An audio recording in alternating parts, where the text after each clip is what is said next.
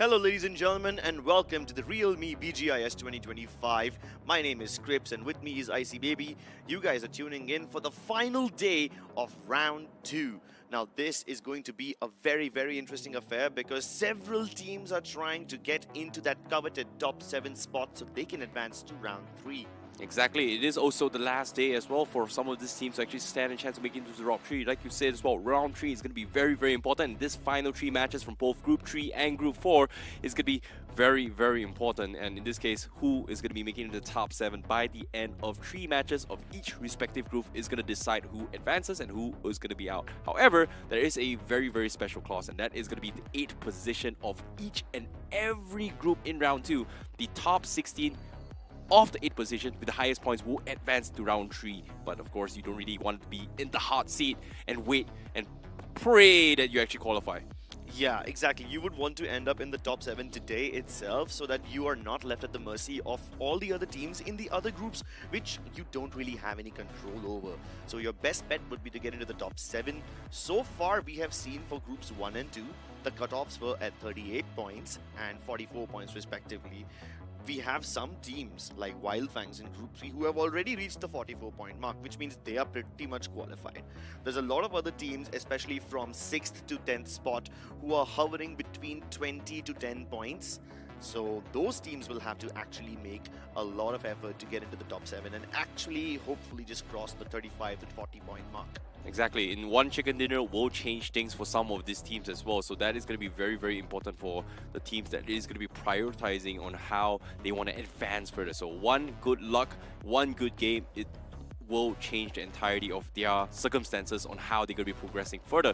Meanwhile, of course, all these teams are going to be competing for a journey in towards the grand finals. And the grand finals' prize pool is up on screen right now with 2 crore rupees for the total prize pool. Yes, and 2 crores is just a temporary amount.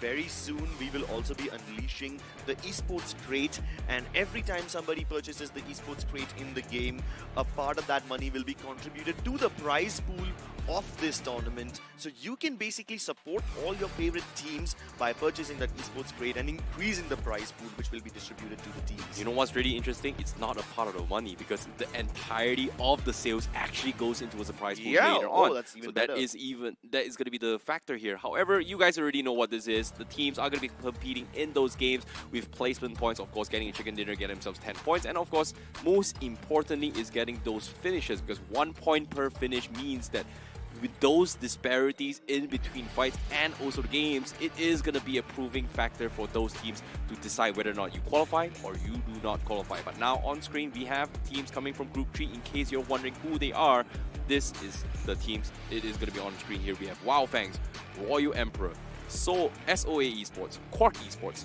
BTW Official, Team Blasty, Ultima Officials, and Lucifer Esports. And the second half, of course, we also have Team Sky Gaming, Hope Cookie, we have Slam God Esports, Edge Master, Exelos Esports, Not Reachable, Wild Tempest, and also Team Who's. and of course, also today, they are going to be playing in the screen itself is going to be the members coming from Group 4. On screen, we have WSB, Beer Esports, Ocean 13 Officials, Raka X SAS Esports, Team Gibran, Snowy Frenzy Esports, Hyper Esports, and Python Esports. Yep, and currently leading the group is Team Sour Esports, followed closely by their nemesis Open Challengers, Supernova Kashmir, We Unstoppable. We have Team Next Level, Demotivate Esports, Ultra Esports, and last but not the least, One Piece, spelled with P-E-A-C-E. Well, P-E-A-C-E, One Piece. Hopefully someday we will reach the One Piece in general. But of course, towards the schedule, we are going to be starting things off with Erangel, Miramar, Sanhok, and then proceeding with Sanhok, Miramar, Erangel. But the twist is, yesterday we started off with Group 3, but today we're going to be starting things off with Group 4 instead, and then closing the day with Group 3. Yep. And of course, with Group 4 starting today on Erangel, we are going to have 2 Sanhok games back-to-back as Group 3 also takes their place later on.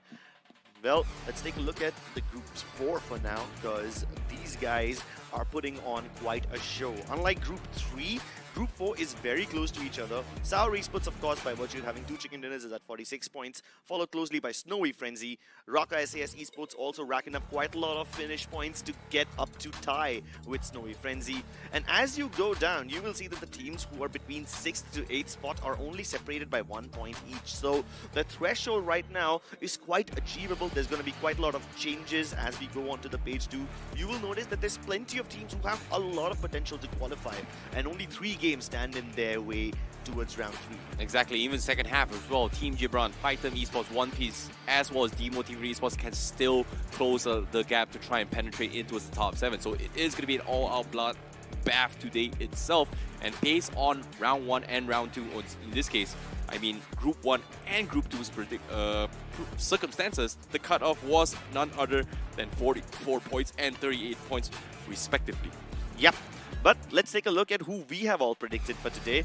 I see that I don't really have a very unique prediction. I thought Python Esports is going to be one of those teams who surprises all of us, but hey man, if Mazy and Sardarji are also rooting for them, I'm starting to doubt my choices now.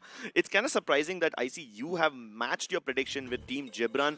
I wouldn't really blame you. Gibran started off on fire yesterday, gathering 10 finish points in a single game, but after that they kind of fell short. Yeah, Game 2 and Game 3 didn't really go well for them, which is really ironic as well. I was hoping that they were able to pick up a little bit steam there, but of course this pretty much is the predictions here for Group 4 for all the casters here. But I want to talk a little bit more on specific teams in general from this group, and that is going to be Sour Esports, because none of us actually expected them to top the charts, and to top it off, it was a back-to-back chicken dinner coming from them.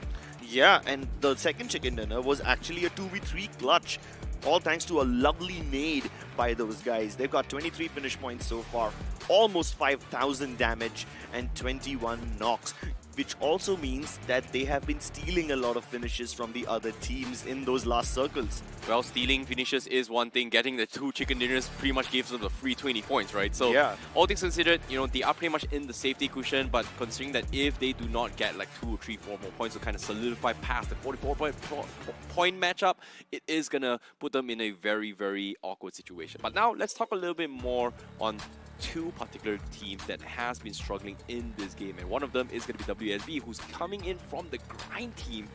And I feel like yesterday's performance, it feels like they are alive and there, but they're just not getting enough points somehow. Yeah, I mean Team Ultra Esports, since they are sitting at 18, they are just close enough to get to the top 7 today, right? They might just be able to make it. But for a team like WSB, who's performed in the grind, who have plenty of good performances in 2024 and 2023, we expected a lot more from them. With Ultra Esports sitting at this level, it's a good thing, right, for them, because they are a relatively new team, relatively inexperienced. They are playing in this tournament for the first time. But WSB, if they are in a lobby like this, they should be outperforming everybody. Right, it's a little bit weird considering the fact that they are playing the macro game really, really well. It's just that when it comes to the micro decisions or getting finishes, it seems like nearly impossible. And even yesterday as well, we saw moments where WSB, the moment they dropped in, there were people clashing on them as well. Beast couldn't even play the game. The moment he got his parachute, he landed on the ground, he just got ran over by a car. So it's a little bit unfortunate. In this case, I feel like WSB is in a situation today itself is going to be a bounce back for them. And we've seen, based on trend for this past 3 days, any grind team in day 2 will somehow bounce back. Hopefully that trend continues here for WSB. Yep, I hope that WSB are able to make a comeback, but their performance is sharply reliant on their decisions making. You know what else can help you perform way better than your opponents? It is the realme B3 Pro 5G. Let's take a look at that. Temperatures hot, but it make way. I came here to slay.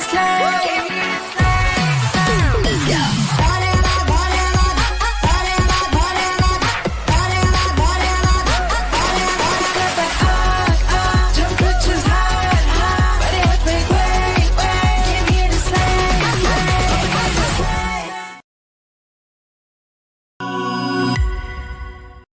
Yes! Let's go! P3 Pro takes mobile gaming to the next level. So first was the AI motion control. आपके movements को game के साथ sink कर देता है।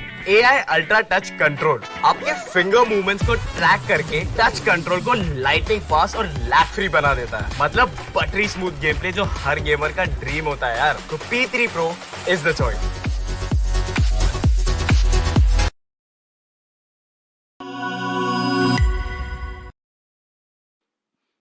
That device, ladies and gentlemen, is your key to success. It is the realme B3 Pro 5G.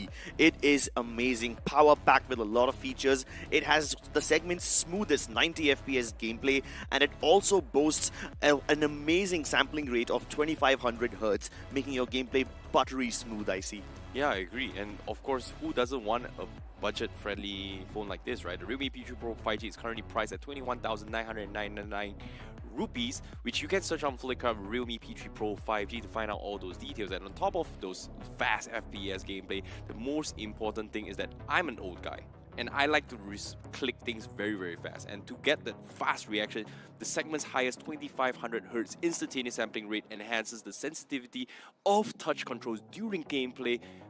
And I feel like whenever I see somebody in game itself, I'm gonna be able to get those easy hit shots.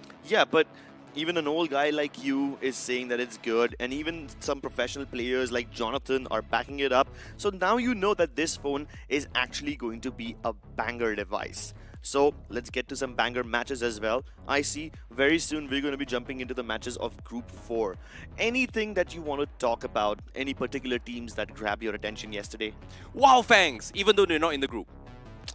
Okay, kind of jumped the gun over there. They were in Group Wow, 3. Fangs! Even though they're not in the group. Yeah, I mean, I agree. Wildfangs are an absolute treat to watch, and you will be noticing them in the second half of the day. Starting with Group 4, obviously we have Team Sour Esports, who are currently sitting at the top. In fact, Sour Esports have as many points as Wildfangs in Group 3.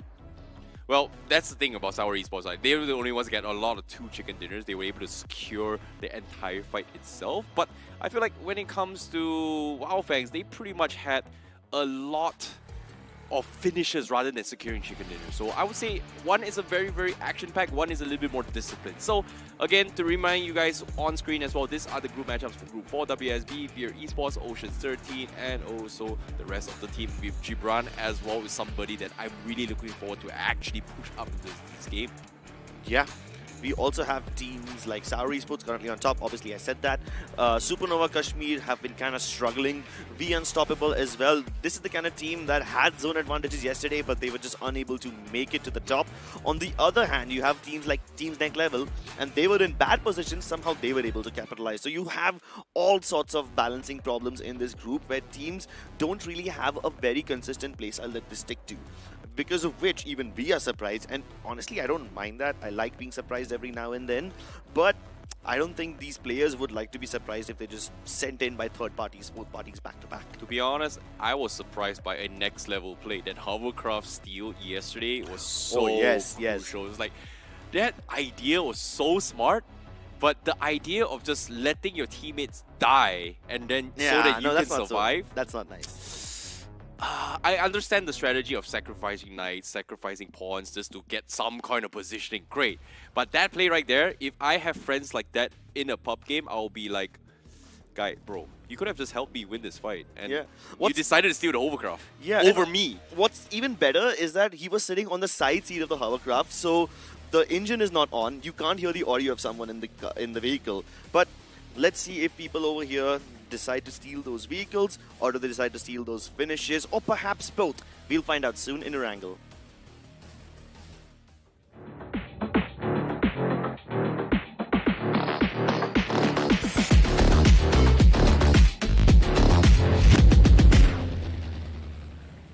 Ladies and gentlemen, allow me to introduce to you the first game of the day.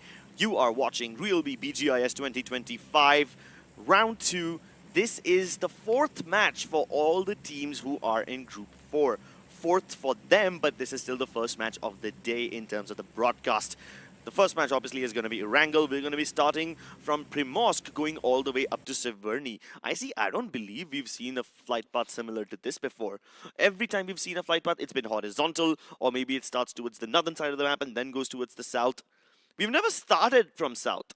You know, At least not for this group. well, for this group, pretty sure it's not been South yet. But one thing I know for a fact is that nobody likes the South in this group in particular, which is kind of weird, right? Group 3, we saw like 3 to 4 teams heading to his military base, but this group in particular just doesn't like Erangel in general, except for, in this case, the team Next Level, who had some really, really next level and questionable plays yesterday as well. They completely dodged the military base and decided to loot outside and sound and approach a military base just so that they can avoid some kind of heat, which puzzled me, but still didn't exactly give them the position or advantage they need into later stage of zone. But I'm curious to see how the zone is going to be heading in. Is it going to be the left or is it going to be the right side? Because we've seen open-ended circles as well. It started yesterday, which is on the eastern shore, and we also saw one on the west side. But guess what? Let's go! Speaking of teams that don't like the South, guess who is going to be very, very happy about this? Team Next Level. Team Next Level are going to have complete control of the military base. And yes, sure, the circle is currently between the two islands. And we've seen similar circles before where it goes towards the mainland. But I have a very strong feeling that this might just be a military base finish after all. I mean, the center of the circle is right in the water. You know, I really hate this, to be honest. Really? Just because I've seen this happen where, oh wait, the circle seems to be favoring the main island. And guess what? On Then the it shifts. 5th and 6th circle, it just goes all the way down. Even though it was like 60% main island, 30% military island. I It's mean, been ironic though. I mean, this is one of those rare first circles where the entirety of the military base is in the circle, including the edges and the beaches and Novo and everything. But for now, let's head over to North George Bowl, where Python Esports are trying to drop Clash against WSB. Now, Interesting, right? Like, these- I wasn't expecting WSB to be here, to be honest. yeah, I mean, WSB weren't really here before, and even if they were pretty much uncontested. We've never seen a North George Bowl fight. In groups 1 and 2, we've seen a container fight towards South George Bowl, but never actually in North George. We've seen teams fight on the bridges which lead to ruins and North George, you know, in between that area, between the Harry Potter house and all those rivers, but never inside the city itself, never in these urban And buildings. they have been dodging their fights as well, especially when Yeah. the circle was heading down there, right? So Yeah. yesterday, WSB actually had a little bit of run in Lipovka with 3 different teams. They were pretty much hunted down. But this time, they actually decided to share, and for some reason, they might actually head to Zarki as well. So see them kind of looting a little bit far north as well, but Yeah. it is very far away from the next phase of zone. But on the screen here, we do see teams like RES, who's already making their way down towards Milta, maybe even Novo, as Supernova is actually going to be contesting Team Next Level, which is kind of surprising. Yeah, both Raka, SES, they are going to head towards the military base via the Eastern Bridge and Team Supernova Kashmir via the Western Bridge. Plenty of other teams also making their way downstairs. Team Gibran now starting to rotate towards farm. Meanwhile, there could have been a potential drop clash in Saverny. You had Team One Piece and Snowy Frenzy in the same city, but Snowy Frenzy are already trying to head downstairs. 2 of their teammates have already left in a vehicle. The other guy is probably still trying to look for a vehicle. If he finds one, he should be able to get out of there. But no early fights just yet, unless they all end up towards the northern border of the circle somewhere near shelter, and they end up running into each other in the middle of their rotations. Ooh, tough one. Seems like they almost everyone has done their homework based on yesterday's performance as well.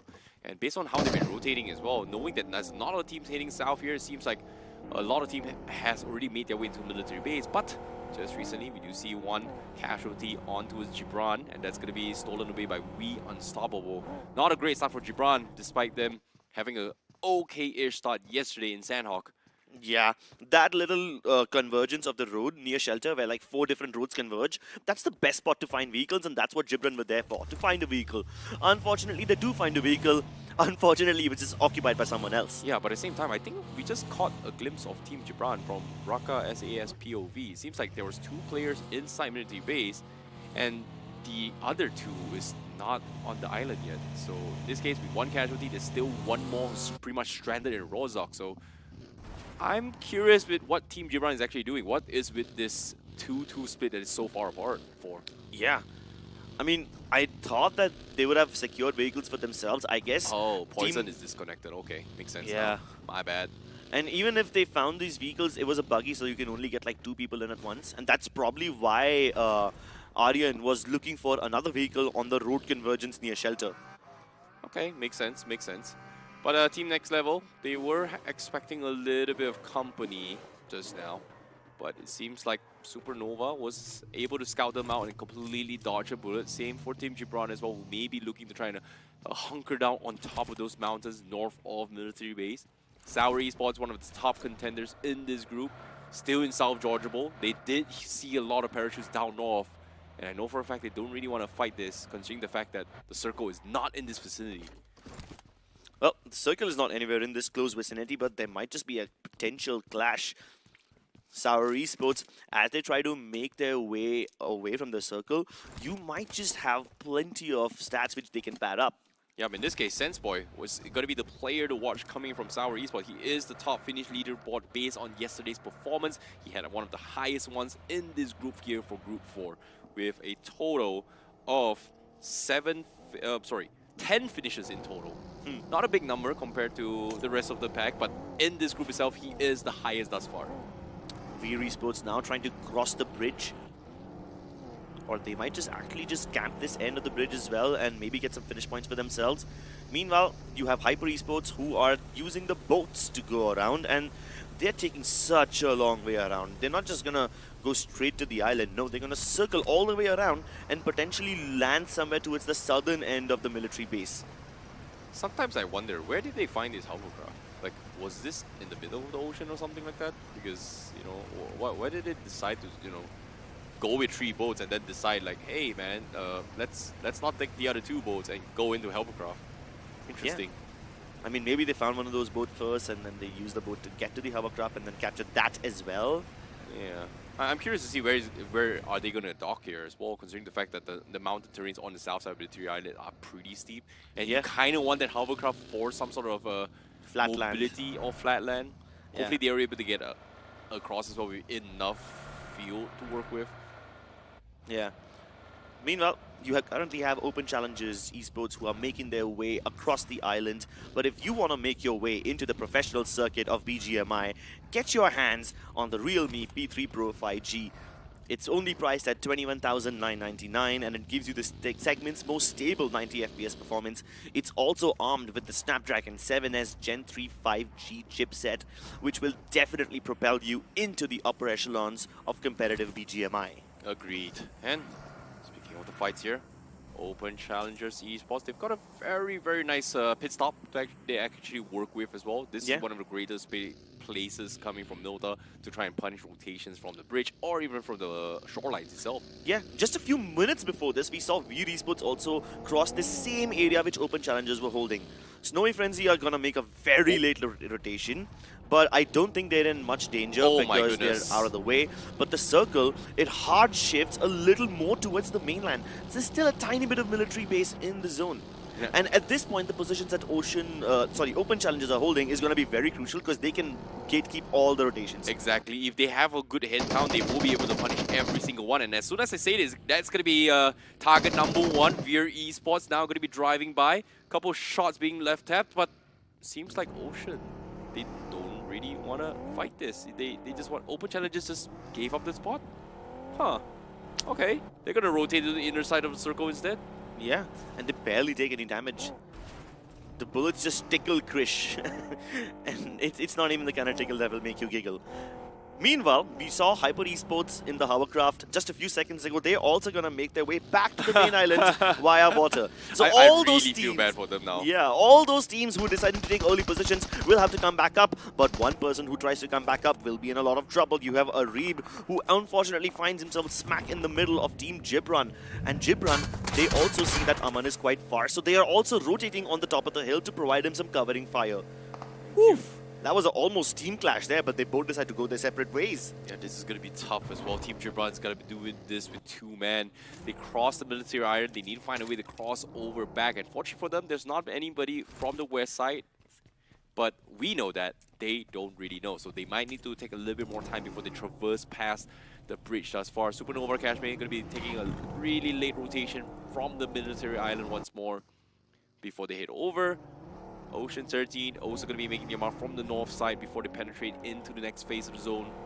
But on the finish zone feed, we do see Poison finally going down. Disconnect, not reconnecting.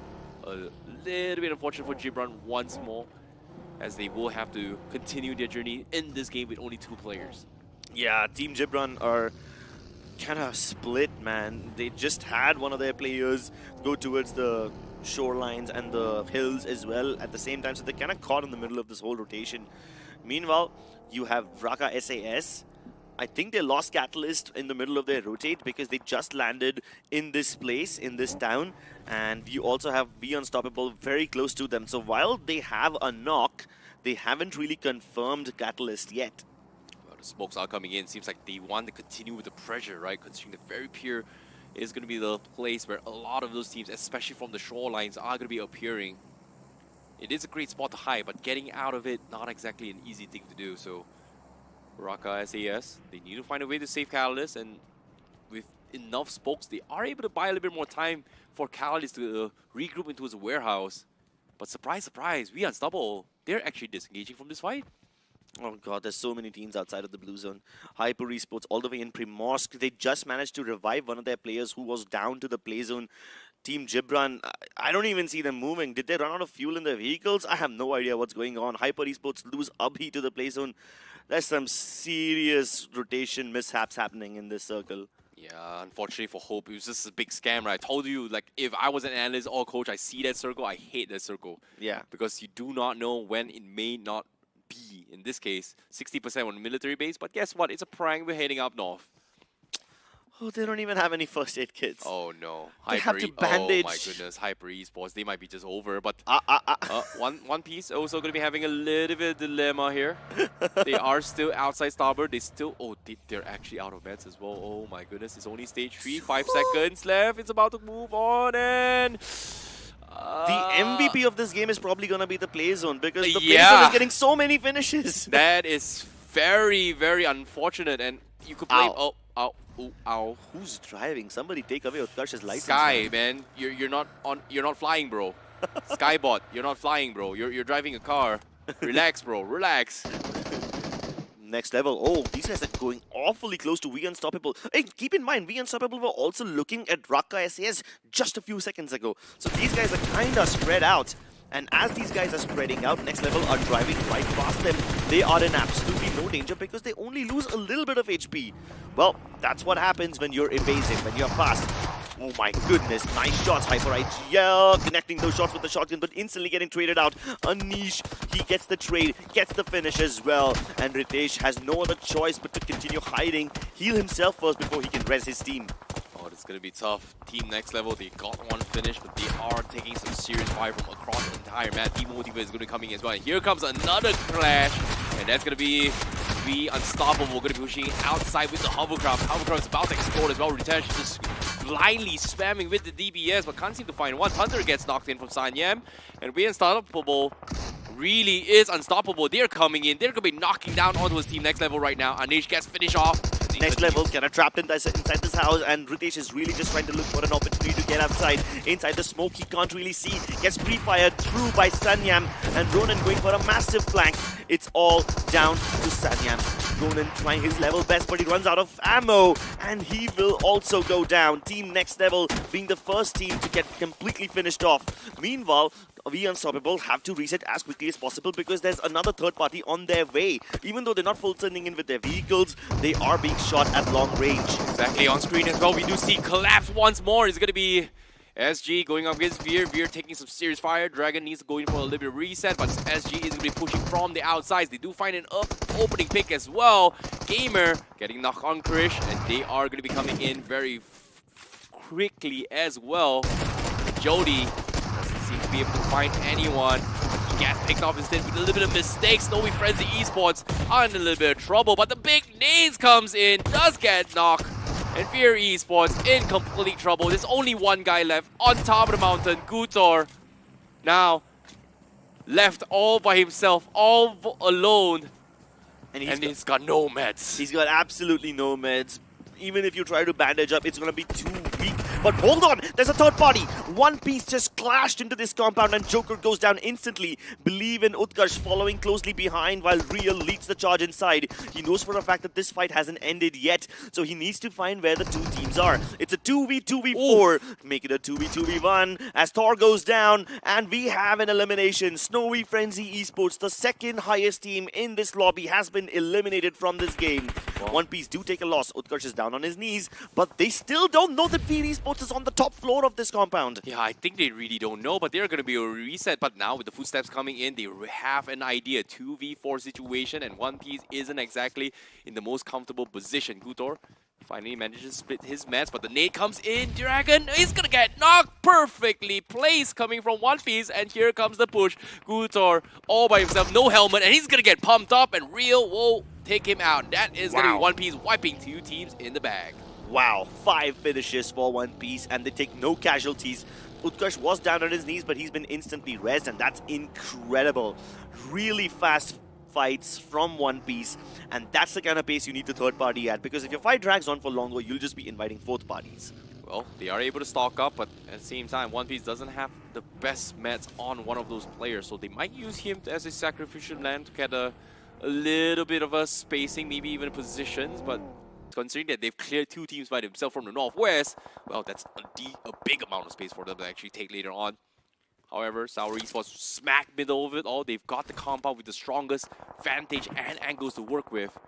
But at the same time, not exactly the greatest considering that they are a host of peak. Nice, Team Gibran. They had already lost 2 of their members to the play zone. And for them to get a couple of finishes in a game which was already very scuffed for them, I think this is a good recovery. They can't exactly recover from this game, but they can at least salvage it. Hopefully they are going to be able to do so as well, because they are in the middle of the open as well. They've got a small little shack, which arguably one well-placed nade will completely demolish them. And the closest to do that is going to be Supernova, who's all the way from the southwest corner. As they inch away, the circle is about to close in. We do see Hyper Esports still miraculously outside the zone, all the way from Primos was able to head down into the middle right now. You've got Raka SAS capturing the dockyard and spreading out quite a lot, with Catalyst playing away from his team, inching awfully close to Supernova Kashmir. On the northern side of the map, you have Team One Piece who've got the high ground. And even though WSB also have the high ground, theoretically, I don't think WSB will leave that spot to go against One Piece. Well, the zone is about to close in 3 seconds. 3, 2, 1. Where does it go? Is it going to go middle? And it seems like it's favoring towards Sour once more. So Raka has to concede the ferry pier.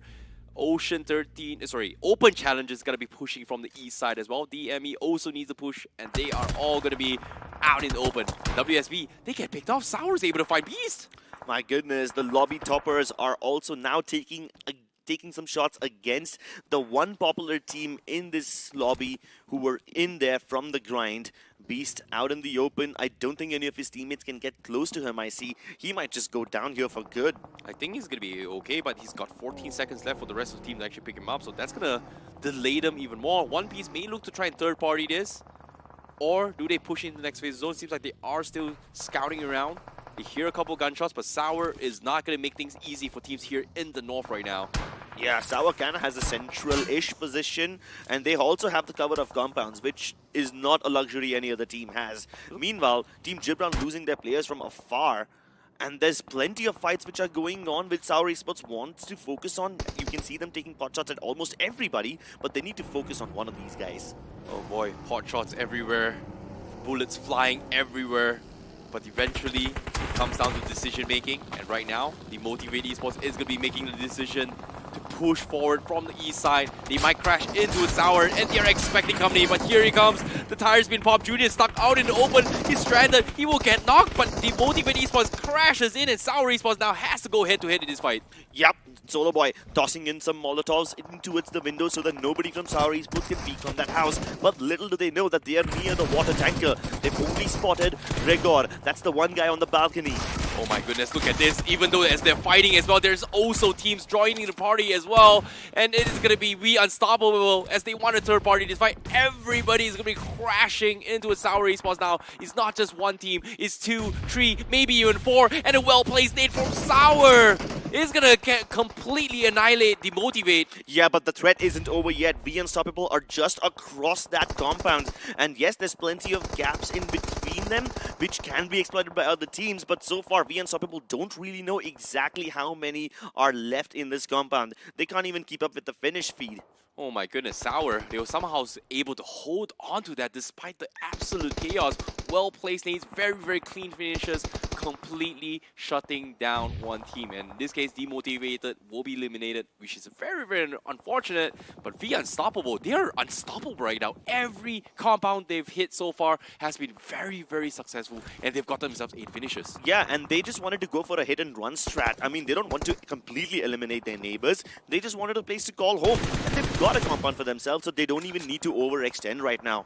Look at A1 OG. He's just near the car simply so he can scout down on the western side and take some pot shots. But his teammates are not going to leave this compound. They're just going to stay put here and wait for the next circle to show up, which should be in 10 odd seconds. Oh boy, 10 seconds left. Keep on the outside, especially Sound in corner as well. Raka, ex-SAS, they do have a little bit of a advantage with those rocks to give them a little bit of cover. And guess what? The circle shifts into them, so that's even better news for Raka. And guess what? Explorer was able to find a couple shots in onto his Hyper. And Hyper Esports hasn't been having a great run since the beginning, ever since the zone scam. Seems like the rush comes in. Raka SAS Esports is going to try and clear out the edges for now. And open challenges. Hunter might be the victim here. Nate comes in. Couple of shots connect, but it's not going to be a full knock coming in from them. I do not like this fight. Ocean Challengers have no reason to fight over here. They must disengage and rush to the zone because there's Hyper Esports camping their entry. So even if they end up fighting Raka SAS, even if they win, they're kind of screwed in the game. And Raka SAS make the correct choice. They prioritize rotating over fighting this team. But both of them will end up clashing into each other eventually unless Hyper Esports intercepts them. Well, speaking of an interception, Hyper Esports, they're stuck in that check. They're all smoked up. They're actually kind of blind, and this is the perfect time to actually crash into them. Open Challenger is going to take advantage of this situation. They know there's someone inside, but guess what? Here comes the rush from Breathing. He clears them all out, but before going down, he will be picked off by Raka SAS. Open Challenger Esports, they've done the job. They've got 2 finishes. They get some space. Yeah, and this is exactly why Raka SAS was rushing into the zone first. You've got open challengers clashing and eliminating all the people that were inside the shack, but now Raka SAS have better sight lines with which they can corner open challengers in this shack. Well, one well-placed nade is all they need. But as of yet, Raka is thinking of the bigger picture. There's 8 teams left alive, and Open Challenger Esports is all out of vehicles. And as you can see, Raka is trying to move those vehicles to get those spots, but a nade from Coffin seems good. And Open Challengers might be expecting company. They might consider to rush this, and yes, they will. Yep, Open Challengers need to hold on to this life because they are getting pushed completely. And Nanu, he lands into the Molotov, but at least he's been cover fired by Exploser. So Raka SAS survived this encounter, and they take this shack for themselves. Open Challengers are out.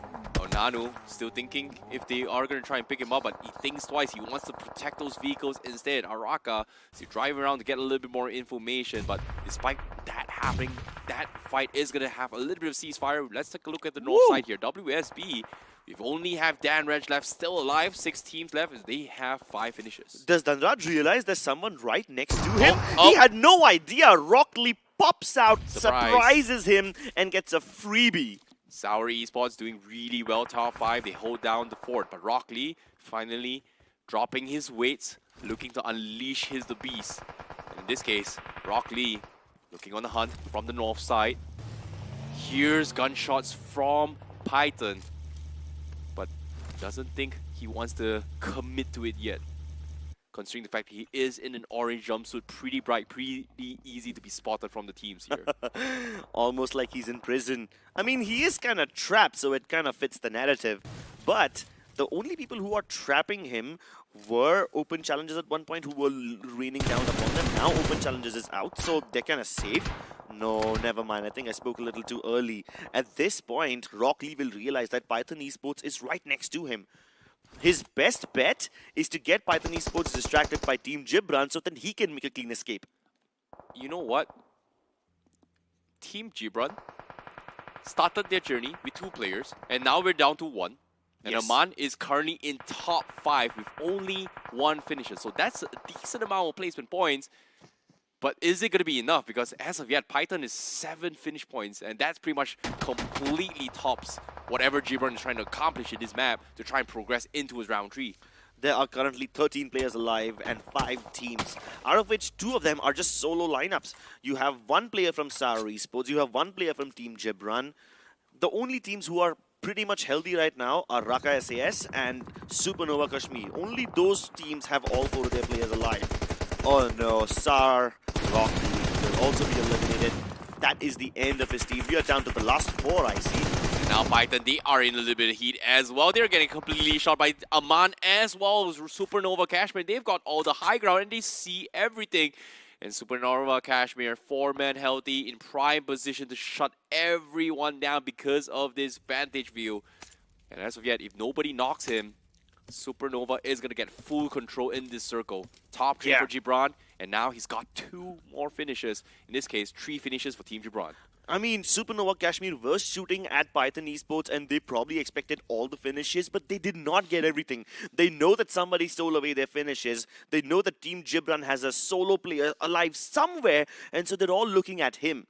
They already know where Raka SAS is. They are the loud, open, clear threat, but they need to also be wary of the sneaky threat who's just trying to hide and bide his time. In this case, like you said as well, 2 major teams looking at Aman, and Aman is going to be the wild card factor that decides who will win. Because right now, Raka needs his help in order to push a compound if the circle pushes them into the west side, or if the circle pushes east side. Raka is going to be very, very happy, but if they look in the wrong direction, Aman is going to be able to take pot shots at him. Yeah, zone's gonna close in any second, and now you'll realize who has more advantage. None of them. The circle goes towards more of the center, so now both these teams have to inch forward a little bit, but none of them will have any compounds. You know what that means, I see. It's time to build a vehicle fort. Well, it's time to be a snake, man. In this case, who's gonna take the move first? Because Supernova Kashmir, they've got 2 guys on top. They want to try to get a couple or knocks first before committing into a snake battle. And Aman has to wait until the last moment before he starts to crawl out. But Raka, they're not giving him any opportunity, and he's right at the edge as well. And fortunately for him, if he makes it out towards the tree in front of him, he's gonna be able to survive it. Yeah, that tiny tree is just in the zone. Just by an inch. But look at Janib. He's going to make a bold dash towards that smoke. I think there was a care package over there which he's going to use as temporary cover. Hopefully upgrade to level 3 armor and everything. Yeah, hopefully as well. But Aman gets scouted out. That it will be it for Team Gibran. We are finally in towards a 4 versus 4. Raka SAS Esports going up against Team Supernova Kashmir. 50% rate for both sides, shots being shot, but eventually no confirmation, no knocks yet, and it's going to be a game of snakes. Yes, it's going to be a slow battle, but it's going to be a fair battle. For now, both these teams have an equal opportunity to win. It's all going to come down to which one of them can get the first knock and not lose that advantage, not squander it. For the likes of Raka SAS, they've been in the top 3. They've got plenty of points to their name and they're not in danger. But for Supernova Kashmir, this could be a game changer. They only had 5 points before this game, and they must win this chicken dinner if they want to survive. Exactly, but Ragnar, he's taking so much damage from the zone. This is not looking good. They're waiting inside the building, and Raka, they're slowly spreading out. They're slowly going to try to take a couple of shots in. Janim needs to make a play, but he's still inside the car, smoked up. He needs to find an opening. Coffin still running out in the open, but at the same time, Raka is already taking little by little space in the center. And nobody's making a move, but finally, here he comes, Supernova. They're going to try and push forward. Yep, Supernova just trying to inch forward in their vehicles. They're not even going to go for a mad dash towards the tree. Exploser also gets inside his vehicle, and now the prowling battle begins. All these vehicles prowling, hoping for any stranded pedestrians that they can run over. Janib tries to go for Catalyst, but he's going to be sprayed down by Exploser. That's going to be the first knock. Janib confirmed down to a 2v4 as Supernova Kashmir lose one more. Muti plays completely eliminated. Here comes the clash. Catalyst trying to pre-fire, and that's going to be the end. Raka SAS they get their first chicken dinner off this group. But unfortunately for Supernova Kashmir, this could have been a chance to propel themselves towards the safety zone into the top 7. They miss it by a narrow margin. Well, top 2 is still better than no points. In this case, a good game coming from both Supernova Kashmir as well as Raka SAS Esports. Raka been very, very consistent so far, but this time they stepped up big time, potentially trying to take away the top spot from Sour Esports. But like you said as well, Supernova Kashmir is here to try and fight for that top 7 position. In this case, one more good game from them will pretty much push them into top 7. Yeah, one more good game should be, able to put them in the top 7. I think this one might also be enough. They're going to get 6 placement points, and if they have anywhere between 7 to 8 finishes, they should be all well and good.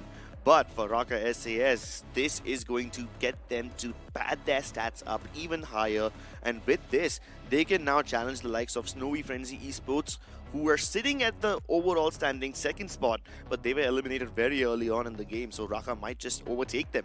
Yep, at the same time as well, I have to give props to Zaman from Team Gibran. He tried his best, given the circumstances, still somehow managed to make it to top 3, got himself like 3 to 4 finishes, which gives them a decent amount of points to try to scale back up into the top 7, and 2 more maps to go. I'm really rooting for Team Gibran, based on how things are going for them. And even in my predictions as well, there's 3 people voting for him. 2 more games. Oh, come on. Let's do it. Team Gibran, guys. Team Gibran. Well, someone really wants this prediction to Yes, land right on the head. Yesterday, everybody missed, but yeah, makes sense. I mean, I kind of do feel sorry for Team Gibran. Against all odds, they survived for as long as possible. And given their situation, getting in a top 3 is pretty damn good. And this is exactly what happened to them yesterday as well, right? In that first game of Sanhok, they were unable to get any fights of their choice. They were still able to get 10 finishes. And even with that scuffed situation, they made the best out of what they had. Exactly. So that's something that I really enjoy watching players as well, where they are, put in conditions that are unfavorable to them.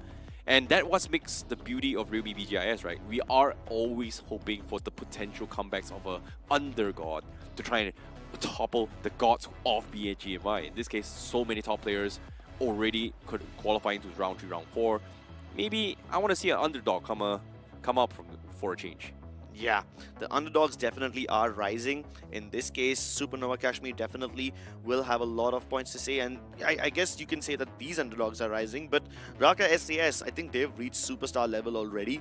These guys have been performing really consistently, and with this chicken dinner, these guys might just be able to contest the likes of Sour Esports right now.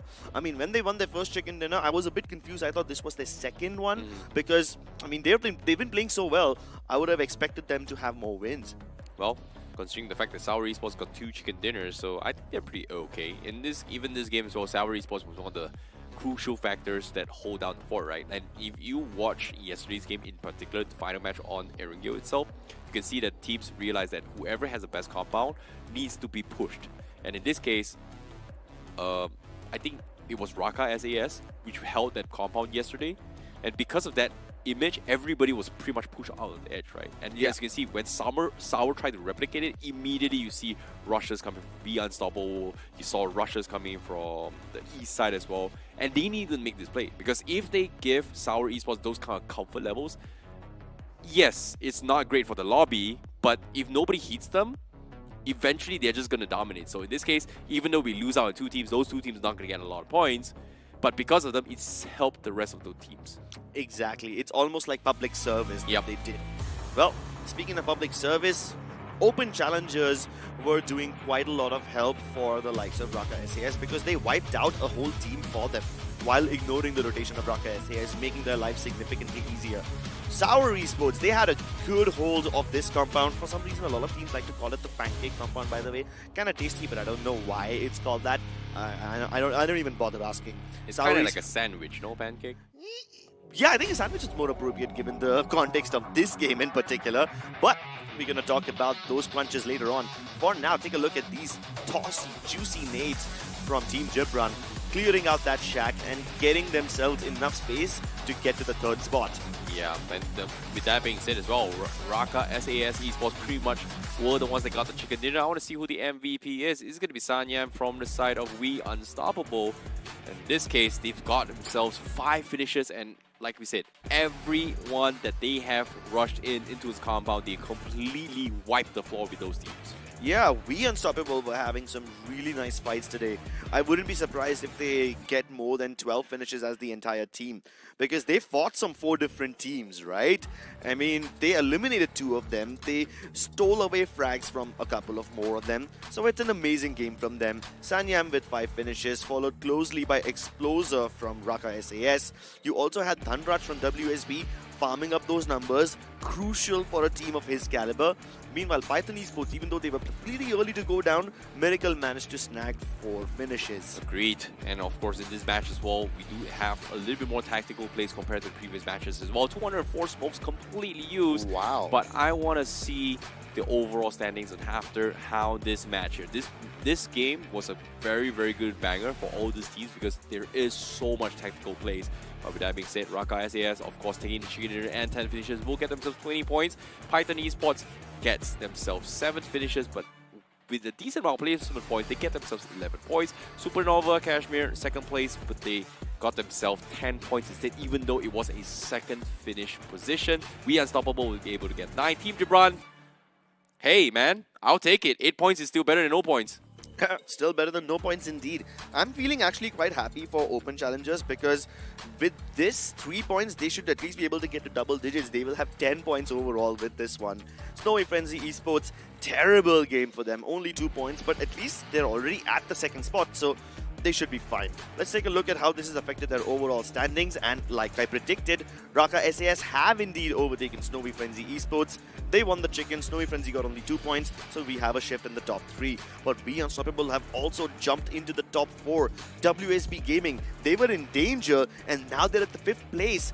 Relatively out of danger, but still not fully there. I don't know what you mean by danger, but after seeing the points 26, 24, 24, 23, 23, everyone in that spot is still somewhat in danger, even at 33 here. So I like the sarcasm, but at the same time, Team Gibran, yes, 21 points. Yes, I'm happy for you, Aman. You did your best, but there's 2 more games to go, and there's 2 more people, 2 more teams for them to take down. Hopefully, they are going to be able to do that. Ultra Esports tied up with 1 piece, as well as Supernova Kashmir hitting double digits finally. This is going to be very, very impressive. They were almost at the bottom last time, and now at least they have like 5 teams below them. So even though they're not fully near safety yet, they're inching closer and closer. They still have 2 more games left to go for themselves. You know, if you call me a bias caster for you guys in the chat, to be honest, why wouldn't I be a bias? Look at Gibran's condition. Think about it, right? Like, 2 guys against the wall, got a top 3, get some points. How can you not be biased about that, man? That's impressive. It's almost like a movie script, right? You have 2 protagonists, 2 versus the world kind of situation, and they are able to clutch up plenty of good situations. Let's see if we see a lot more clutches from them in the next map, because the next map is going to be even tougher. It's Miramar, ladies and gentlemen. We'll head there after a short break. Temperatures hot, but it make way. I came here to slay,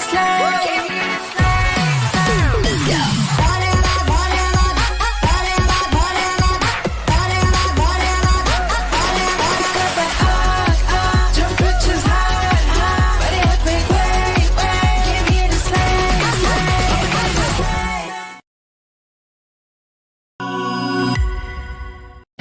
Yes! Let's go! P3 Pro takes mobile gaming to the next level. So first was the AI motion control.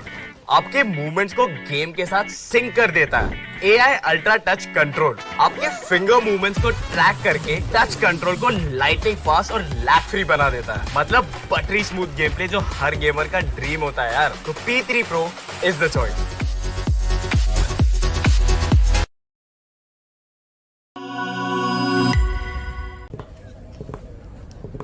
So Neeraj, slide path देख के आपकी landing strategy क्या होगी? बस सही angle, right grip, focus, और फिर इसको फेंकना नहीं आता. ओके, फाइनल सर्कल, 20 बंदे बचे हैं, क्या करोगे? प्रेशर नहीं लेता मैं सर, जेवलिन में दिमाग को ठंडा रखना पड़ता है. और फिर इसको फेंकना नहीं आता यार. नहीं आता. क्लोज रेंज में आपका फेवरेट वेपन कौन सा है? सबसे स्ट्रेटेजी और टाइमिंग का खेल है सर, जेवलिन की तरह. अरे मेरा मतलब गन्स, M416 ग्रेनेड फेंक देंगे सर, सब फेंक देंगे. यार इसको सच में फेंकना नहीं आता. नहीं आता. अच्छा ये लो, नेट स्पैम करके दिखाओ.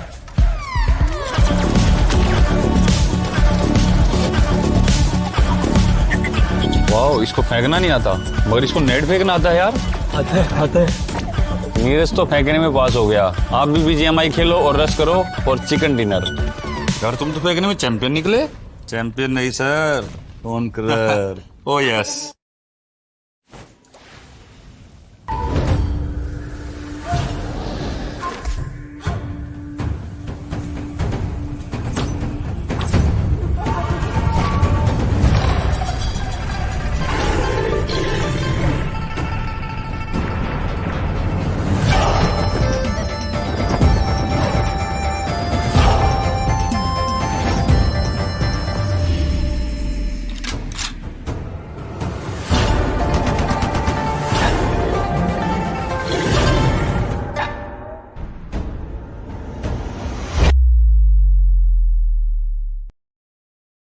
Hello everyone and welcome back to the realme BGIS 2025, and this is going to be round 2, and you guys are currently watching day 4 of the round 2 stages here, where the teams are going to be fighting for their chance in towards round number 3. In this case, we are done with one game for group 4. Just two more games to go. Joining with me is going to be Salty. Welcome back, Salty. Not Johnny, of course. Salty. Wow. I see Baby 1, 2. Going to be your commentators for today on the English broadcast. Hope you guys have a little bit of fun. So, sup Johnny? How are you? I mean, Salty. Did you always use old jokes as well? Yeah, of Can course. you just not re-innovate Do sometimes? you not know old is gold? Yeah, sure. We will turn it to gold. But of course, coming back to the conversation, man, I am feeling extremely excited, especially after that first game.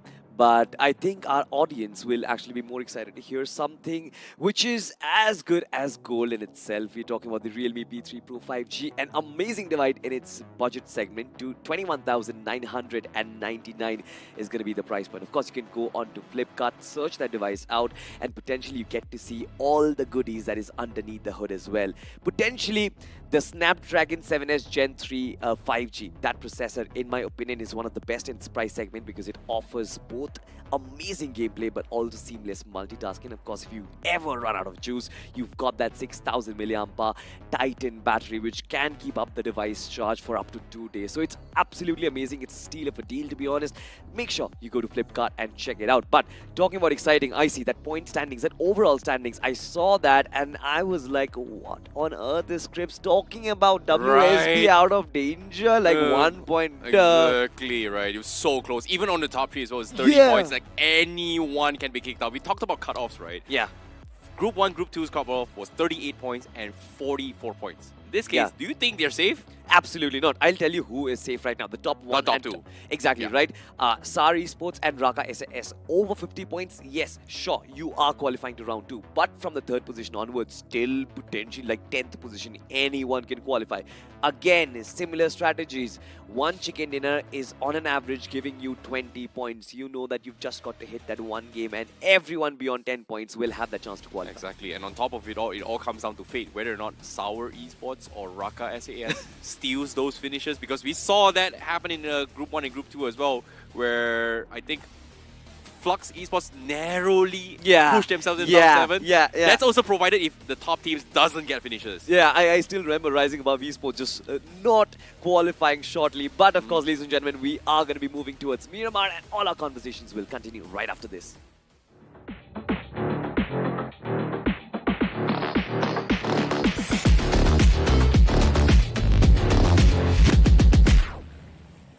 It's hot, it's sandy, but it's also extremely dicey. Ladies and gentlemen, welcome to the map of Miramar. This is match 5 for Group 4, currently on the map of Miramar. The flight path, of course, starts in from Puerto Paraíso, moves in towards Chumasera, but as usual, your pilots on the deck will be Salty and Icy. And co-pilot Icy, I think there are going to be some turbulences in the air because look at the flight path, extremely towards the south. I feel the passengers are already trembling. And they are going to be in for some spicy news because here, co-pilot IC have something new to tell you guys. And that is going to be 4 teams heading towards Impala right now. Maybe even 5 teams. I do not know what's happening, but it seems like everybody from the east side might have a little bit of run in here, especially for the collision, for contention, for those vehicles. Or maybe Impala itself, but it seems like vehicles on the roadsides, we are going to be expecting some hit and run happening right from the get-go right now. That's my PSA for you. I mean, Intuition, sure, but I'm not really sure if the four teams are going to duke it out, especially inside of Impala.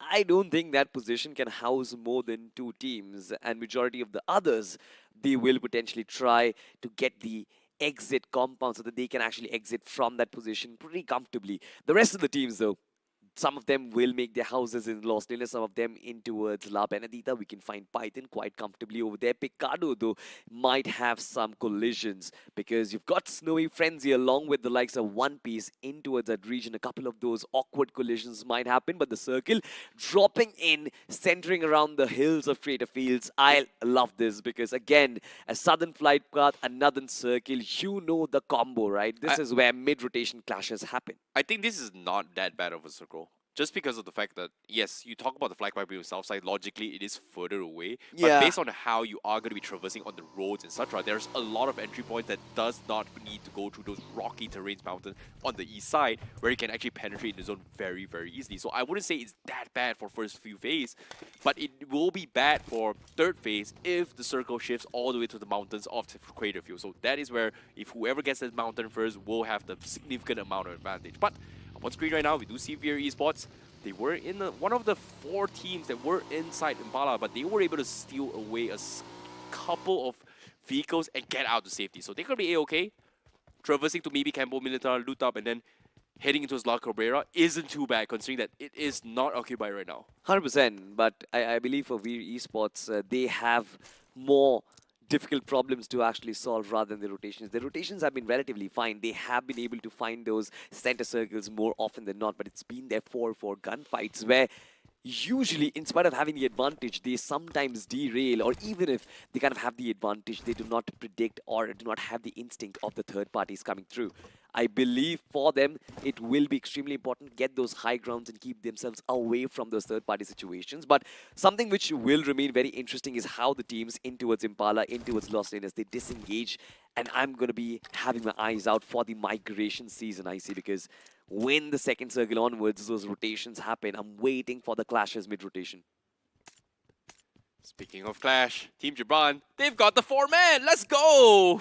And in this case, Poison disconnected in the previous round, and I think one of them got picked off. I think it was Torture that actually got picked off in the previous map. This time they got 4 men healthy. Very happy for Team Gibran. They got 8 points with just 2 players right from the get-go. And it's all thanks to Aman with his clutch with top 3 finish.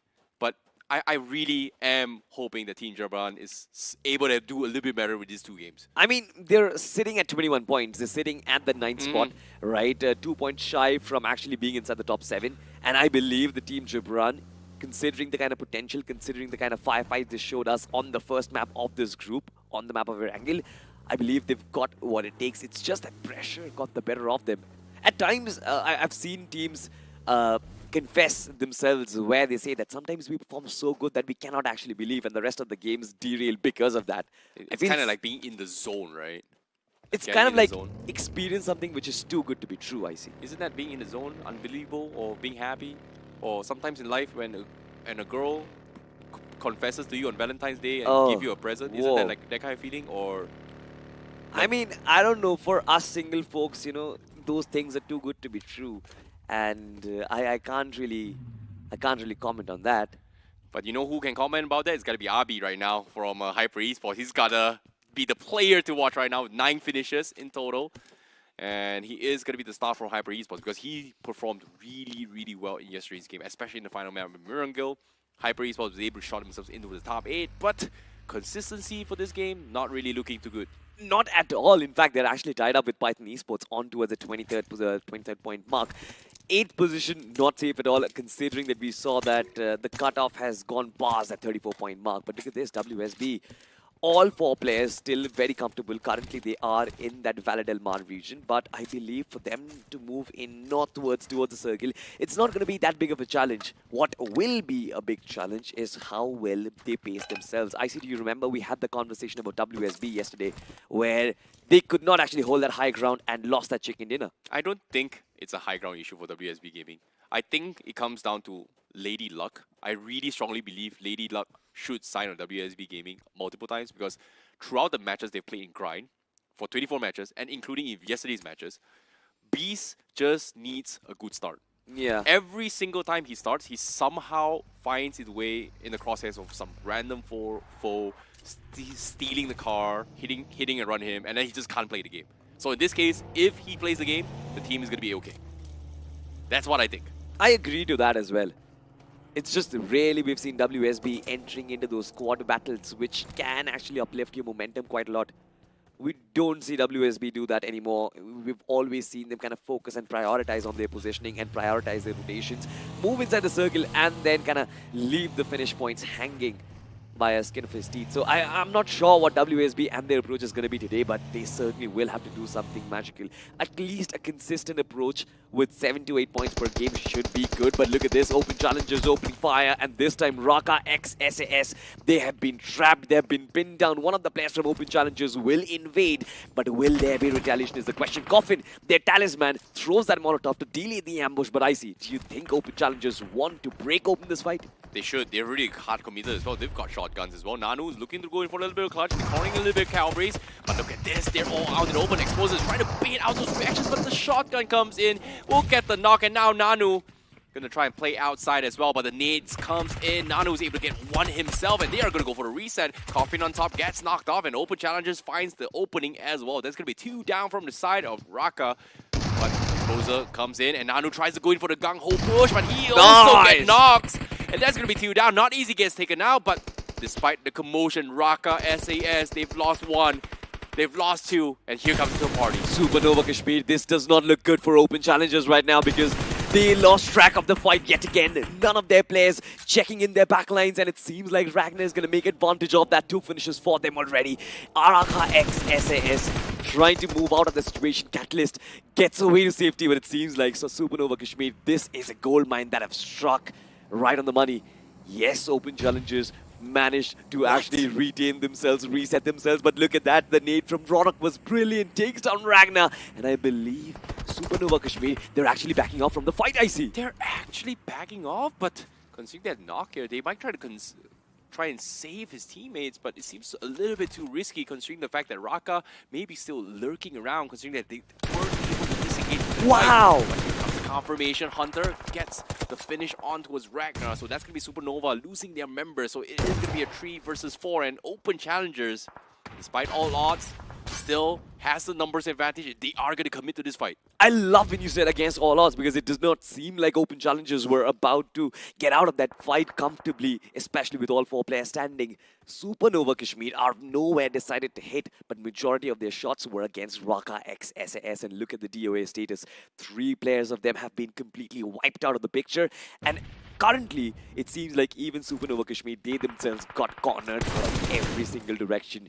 Janib, of course, does find the flank. Couple of those shots will connect Ronak out on the run. The buggy is still protecting him. The tire, the rear tire, something which is called the heart of that buggy itself, is still intact as of now. But will Supernova Kashmir keep on pressing their foot on that gas pedal, or are they going to press the brakes is the question I see. They have to go. They have to go. Zerko is so far away. It's all the way far north as well. They are all the way down south, but they will take a little bit of pit stop here to try and stock up a little bit more to try and fight against open challenges. But with this little room and cover and resources, they need it for the longer fight. And Circle, 1 minute 40 before it completely closes in. In this case, they have to make a run for it as well. Oh! And open challenge, Ronak having a little bit of a run in right now. Oof. A little bit unfortunate. Yeah. Of course, hopefully even with mistakes, it is okay. You need the fast reactions, and of course, Segment's fastest phone with the Snapdragon 7S Gen 3 is going to be very, very important for them to keep up with the pace of the game itself. True that, the pace of the game quite brilliant. And of course, the pace of the sampling rate is also pretty brilliant out there as well, 2500 Hertz. But coming back to this fight, Open Challengers Esports is not easy with the nade. It kind of seems like for Open Challengers Esports, they actually want to get these finished eliminations because they are absolutely destroyed by the fact that one of their oppositions, Raka x SAS, was kind of taken away from them. Arib with that nade cooks up, tries to destroy that choke point, tries to destroy anyone who comes in from that door itself, but it does not connect. even Open Challenges, as a matter of fact, kind of trying to delay the ambush, but it seems like the trade fire is going in right. It's still a 1v1 as the S12K goes, but it seems like Hunter will find the opening to go in for the revive, I see. Harip is in trouble. He gets the shotguns, nice the pixel. Couple of bait shots coming in, but guess what? The pot shots from afar will get 2 knocks in, and that's going to be Open Challenges. He was still holding down the fort. They get the confirmation, and Supernova will drop let flies. They will be the next team that will have only one player, and that's going to be Janine, who needs to get out of there. They're tanking the zone, and the zone is about to close completely as well. Look at this. 3, 2, 1. Where will the zone be? It seems like it is going to shift even far north, and Open Challengers, they will have so much utilities right now. Yeah, for sure, but also a lot of ground to cover. I mean, 16 to 1700 meters for this team to travel to key inside the circle. It's gonna be a monumental challenge, especially when the southern edge of the circle has been completely laden with teams and players out there waiting for these outliers to come in. But look at Hyper Esports. Quite comfortably chilling out in the open. They know, as a matter of fact, that the rotations have been on point. They're well kitted up as well. They currently hold control of the western edge of the circle, quite comfortably maneuvering their way inside. But it seems like they are going to be facing a couple of lads from, I believe, Sour Esports, who might be their biggest competitors. Now, whom do you fear, I see? A man who has got everything to lose, or a man who has got absolutely nothing to lose? I think a man who has got absolutely nothing to lose, because a man with no fear is a man you should fear, right? True that. So in this case, WSB Gaming going to be those teams that may risk losing it all, considering that they do have a reputation to uphold from the grind stages. And in this case, they've got Beast in the back, leading the charges. He hears gunshots. He's going to try to take a couple pot shots in. Doesn't seem to know where the members from Hyper Esports is, but still very, very risky. But the first team being eliminated right now is going to be Supernova Kashmir, despite finishing in top 2 yesterday, or I mean in the previous game. Now, first team to be eliminated with only 2 finishes. I mean, it's scintillating that Open Challengers actually managed to escape from their third party unscathed. Not a single scratch on their bodies. Look at that on the POA status. All 4 of them players, they are extremely healthy right now. It's just about finding that entry inside the circle, which majority of their players have actually managed to do already. On the other side, of course, towards the central part of the circle, we've got this collision happening between We Esports and We Unstoppable. Both of these two teams, they need that big chicken, and considering they've placed themselves accordingly, if they can manage to hold down the fort, it should be quite comfortable. But then we've seen We Esports do this quite often. It's just that one lone survivor, Khutur, who keeps on staying alive. The rest of his comrades have just not been putting in the rest of the work to try and get those finishes up on board. But look at this. Python Esports up on the high ground, Demotivate Esports on the compounds down below. It's going to be interesting to watch. Oh boy, Demotivate. Seems like every single time they make a play, it just doesn't really work out for them. And right now, they have the compound. The play is to just sit still, which ironically doesn't really give them too much information, just because of the fact that it doesn't have a very, very good vision to see afar. But it does give them temporary sanctuary as the zone is about to close in. Honestly, I say I'm so surprised that we had the southern flight path, we had a northern circle, yet we still have 15 teams alive inside of the competition. And look at that. Aside from that one fight that we just witnessed between Open Challengers and the rest of the parties, majority of the teams, they are extremely healthy. None of their players are even on their knees. WSB, though, will suffer the knock, and that will happen because of Open Challengers and their Open Challenge. This time out, they'll find their first knock. They look to push in forward, but I love the way they've spread their wings out. It's Hrithik holding the left wing, Ronak on the right flank. Look at that, one of their players will be baited out. Beautiful closure right there, but Open Challengers just could not hit the mark. Still waiting patiently, and I like the way Open Challenger Esports, they're sort of wrapping up.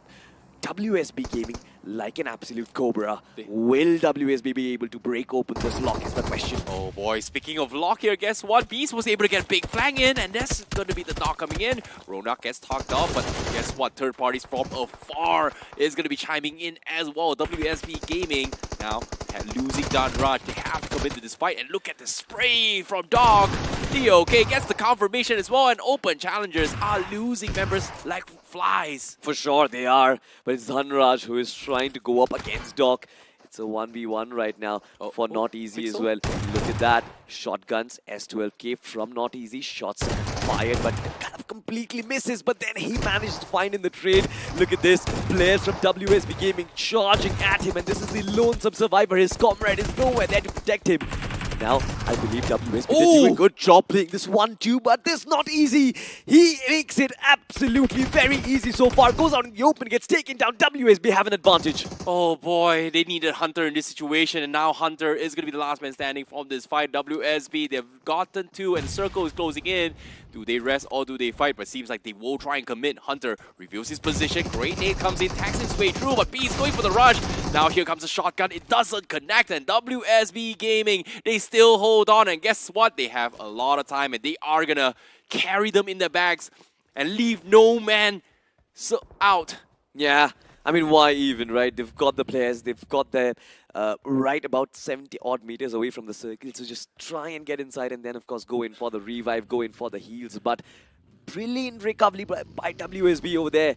I did not anticipate that WSB will be able to hold down that fort so comfortably, but now look at this. Out of the fire, into the frying pan. Hyper Esports were ready to cut down their very next competition. This is a boon for Hyper Esports right now. If they can eliminate WSB, not only they're getting themselves finish points, but also they're eliminating the closest competition. And for WSB, they've got absolutely no cover whatsoever. Oh, so unfortunate. Leave no man behind, but in this case, they are going to get completely shot at. Hyper Esports, alongside with SG, was taking shots from afar, and it's up to Dog, and he's going to be out in the open as well. Hyper Esports will finish them off, but that will be end for WSB. But as of yet, sitting on the DOA so far, WSB still has one more player. Not exactly sure. I think it'll get updated. Yeah, it just got okay, updated it's right gone. there. It's done. It's gone. A little bit unfortunate for WSB though. Very unfortunate, to be honest. And I believe this is a boon for Hyper Esports right now. How many points do they have? 3 points already from this game. They are inching closer to that 3rd spot already. And if they can make this game big, I believe Hyper Esports should be comfortable with about 10 to 15 points. That is their win condition. That is their qualification condition as well. But they're slightly outside the circle. And as soon as they cross their path, as soon as they leave their open grounds and their hard covers, I believe they will get peppered down from either side. They've got Ocean 13s on the north side, and they've got Snowy Gaming Frenzy Esports on the south side as well. Speaking of the fight, with 15 seconds left in stage 5, the zone is about to start off. Fortunately for them, it is going to be a slow start in this new meta zone, right? Yeah. So teams with a little bit of advantage in cover is going to be able to take things a little bit slower to try and scout the situation, but it is going to be tough considering the fact that it is stage 5 and 13 teams are left alive. This seems to be a very, very sweaty lobby here. Well, talking about sweaty lobby again, if you want to be performing inside of a sweaty lobby, you need a very stable gameplay, ladies and gentlemen, and that will be provided by the realme P3 Pro 5G. You know it, we've talked about it enough already. 21,999, extremely budget friendly, but for that you get the segment's most stable 90 FPS gameplay. But coming back to gameplay itself, it seems like Hyper Esports are out in the open. A little bit of a risk which they had to take to try and get inside the circle, but look at the shots connecting from Abu. It was the headshot which did connect, and in one quick trade, this man lands us too close. Hyper Esports, they are down on their knees. What a shot coming from Abu. Ocean 13, where were this Ocean 13 yesterday? Today, they're popping off. But hopefully that pop-off is going to translate to something. They've got 2 knocks. Can they get the confirmation? Because it seems to me, they're out in open. They might get stolen away. In this case, it is going to be a tough one. Kane looking to go in for this confirmation. He's scouting around, but it seems to me he's running out open without being punished here. The aggression coming in. And it seems like Abu was able to get the confirmation instead. I mean, Ocean 13s, they've got to thank their gods, to be honest, because this open of a circle, they're still managing to survive without any sort of retaliation, without any sort of cover fire coming in from other teams. It's brilliant, but it's also very gutsy at the same time. It was a risk which kind of paid off, but they're yet to find those 2 eliminations against Hyper Esports, so they still stand. Hyper Esports, they have been cut down to 50% strength right now, but they will hold their ground from the edge of the circle. Look at the next level though. Thunder into the enemy lines are right up front, and right behind his cavalry will be formed by Anish and Shubrato. I still believe that this is too much of a split, too big of a split. He wants to open the fight against Veer Esports, but he does not have his comrades nearby. The nade looks good, Icy, but it does not connect. Yeah, Thunder gonna be dropping a couple nades in to try and scare off Veer Esports. They have been hiding there for the longest of time. They need to push in, but if they decide to hard commit to this, it is gonna be tough. You talk about that split coming from them, and could you blame them considering how close the Sour Esports is beside them as well on the west side? But seems like they are gonna try and commit to this as well. Not expecting Sour to go in for the picks yet, but as soon as the circle shifts, they need to get out. And it seems like it is gonna be a big push down the middle as well. And guess what? Team Ultra is right in the middle with Daddy. Gonna be chasing the world, holding down the fort, and both compounds pretty much occupied by them. I'm actually very excited to find out the result of this Northern cluster, to be honest, I see. Look at that, you've got Sour Esports, you mentioned it perfectly, but on the high grounds, it's actually We Unstoppables who are holding a very lovely position. They've got a couple of players inside, but majority of the players are outside because they know it. 3 teams are chasing them from the back lines. Team Next Level, it is a ticking time bomb for them right now because they will have to engage V Esports as soon as possible, take away the position. That opens the floodgates. But for Team Next Level, their attention is kind of distributed amongst all the rest of the teams. Team Ultra Esports right now, or rather, pardon me for that, Team Gibran under fire. Elsewhere, it's Team Sour Esports who bite the dust. We Unstoppable, certainly nigh unstoppable. It's so unfortunate, right? They're all stuck between a hard place, right? As well. Like, if you go to north, there is Sour. Yeah. And Sour made the play that pushes We Unstoppable, and guess what? They got completely wiped. And now Team We Unstoppable is going to continue to push Team Next Level right there, still deciding where do they go. Do they push Veer? Do they push Team Gibran? Or do they push Sanya? It seems like We Unstoppable finds another one again from Sour. And now Rock Lee is the one that left remain. He's going to try and crawl through nooks and crannies, try and survive this. But it's still not out of danger yet. I'm actually so surprised that We Unstoppable could not actually get that finish. But now look at this Next Level finally opening up the floodgates against Veer Esports. One of their players will bite the dust. But it's not like Team Next Level. They are getting out of this unscathed. A couple of their players do manage to take the fall as well. Thunder inside looking to confirm those finishes. Will Team Next Level be able to go in for the revive though? Is the question, as Anish still in the background, I believe. Apart from that, it's Krish who is getting peppered in from the back lines. He's also got a couple of players in the front lines as well. Krish trying to hold on to his fort as shots being fired. The door is open. Moves into the FPP mode as 2 players coming right in front of him. Next Level, they are taking things up. 4 eliminations and 3 players standing. That was so unfortunate for them as well because the motivator was actually taking pot shots from all the way on from the south side and he was just panicking. There was nothing he can do. But Team Next Level, they need to go in for the reset because here comes We Unstoppable. They are gonna go in for the crash. They crash onto a Sour and now they're gonna try and wrap out the north side. And while this is all happening, guess who was absolutely quiet? It was none other Team Gibran. They didn't even chip in as well. They heard the commotions. They're sneaking by on the south side. Look at the mini fit. Colors in purple. They're just being very, very quiet to this. Well, to be unstoppable. Be expecting company. And here comes the pump from Thunder. I mean, he was hearing the gunshots, wasn't he? He was hearing the footsteps as well. Why on earth was he not reacting in that position? Hyper Eye Shield being taken out of the picture. Team Next Level, they certainly are in a good position right now. They could not save their fallen comrade, but all of a sudden it seems like We Unstoppable, they had lost focus. A couple of their players fell, they got knocked down. One of their players got finished off as well. While you were mentioning about Team Gibran, because I believe Team Gibran is one of the most settled team inside of this circle. They've got themselves a lower warehouses and they are going to be inside it till eternity. I don't know about you, man. Like, Pastor's Curse or not, they are pretty much out of it as of yet. But the fight continues on the west side. Finally, we do see Hyper Esports going up against Hyper 13. But whoa, what a shot by Chokeboy. Double S12K pumps. That's going to be 2 knocks right from the get-go. And he's going to be able to get the reset as well. Ocean 13 going to be forced to back off. It seems like Abu's going to try and crawl his way back to go for a reset, but Hyper Esports has a little bit of advantage now and room. Do they push it? His comrade is so far away. It's Red, quite away. In fact, Red Dot, if I'm not mistaken. quite far away, and there's basically no trade potential going on. So for Hyper Esports, it should be very easy to let that player bleed out, and you are going to be getting your finishes confirmed. But elsewhere, look at this. Team Gibran, they are out in the open, just like you mentioned right now, waiting for next level to pop into their crosshairs. The smoke, of course, makes their presence so much more ominous, but will Ron and OP be able to spot these lads out through the smoke itself? It's going to be the timing. He's got the smoke, he's got the S12K, but through the smoke itself, I believe it is Team Ultra Esports from the backlines who destroyed their offense, and now Team Gibran, they get themselves a lifeline. Nicely done coming from Team Gibran, and guess what? They do find members coming from Unstoppable as well. They've got 2 finishes, but they only have 3 men. They're pushing up, and here he comes, demotivated, going up against Team Gibran. Here comes the nades. It looks good coming from demotivated for now, but no connection yet. No connection as of yet, but demotivate. They've got the numbers advantage, and they've also got a nice little 2-2 setup, and I love this actually. Aryan OG, as soon as he steps up to take down Neon, I believe players from the backlines who will be there to find the offense.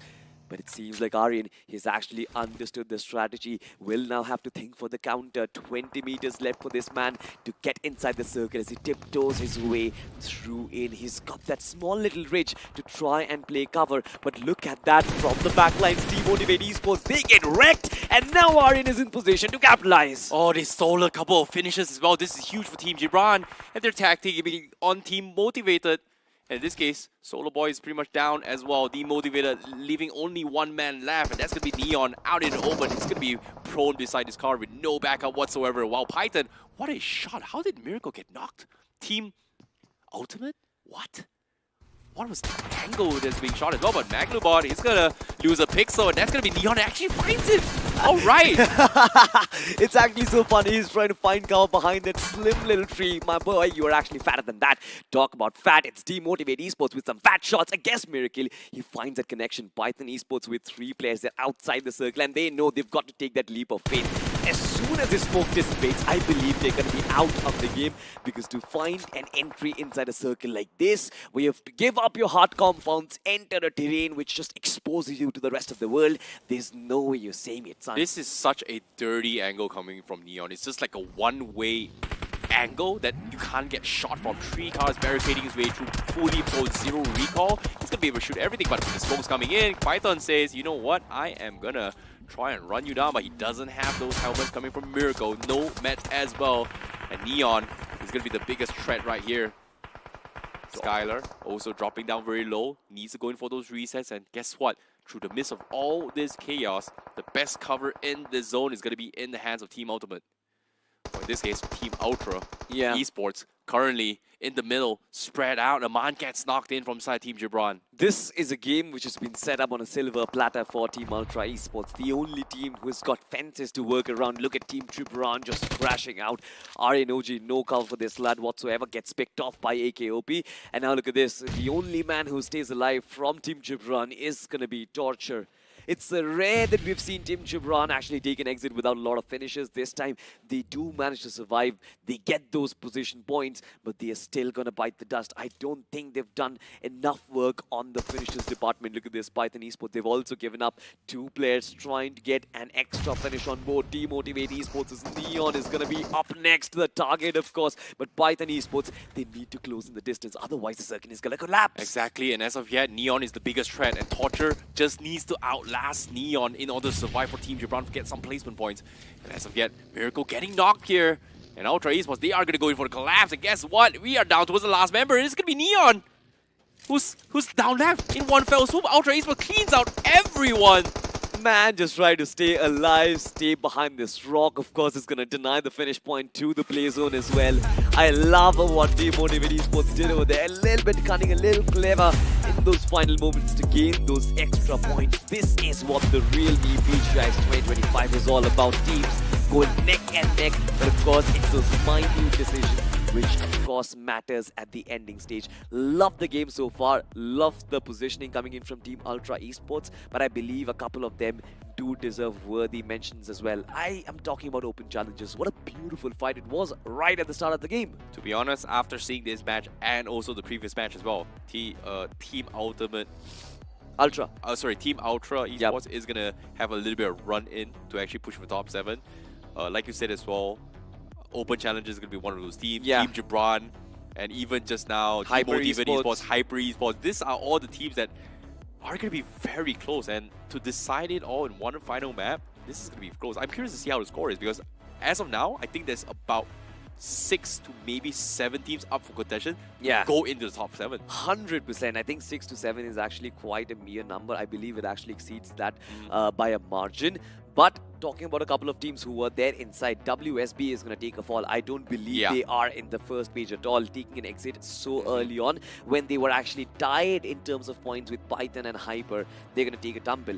And you remember who took them out of the game, right? It was Hyper Esports. So they're going to move up. W is going to go down. And I believe, right, before the final game begins, we have a lot of masala to talk about.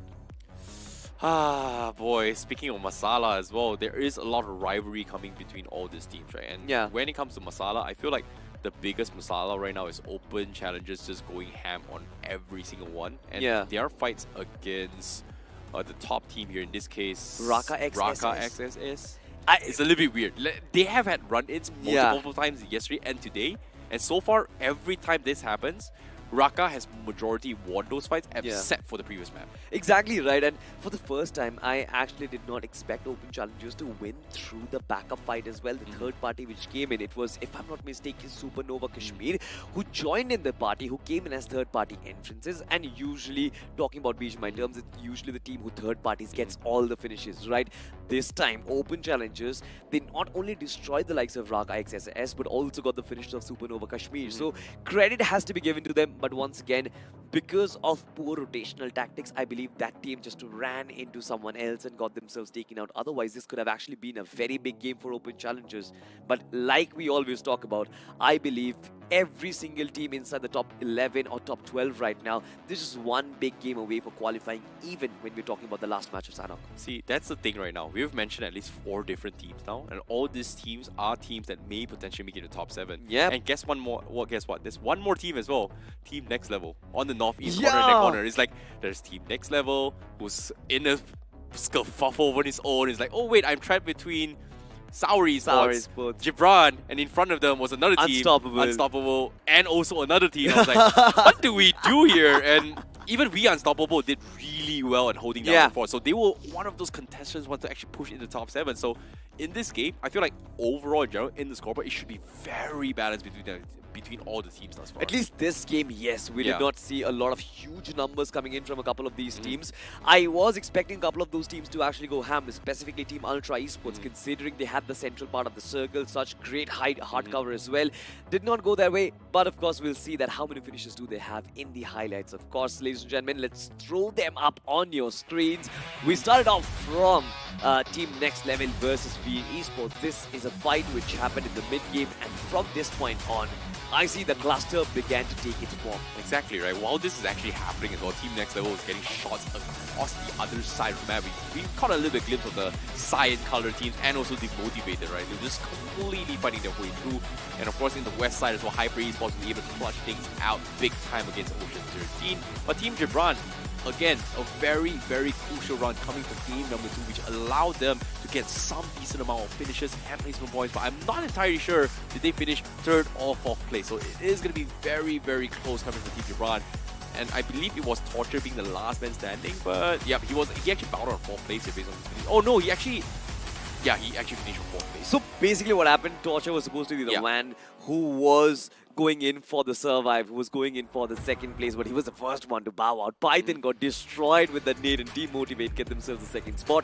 Look at this, Maglibot from Python in fact becomes the MVP of this match. 5 finishes, 498 points of damage.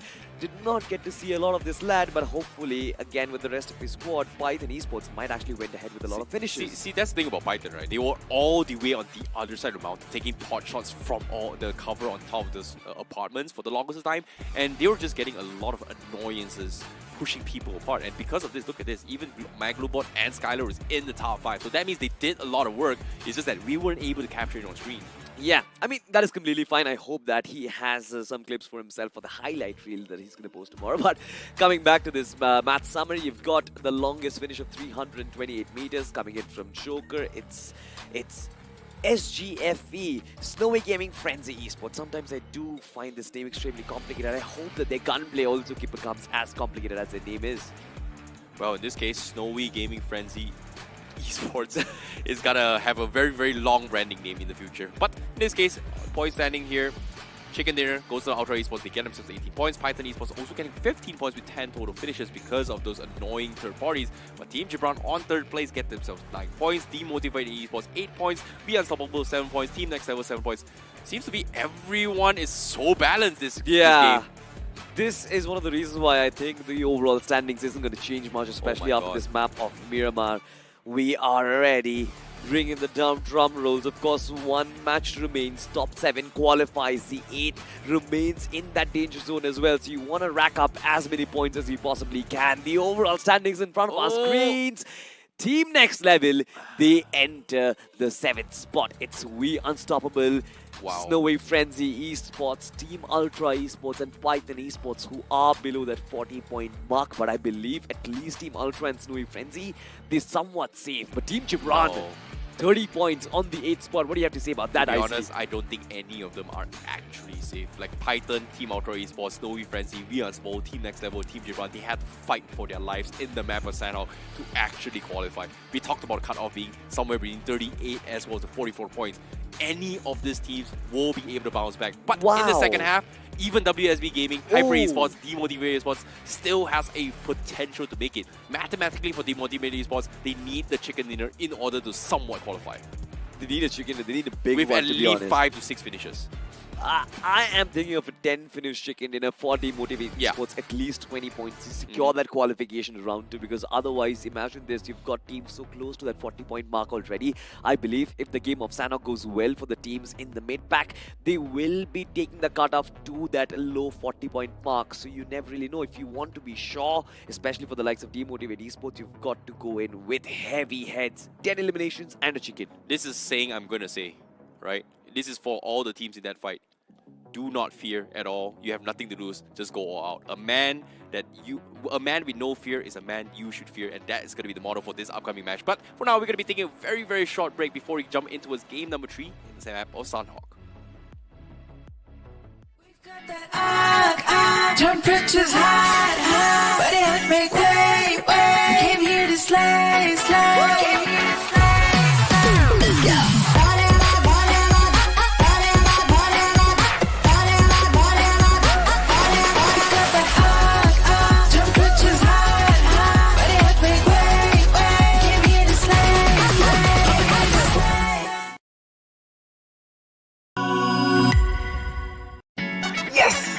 Let's go! P3 Pro takes mobile gaming to the next level. So first was the AI motion control.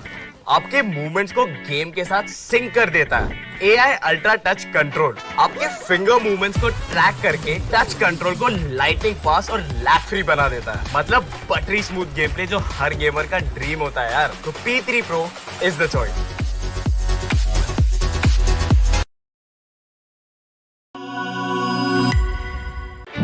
Grind to survive, it's a state of mind. Legendary drive, eyes on the prize. I feel the gears turn, never hesitate. No stopping King Kong, beast is awake. I'm knocking down the walls, pounding at the gates. My hustle don't sleep, let me demonstrate. The iron in the fire and I want more. I intend to win the battles, yes, in the war. I'm the champ, I'm the champion, I'm the champ, I'm the champion. Boss beast, time while I'm at the time. I'm the champ, I'm the champion.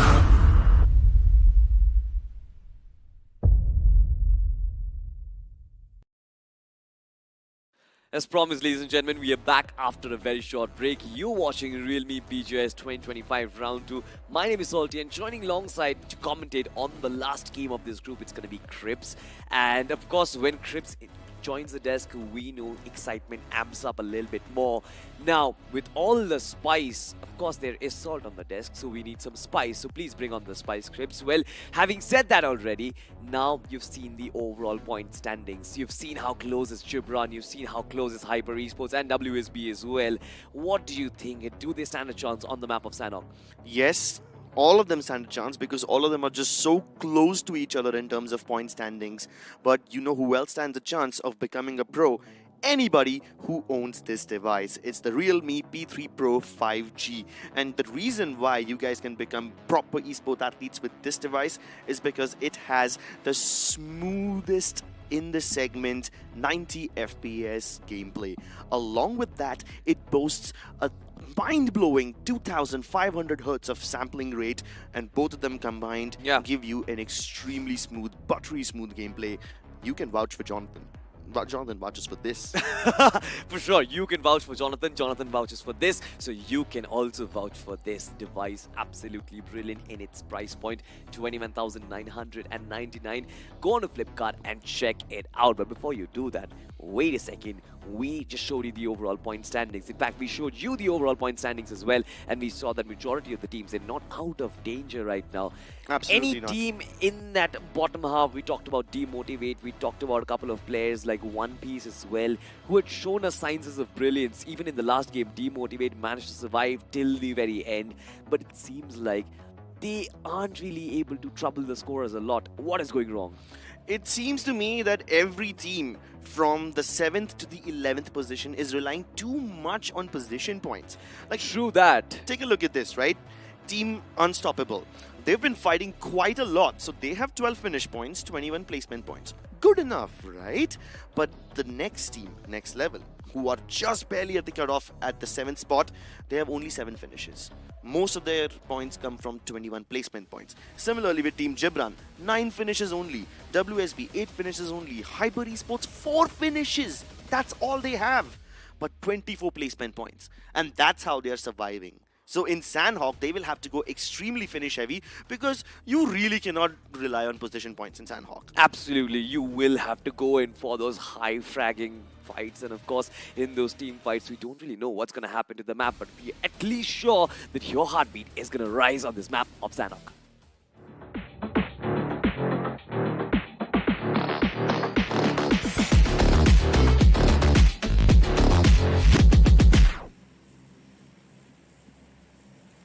Well, the map of Sanhok this time once again begins to close down the fate, to seal the fate for group number 4. Ladies and gentlemen, once again, as the 16 teams get down to the battlegrounds, it is obviously going to be the flight path which dictates where these teams are going to drop and where are going to they find themselves their home ground. So far, it seems like the flight path moves in from Kampong, goes towards Camp Alpha. Majority of the teams, they are going to disperse from this position, but usually, Crips, we get to see those early collisions on towards the lands of Boot Camp, on towards the land of Paradise Resort.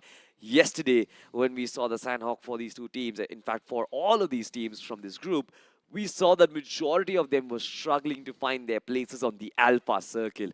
This time, though, I want to find out how do those rotations happen. Well, right at the get-go, we've got a cluster, Hyper Esports, right next to someone, and it seems like it's going to be weird. Yep, this is that trifecta compound which connects all 3 islands via tiny bridges, and Chokboy is the first one to get a knock.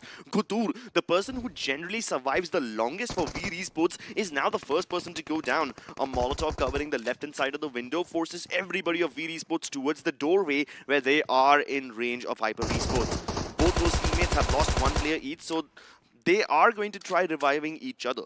But meanwhile, it's up to the players who are playing outside the compound to give them covering fire. True that, Akshadoji and his flank angle, of course, extremely brilliant.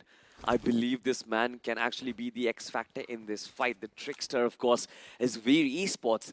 They kind of take a standstill, but now Akshat's flank has actually been spotted. This man has to be a little safe, but so far it seems like Veer Esports, they don't really have that much in terms of healing utilities.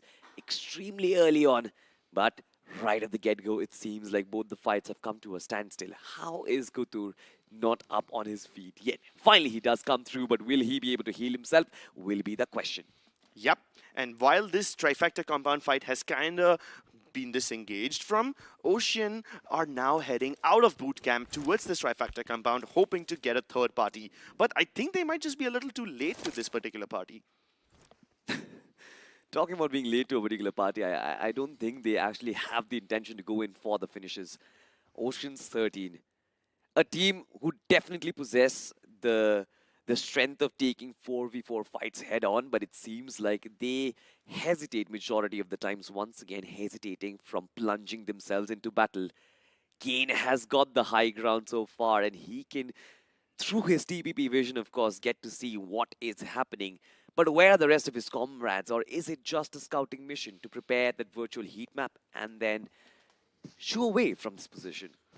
Well, the magic number for this game is 3, Salty.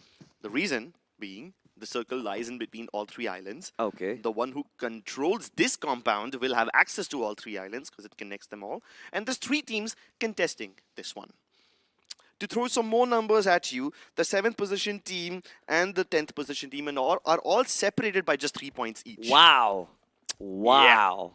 We got some numerology going on this time. Numerology, a lot of spice. This is what I like. Salt and spice. Ocean 13 officials, well, so close, extremely close to his contemporaries right now. Snowy Gaming Frenzy Esports just shoo past right underneath his nose.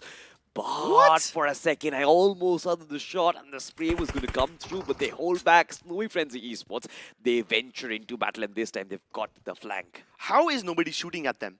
They drive right past Oceans 13. They crash into Hyper Esports. Jord IGL can see Akshat around the corner with his TPP, and now they're just all free fighting with their shotguns at each other. It's a 1v2 kind of situation. 1-for-1 trade, but Jord IGL will be able to get the finish onto Akshat and safely revive KC Gamer. No third-party action just yet, but you can see Abu inching closer and closer. Nade cooked almost to perfection, and it is! Lands right under Joker. Finds Joker, of course, will get confirmed as well as Snowy Gaming. They have been trapped, they have been wrapped, and they have been pinched down as well. Red Dot, of course, will try and venture in. The invasion was there, but with the AKM, it does get a little hard to confirm those knocks. Right now, 2 players on his knees in front of him. Snowy Frenzy Esports. It's just one man, Thor, and he needs to bring the power of lightning for himself. No, wait, it seems like lightning has struck Ocean 13 official in one quick sweep.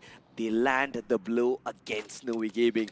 This team being taken out of the picture, it means that now they will be standing still at, I believe, the 31-point mark, if I'm not mistaken. That is not safe to qualify for the next round. That is absolutely not safe.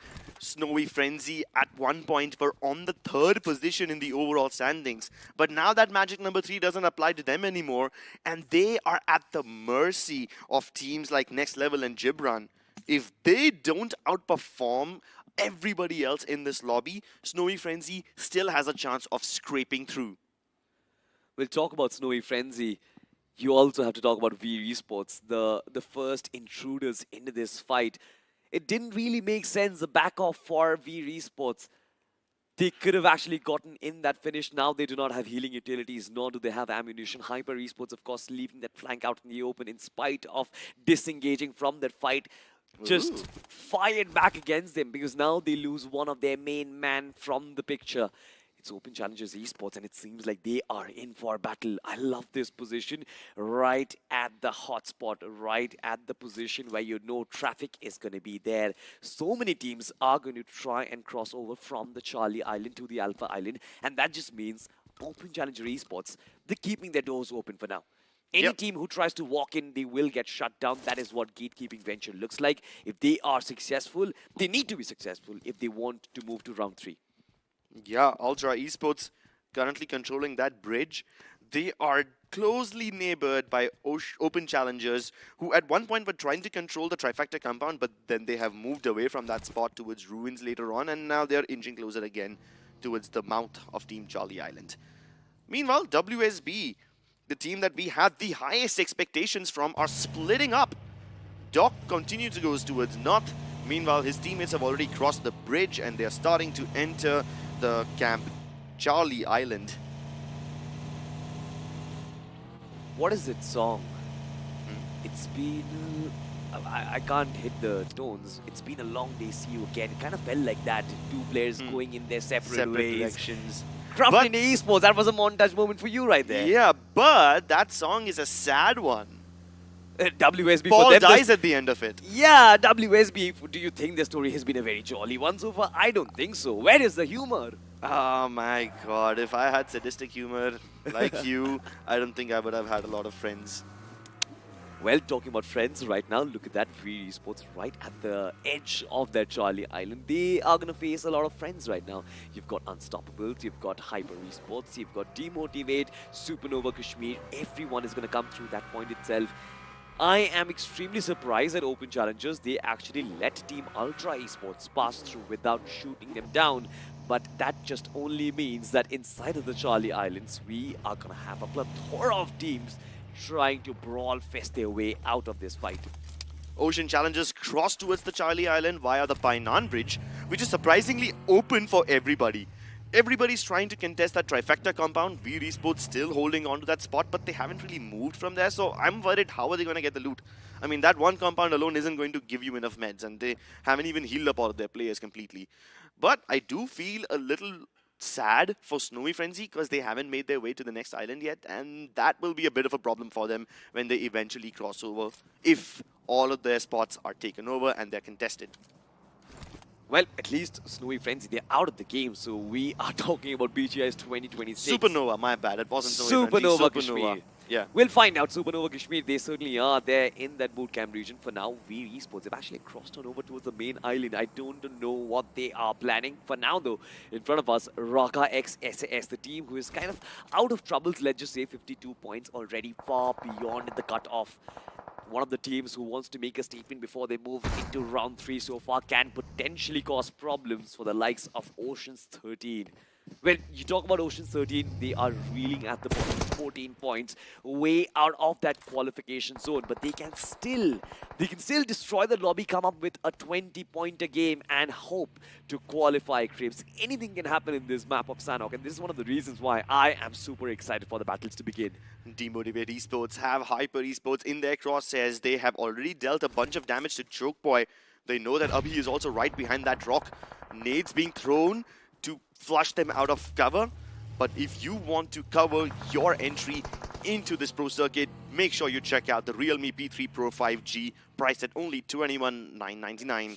But it doesn't guarantee you success if you're not able to hit your shots, which won't really happen if you won't even take a look at your enemies. These guys are just locked in a staring battle. The one who blinks first loses. We're talking about battles, it seems like we have one. It's Ritik who actually goes down. It's Miracle as well. Shots being fired, not easy from the distance behind that rock.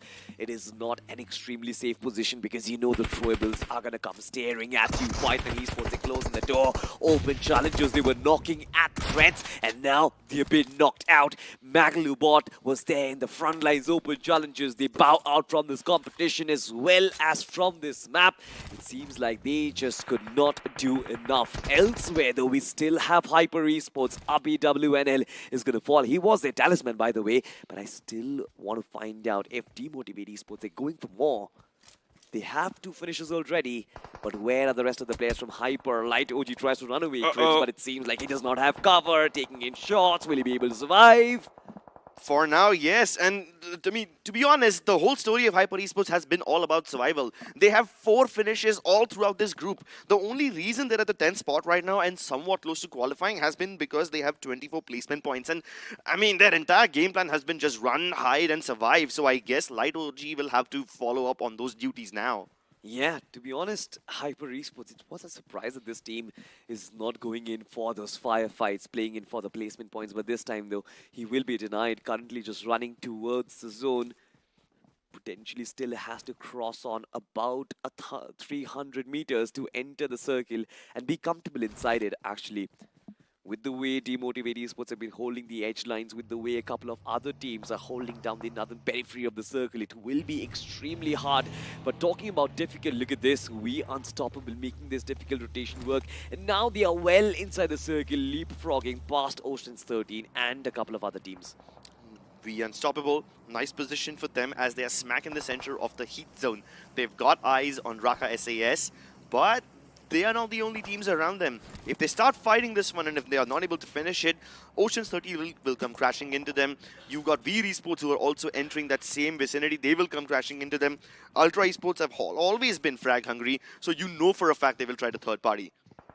talking about third partying, so far it seems like next level they can third party the likes of Team Gibran out of the game so far. They do have the vantage point, Team Gibran, as well as WSB. It seems like they've been pinched in the Valley of Death so far.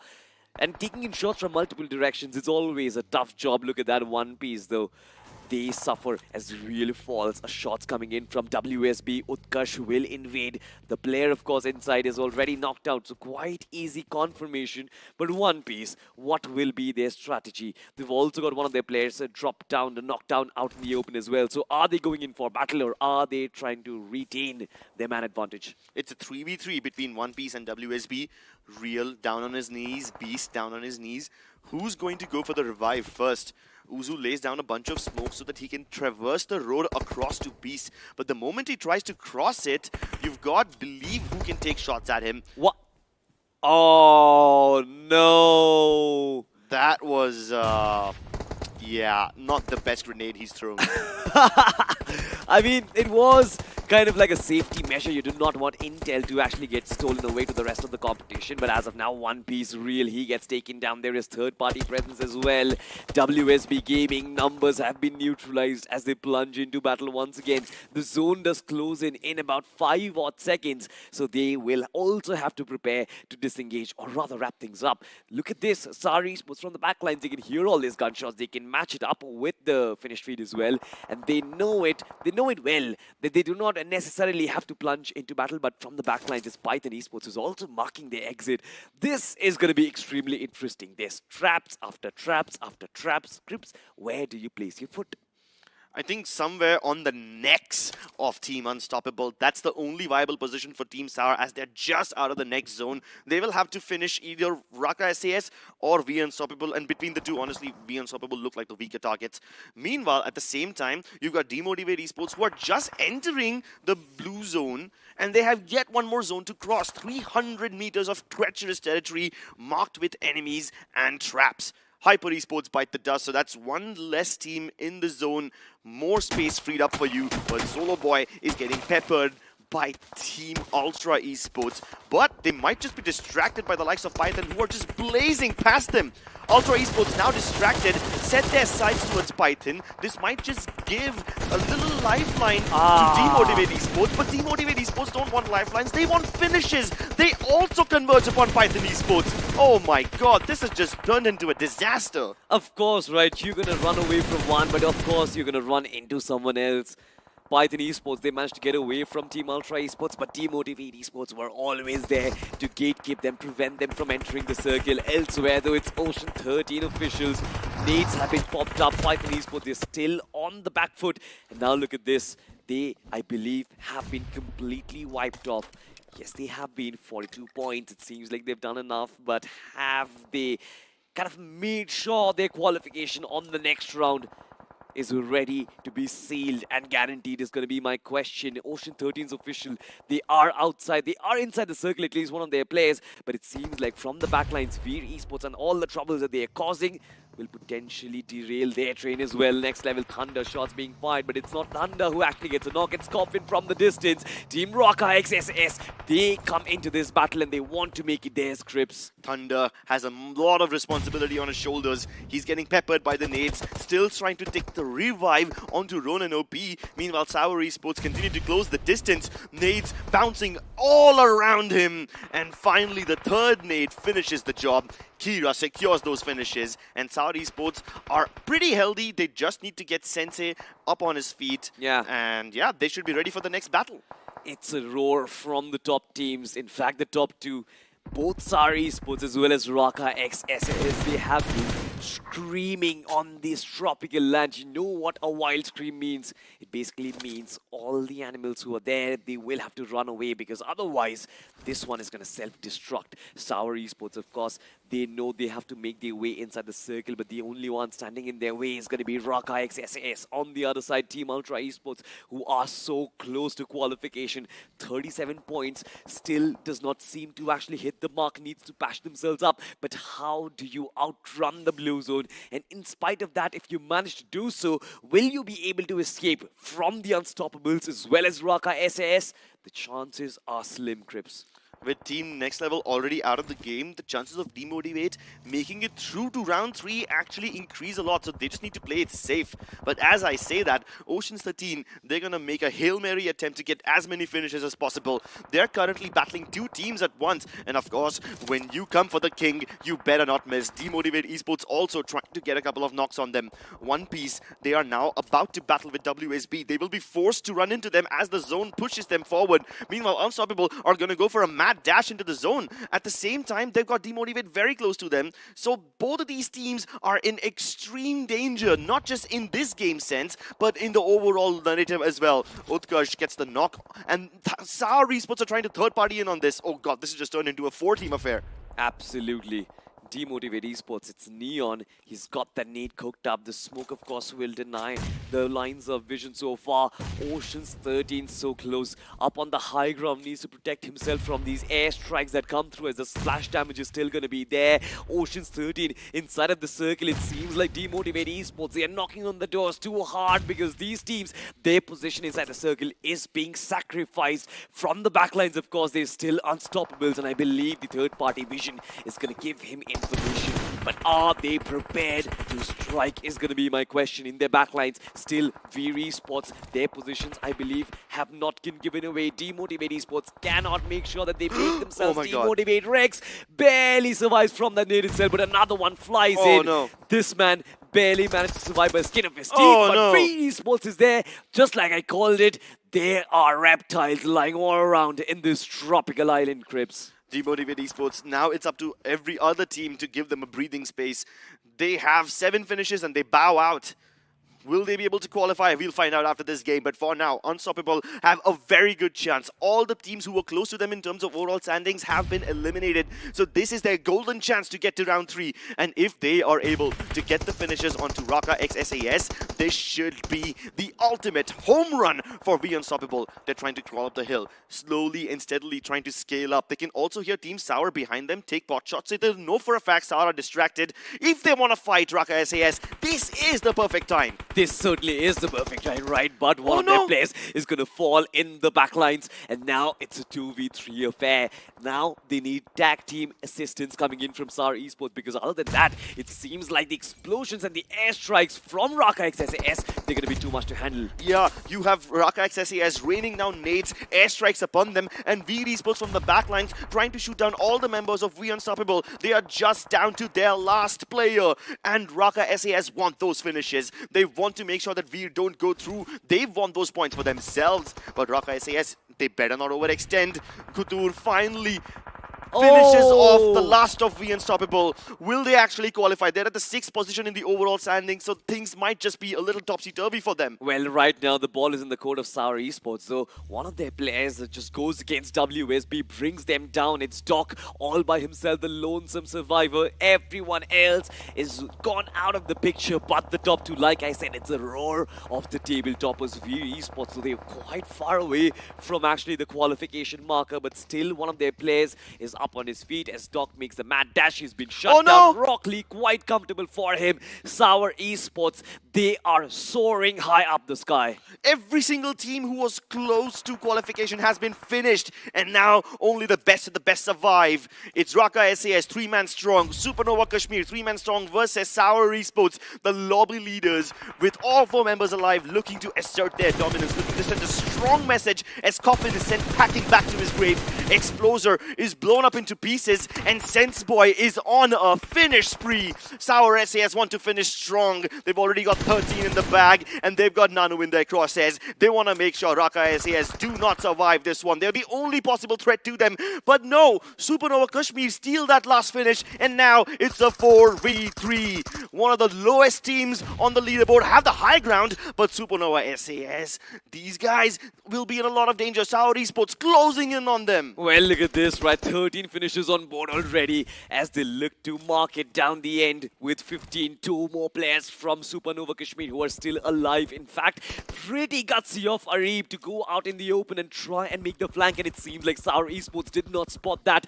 They had amazing map control. All four of their players being split up. It's a 1v4 right now for this lad. Arib plays in position, but of course he gets marked down. It is Sour Esports. Like I said, they are soaring up the skies, and it seems like that was a statement that they are the table toppers inside of Group 4, and they're going to round 3 in style.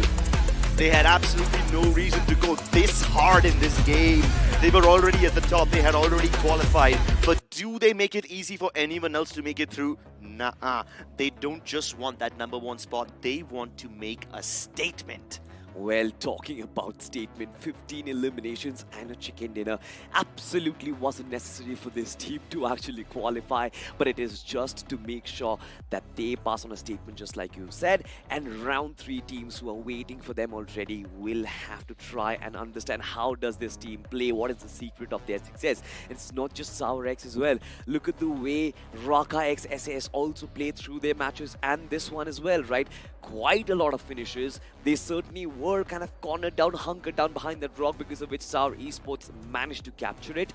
But I believe it's that extra edge in mentality. Sour Esports, they were always prepared for this final battle, for this final collapse. They split themselves up, 2 players on the west, 2 players on the east, and they knew it was the converging fights, the converging shots, which is going to decimate everyone. Yep, Sour Esports and Raka SAS, these two are like the only teams who have showcased dominance across every single match, and everybody else just seems to be playing catch up. I mean, there's so many teams who are currently in a very dicey spot. The suspense is absolutely weighing down on my shoulders because I can't bear the weight of this suspense. And if I'm feeling this much pressure, I can't even imagine how nervous these players must be. They're all waiting for the overall standings to show up. Well, talking about the overall standings, I do remember a couple of those players, especially Team Ultra Esports, who went out, I believe, with 42 points. So I believe anything beyond past that 40-point mark is going to be safe.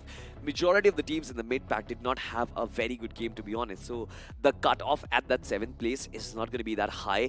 I still believe we Unstoppables at the 37-point mark, they will still have a chance of qualifying by a margin, but I'm not sure about WSB, I'm not sure about Hyper Esports, I'm not sure about anyone else. WSB barely had finishes in this one. Did you notice how many finishes they have? WSB, no, barely any finishes. I mean, they were eliminated somewhere around the 5th or 6th place, and that's not going to get you a lot of placement points as well, right? So these guys are in a lot of danger. Meanwhile, you had teams like Next Level who had the best chance to qualify if they went finish hungry. Nope, they overextended, overheated, and they were eliminated quite early on. Same goes to show for Hyper Esports as well, right? They were right on the 7th-point mark. They had right about 30 points to actually move in as well. And right at the get-go, going in for the flank and not calling that player back, Akshit was third party, and all of those situations just absolutely derailed their plans. It seems like teams do not know when to switch to plan B when plan A has failed, and I believe that is one of the reasons why majority of these teams will not make the cut towards round 3. Exactly. And while nobody else can make it to plan B, you have teams like Sour Esports, they have plan C, D, E, all of them in their pockets, all ready to be deployed. I mean, speaking of Sour Esports, for sure, they have qualified Raka XSS, they have qualified. If one other team, if I say the most consistent out of the bunch, Crips, I believe it will be Team Ultra Esports. They have been in those final circles more often than not. Apart from them, I still believe it's a big question mark, and we'll have to wait before the point standings do come through. But of course, waiting for the highlights, we will watch all the action unfold. But Crips, are you excited for the overall standings? Because I certainly am. I can't hold down my sweat at this point. Well, as of now, it all started off with Oceans 13, one of the outliers who tried to come in and tried to play their part. They tried to go and finish hungry, but it was absolutely denied. And then, of course, we got to see One Piece and Sour Esports duke it out. Sour Esports always had the benefit of the high ground for themselves. They knew all the shots that they want are going to be below their eye level.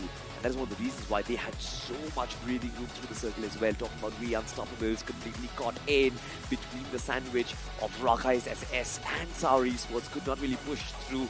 And then this was unfortunate. Doc all by himself, just trying to move inside. This man just getting finished off.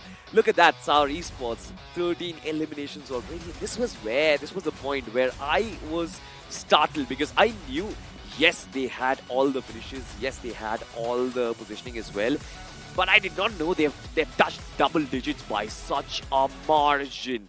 Talking about the MVP, of course, you've got Sensei Boy. It seems like from Sour Esports, this lad is gonna walk away with the MVP title, but by quite a margin. Look at that, 6 eliminations, but 523 damage points. I believe that is just being more efficient, trying to steal away those finish points from somebody else's hard work. He doesn't even have 600 damage. That is something which I love. Stealing is actually good when it comes to BGMI, ladies and Man, gentlemen. you gotta beg, borrow, steal, do anything you can to make it to round 3. Rex, this guy, he was bent on just taking it all for himself, you know. 5 finish points for him, but the rest of his team only got 2 more, so only 7 finishes for his team overall. But Sense Boy, he doesn't just get all the finishes, he also gets the longest finish. So it's all good for him. Of course, Sour Esports have no reason to be worried about anything. We'll find out about the scores of this particular game very soon, with which we can somewhat figure out who's gonna be actually making it to the next round. Sour Esports at the top, 26 points for these lads. They're going absolutely frag hungry. 16 eliminations, that is crazy. Supernova Kashmir with 8 eliminations, 14 points for them. You've got Raka X SAS 9 points, and I believe that Supernova Kashmir, they're gonna make the calculations a little more complicated. Ocean's 13 officials out of the picture, Demotivate out of the picture, WSB 3 points. You needed 7 to 8 to qualify to cement your place in round 3, but it seems like a big name might actually not make the cut. We'll still wait for that. Cribs overall standings is being prepared. The calculations are happening. The calculations are being done as the supercomputers throw out the numbers. It is Team Gibran who make the cut. 32 points. Supernova Kashmir, in spite of that valiant effort, they're gonna bow out. 31 points. Snowy Frenzy with the chicken, Ultra with the chicken, they mark their entry. Python, Unstoppable, they have also been brilliant, but it feels sad that this group, with possibly the lowest cutoff so far, has actually managed to give us such a tight competition. Oh my word. What a disappointment for the likes of WSB Gaming as well as Supernova Kashmir. WSB finishing dead last in their grind groups. They almost make it through and just scrape past by 2 points. They barely missed the mark. Supernova Kashmir was at the 14th position. They were where Oceans 13 are right now. And imagine making such a massive comeback by missing by such a tiny margin. My God, that's going to be heartbreaking. It certainly is heartbreaking, right? Open Challenges Esports right at the bottom. B Esports toppling them up. I mean, like I always say, especially when it's time for BGIS, I always say that it's a lesson that is learned, and all these teams, they are going to find a way to come back next season. Ravan going ahead with Veer, and me going ahead with Open Challenges were the only off picks. Look at that, Python and Gibran along the way, and I'm pretty sure IC and Games, they're going to be extremely happy. Gibran barely making the cut. Yeah, Gibran, absolutely clutch situation for them in the end. Yeah. And they just about to scrape through. But even though this group has some of the lowest cutoffs overall, we have one of the highest toppers. 80 points for Team Sour Esports. That's way higher than all the other groups we've seen. And that is the imbalance that gets created, right? That is the kind of dynamic that you expect. Teams at the top going in big, while teams at the bottom just struggling to keep up. Now, the win condition for all these teams in the mid-pack was to try and keep themselves alive till the very end, have their man advantage up, get those finished eliminations. But none of them were actually able to do so. You talk about WSB, big names exiting the competition. Hyper Esports as well. They started their journey inside of round 2 quite brilliantly, but even they faltered. And then again, there were many other teams, V Esports, who had so much hype, especially from their round 1 performance, could not make the cut. Well, that is it for Group 4, ladies and gentlemen. We come back with Group number 3 after a short break.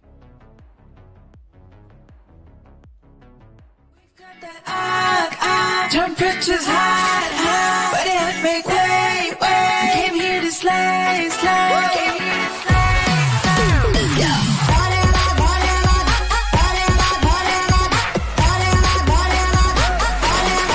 Let's go. Temperatures high, but it make way. We came here to slay, slay.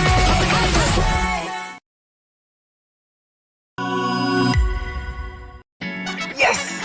Let's go! P3 Pro takes mobile gaming to the next level. So first was the AI motion control.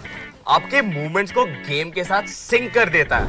AI ultra touch control आपके finger movements को track करके touch control को lighting fast और lag free बना देता है. मतलब buttery smooth game play जो हर गेमर का ड्रीम होता है यार. तो P3 Pro is the choice.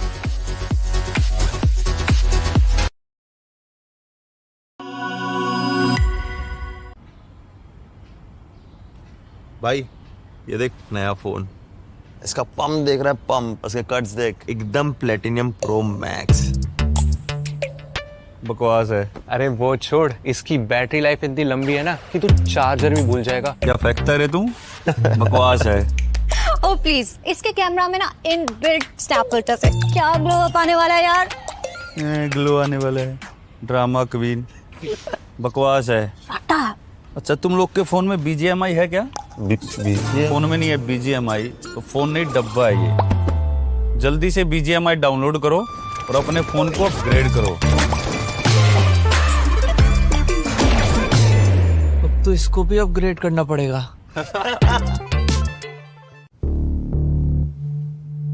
हाँ तो गाने के बोले, तेरे वास्ते में कर लूं अपने स्क्वाड से फाइट. कब तक हम ऐसे डिफेंसिव खेलते रहेंगे?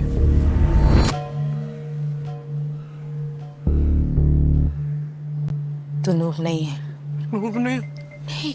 टाइम आ गया है, सीधा उनकी स्क्वाड पे स्लैम करेंगे. Next shot. हेडशॉट. हेडशॉट. तेरे वास्ते में कर लूं अपने स्क्वाड से फाइट. तेरे साथ मुझे करनी है कैंपिंग ऑल नाइट. डे हो या नाइट, इंडिया करे फाइट. डे हो या नाइट, इंडिया करे फाइट.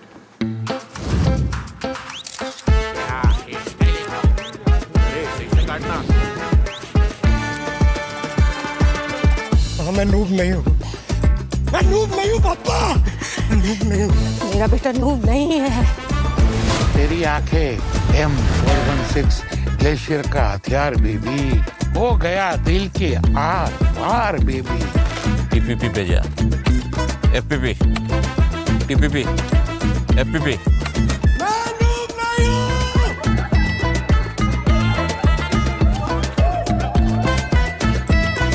एक काम कर, TPP पे जा.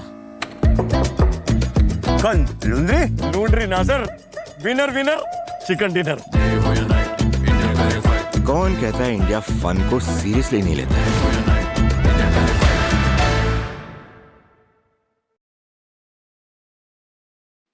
Welcome back after the break to realme BGIS 2025. We just witnessed the conclusion of Group 4. I see a lot of hearts were broken. I know, right? And it hurts even more when you miss it by a tiny margin. Exactly, especially for WSB game. Unfortunately, they won't be qualifying here. And in this case, Team Gibran, baby! Team Gibran makes it! That is gonna be very, very happy for me. I'm happy for them. But hopefully they'll do a little bit better for round 3. But we have the close chapter coming from Group 4 now, here in the realme BGIS 2025. Here in round number 2, we are going to be proceeding into round 4. But before that, round 4, Crips, I think you have something to say. Yeah. You know, a lot of hearts were broken because you miss it by a tiny margin. Don't leave your fate up to these 1-1, 2-2 points each. Make the massive difference in your gameplay by upgrading to realme P3 Pro 5G. When you have the segment's smoothest 90 FPS gameplay combined with 2500 Hz sampling rate, there's no way you will be relying on a tiny margin of 2-3 points. Nope, you will be going straight to the top. Exactly, and of course it is the segment's stable 90 FPS performance to keep you guys going throughout the entirety. And on top of that as well, you can actually charge your phone one time and last you for 2 days. That's something that I would really like to do as well, especially for an old guy like me who forgets to charge his phone from time to time. Charge one time, you get 2 days. But Moving forward here, now we have to talk about this upcoming game. So this upcoming game is going to be a brand new group. Of course, you've seen them yesterday, Group 3, and at the start of today, I did mention a specific team, and that's going to be Wildfangs is in this group, baby! Yeah, Wildfangs dropping into boot camp, securing the center of Sanhok for themselves. I am sure they're going to put on a damn good show. But there's plenty of other teams who are hoping to go up to their level. Some of them might not be able to get there, but some of them are giving them a tough run for their money. Let's take a look at who these teams are. Well, speaking of the teams, right now up on screen we have Wildfangs, Royal Emperor, SOA Esports, Quark Esports, BTW Official, Team Blasty, Ultima Officials, and also Lucifer Esports for the first half. And these are the teams that you guys have to have seen them in yesterday. And of course, the second half we also have Sky Gaming TN, Team Hope Cookie, Slam God Esports, Edge Masters, Exilus Esports, Not Reachable, Wild Tempest, and of course Team Who's. Yep, all of these teams are amazing, but there are some who stand out way above the others. As of now, Slam God Esports, these guys are on the 7th spot with 14 points in their kitty. They are currently the team to topple. Below them are teams like Team Blasty, who I personally believe have the potential to take down some of the giants because they're only getting through by finish points. You know, they have only one position point, so that kind of paints a promising picture. Let's take a look at the overall standings and see exactly who's in how much danger. Yeah, speaking of the overall standings as now, of course, Wildfangs without a single chicken dinner is currently in the top of the leaderboard with 47 points after 3 games. Followed underneath them is going to be Team Hope Cookie with 1 chicken dinner, 36 points. Royal Emperor with 36 points as well. Wild Tempest with 30 points. Quark Esports with 29. SOA Esports with 26. So these are the 6 teams that are currently in an okay position because on the 7th position is Slam God Esports with 14 points. But at the start of today, we saw how close the fight was between all the teams for the top 7. Here, anything can happen. However, in the bottom half here, seems to be a big concern here, Crips, because in this bottom half, 9th place all the way to 13 is barely even broke past the double-digit mark.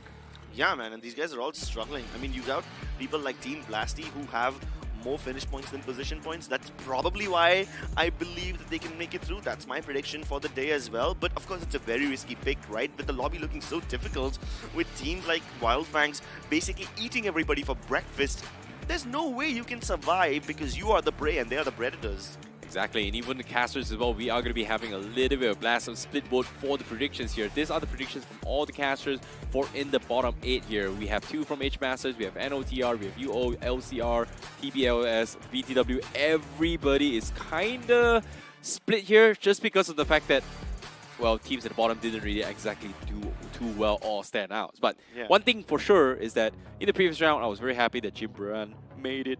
Gibran made it, bro. Gibran, like, I haven't seen you this happy in the whole How league, could man. you not be happy, man? Like, I know it's something from the previous group, but still, think about this, right? Started the game, 2 people, 1 disconnected, fine. Somehow still got 8 points with 1 guy, by Ahmad. Yeah, I mean, I wish I could share your happiness, but I just feel way too much empathy for Supernova. Not too bad for you, they, Baba. they had single digit, man, and they almost make it through. They went from 14th spot to 8th, and then just missed it. Making it through and not making it through, what happens is results matter. In this case, they didn't make through. Boo-hoo, boo, blah. Anyways, moving on. We are going to be talking about this upcoming Group 3 here. We know the table toppers are here, and most importantly, the most important team to talk about is got to be Wildfangs, because Trey Scott is top of the finisher spot right now with 20 over finishes in 3 games. All by himself. Yeah. This guy got like 12 finish points in his opening game itself, and we are heading into Sanhok very soon, where Wildfangs are the table toppers. Let's get into the action.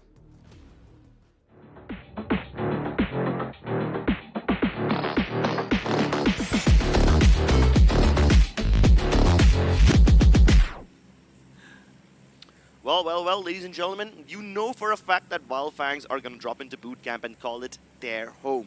But where are the rest of these teams going to go? We'll find out soon enough as the plane takes off over the tropical grasslands of Sanhok. The plane goes from north over Hatin all the way towards Camp Bravo. Every team who wants to go south of Ruins and Pinans will have to walk quite a lot. Or if they can find a vehicle, they can just drive there quickly enough. Well, speaking of walking here, I'm curious to see if anyone decides to contest Wildfangs. We know for a fact that stat checks are about to happen. We saw it coming from Royal Emperors before a few times between them and Wildfangs. SOA was also part of the equation. But eventually, right now, it's about solidifying the top 7 position. Wildfangs going to be heading to this boot camp. Like you said as well, it was pretty much announced yesterday. But no contestant again. And the Circle may be heading to his Wildfangs vicinity, considering the fact the Circle was pretty much centered around bootcamp with that bootcamp ending. So I would say in this kind of scenarios, we might expect teams like Quark will excel in Sanhok a little bit more. Same can be said for Royal Emperor, but Royal Emperor all the way for the east side, and Quark all the way from the south side. Team Who's all the way in Alpha Island. Nothing super crazy, but interesting. Pretty spread out so far in day number 2 itself. Here. Yeah, all the teams are really spread out, which is kind of uncharacteristic for the map of Sanhok. You would expect a lot more close affairs, a lot more close fights, but I see, once again, I love this circle. It's going to throw some doubts, it's going to throw some seeds of uncertainty into the ground, and when the circle is, across all 3 islands, you really can't be sure where it's going to go. Where you can go is to the top if you don't rely on the circle and just rely on finish points. That's going to be the approach for Team Not Reachable over here as they face off against Exelos Esports. Speaking of Exelos Esports, now they're going to get hunted down. June going to be zipping his pass through the corner, looking for a couple shots in. He's got the M4 with 19 bullets, so he's got to make 3 bullets count on the hit. In this case, with the Uzi, considering the fire rate, it is going to potentially shred through his level 1 helmet fairly quickly compared to the M4. Noise here. You can see Exalysis was going for the push. UMP spray comes in. He gets the first down. That's great. But the other guy is also going to be flanked in as well. And Exalos Esports finds 2 just like that. Wow, what a way to start. I mean, Joy does go down, but I'm sure he's in a safe enough position to be revived and picked back up. Where's the rest of Team Not Reachable? I'm sure not everybody of them has been finished off yet, but they're not even close. I don't even see them on the minimap. They're actually pretty far off as well. Seems like Not Reachables has decided to actually back off. Clown God Wow. and also Sprint will have to just say, you know what? Good luck, guys. Next game, see you guys later. And they will have to continue the journey of just trying to progress a little bit further.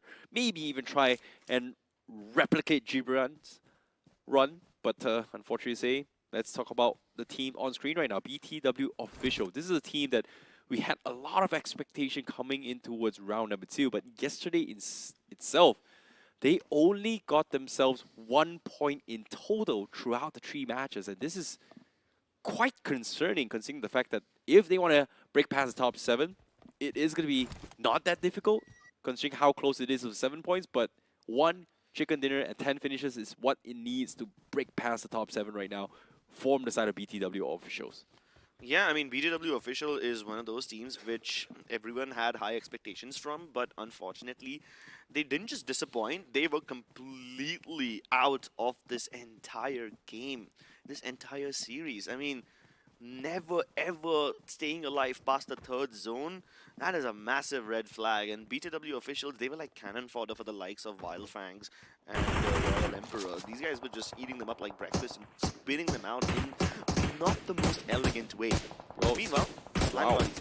Okay, what is that shot? Slam God Esports taking a couple of pot shots with those hollow sights. A little bit far off, but he was able to get a couple of knocks in. And just like that, Exalos Esports, they are going to try to get it for the confirmation. 1 more bullet is all he needs. Do they get it? Can they save him? And yes, they do. Ooh, oh no. Oh no, that's so unlucky. Osama just dies right at the 1 pixel. And now Noose, he's pretty much stuck up.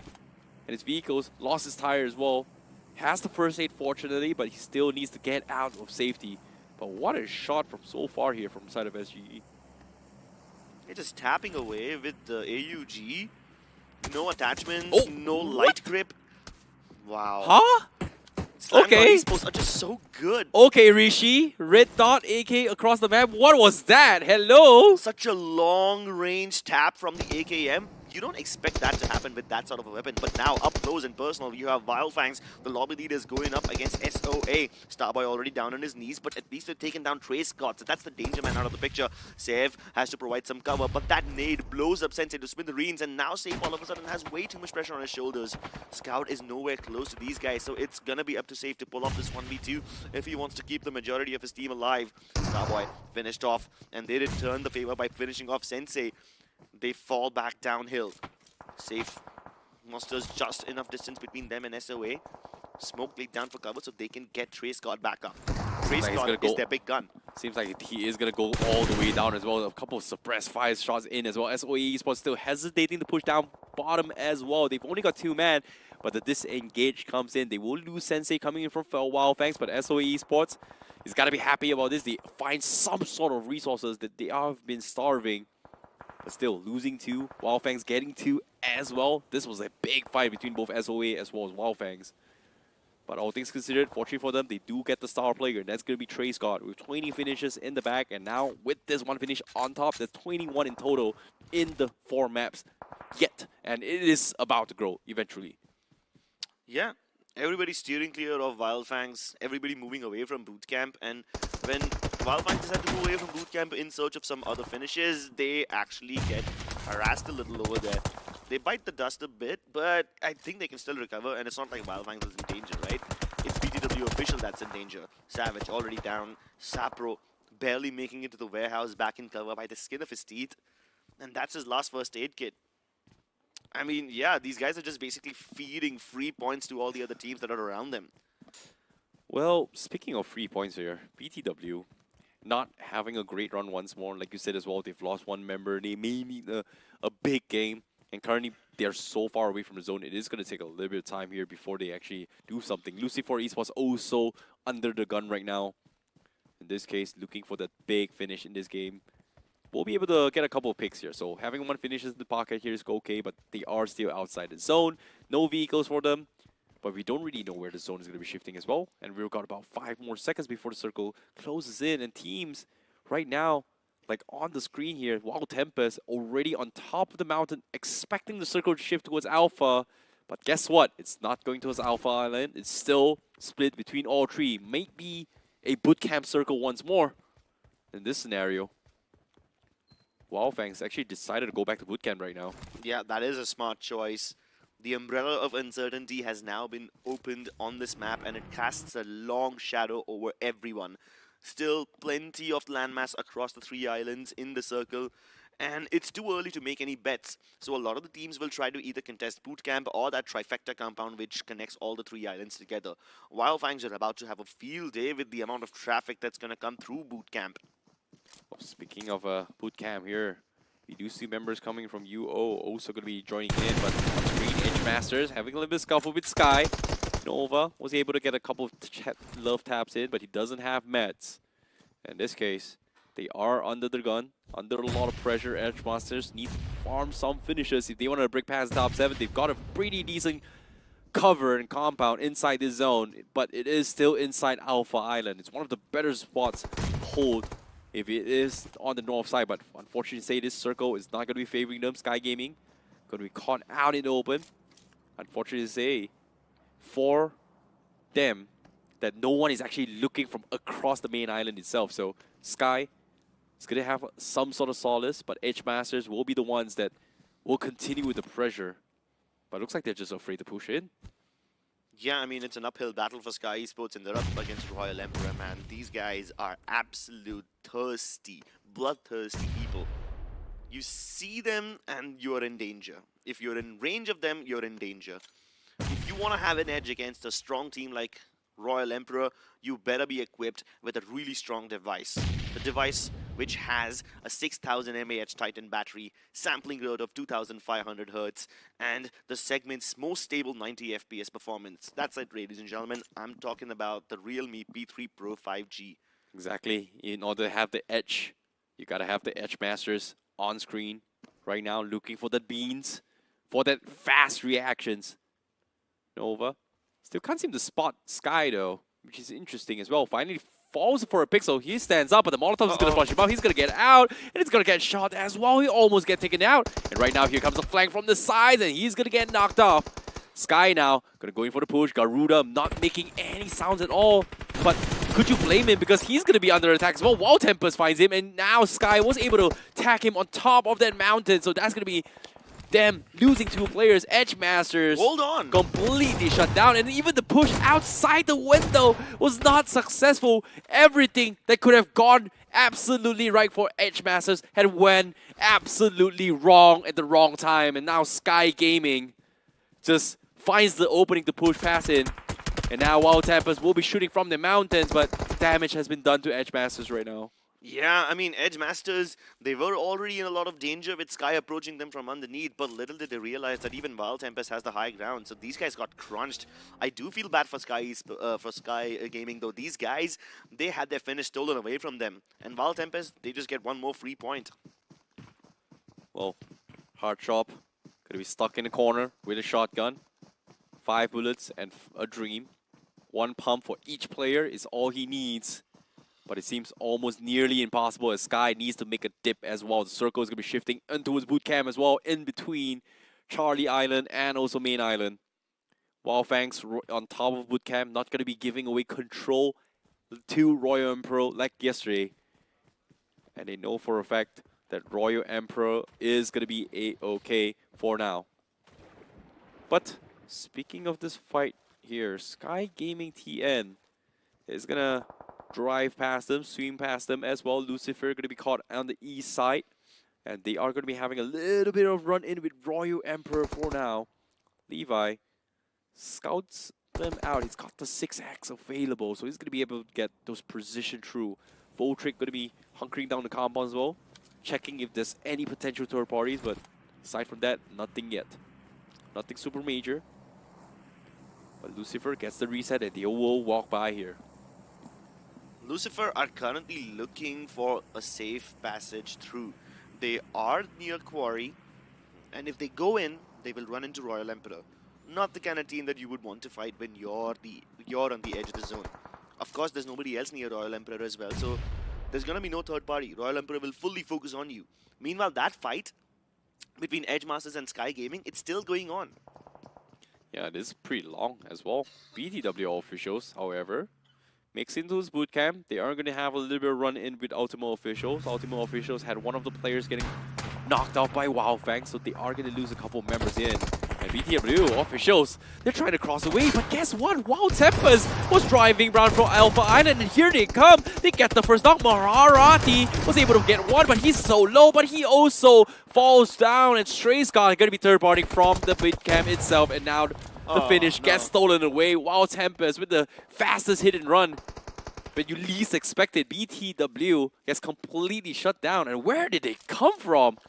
Yeah, man, Wild Tempest is gonna put the crunch up from the northern side of this circle. All the teams who are trying to enter the zone from north will be stuck in between Wild Tempest and Wild Fangs. Not the kind of wild lands you want to be in. Well, they're still outside the zone. Fortunately for Wild Tempest, they're able to stock up. They've got the UAZ, they've got a couple of Rados as well to try and pass through, but Trey Scott was able to scout them out from afar from boot camp, so they have to make this very, very precise. Gunshots being made as well.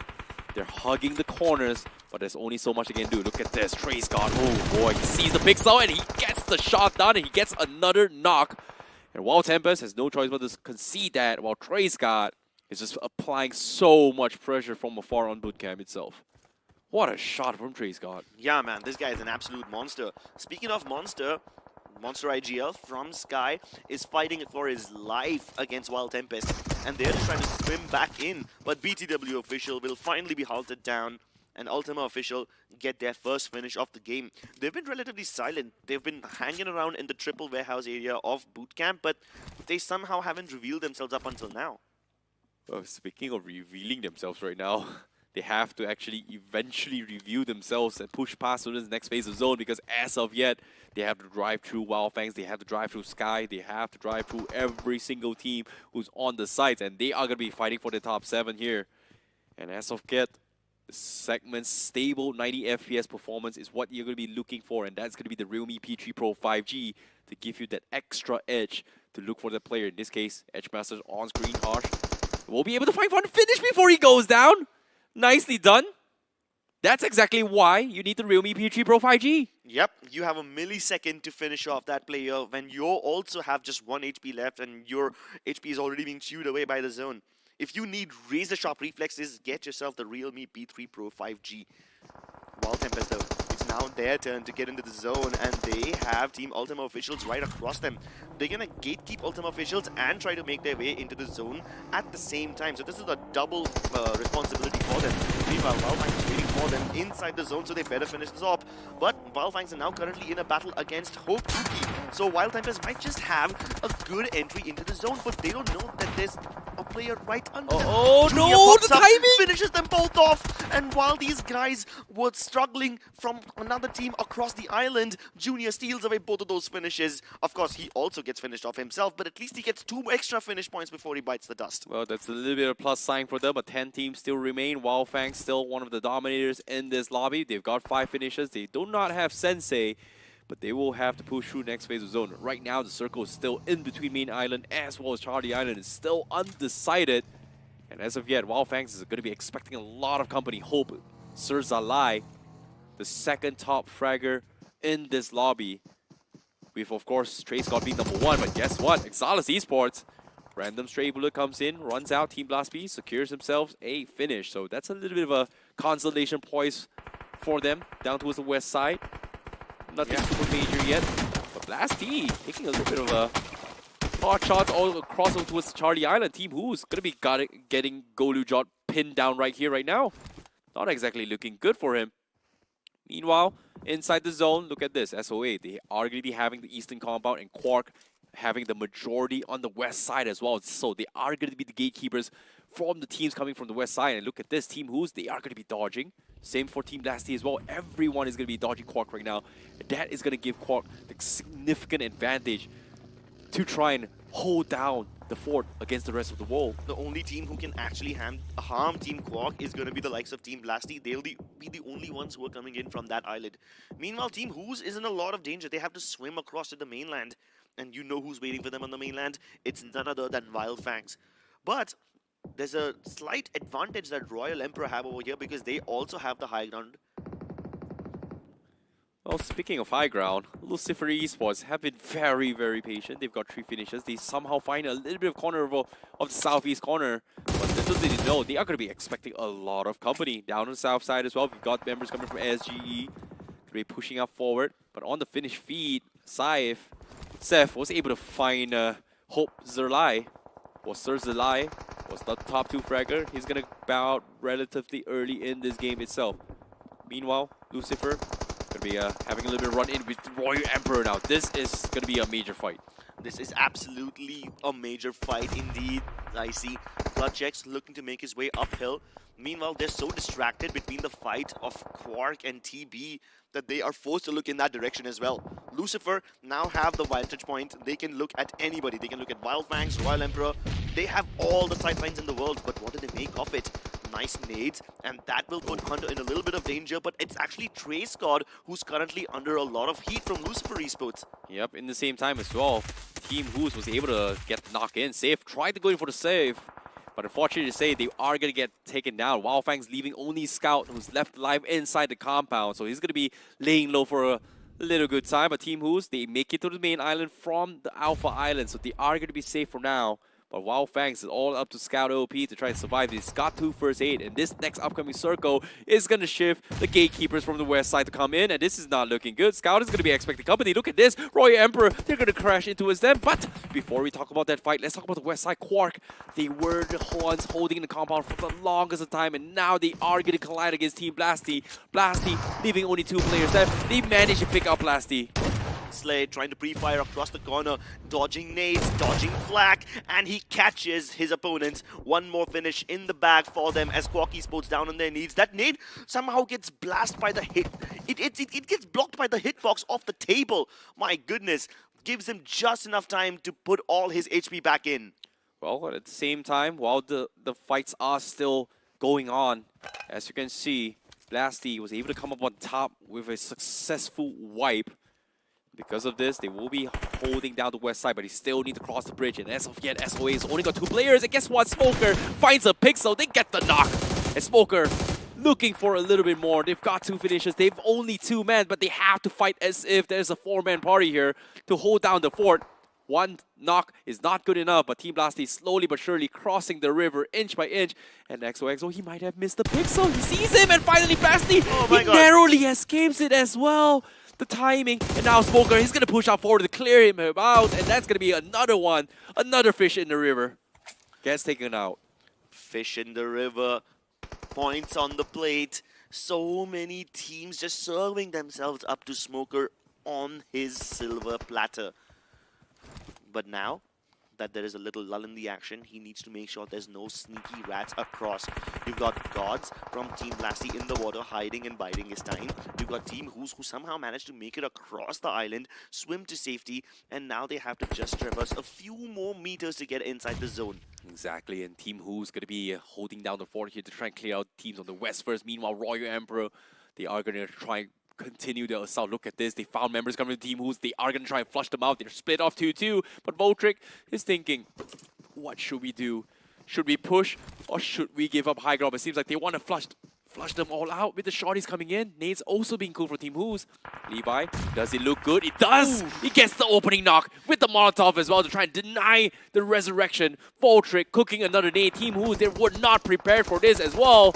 And here he comes, another big nade. But Levi, he's got to get knocked from afar. The cover fire from Voltric finds another one coming from Royal Emperor.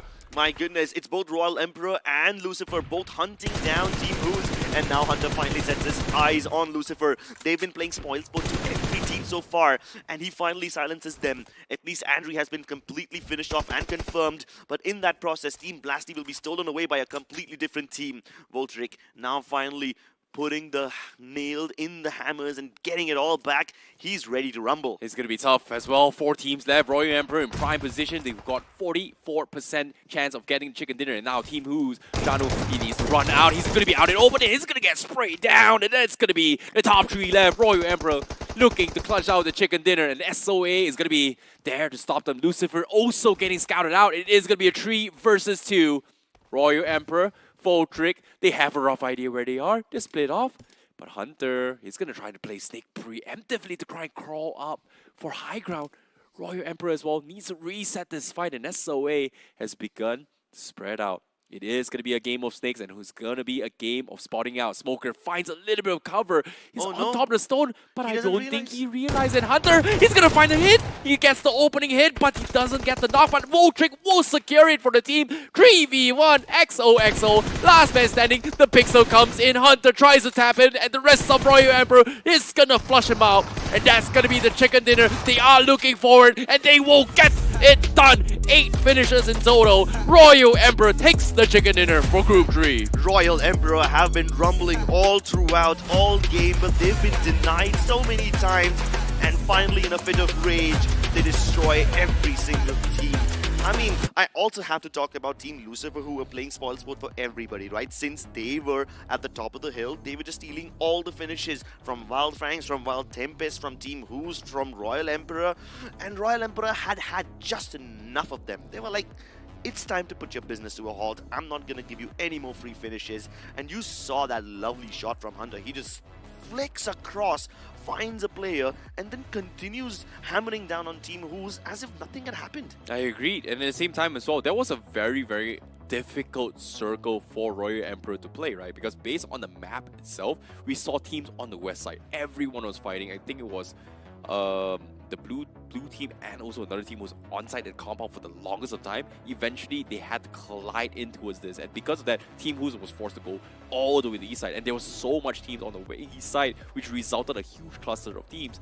And I feel like Royal Emperor made the smartest call, knowing that the moment Wild Fangs was taken out by Team Who's, they immediately find a little bit of temporary sanctuary off the camera, went and take Scout out, who's hiding inside the shack, waited for the right moment for teams like I said, Lucifer, everybody taking each other out, and then they came out in pounds. That was very, very smart decisions coming from them.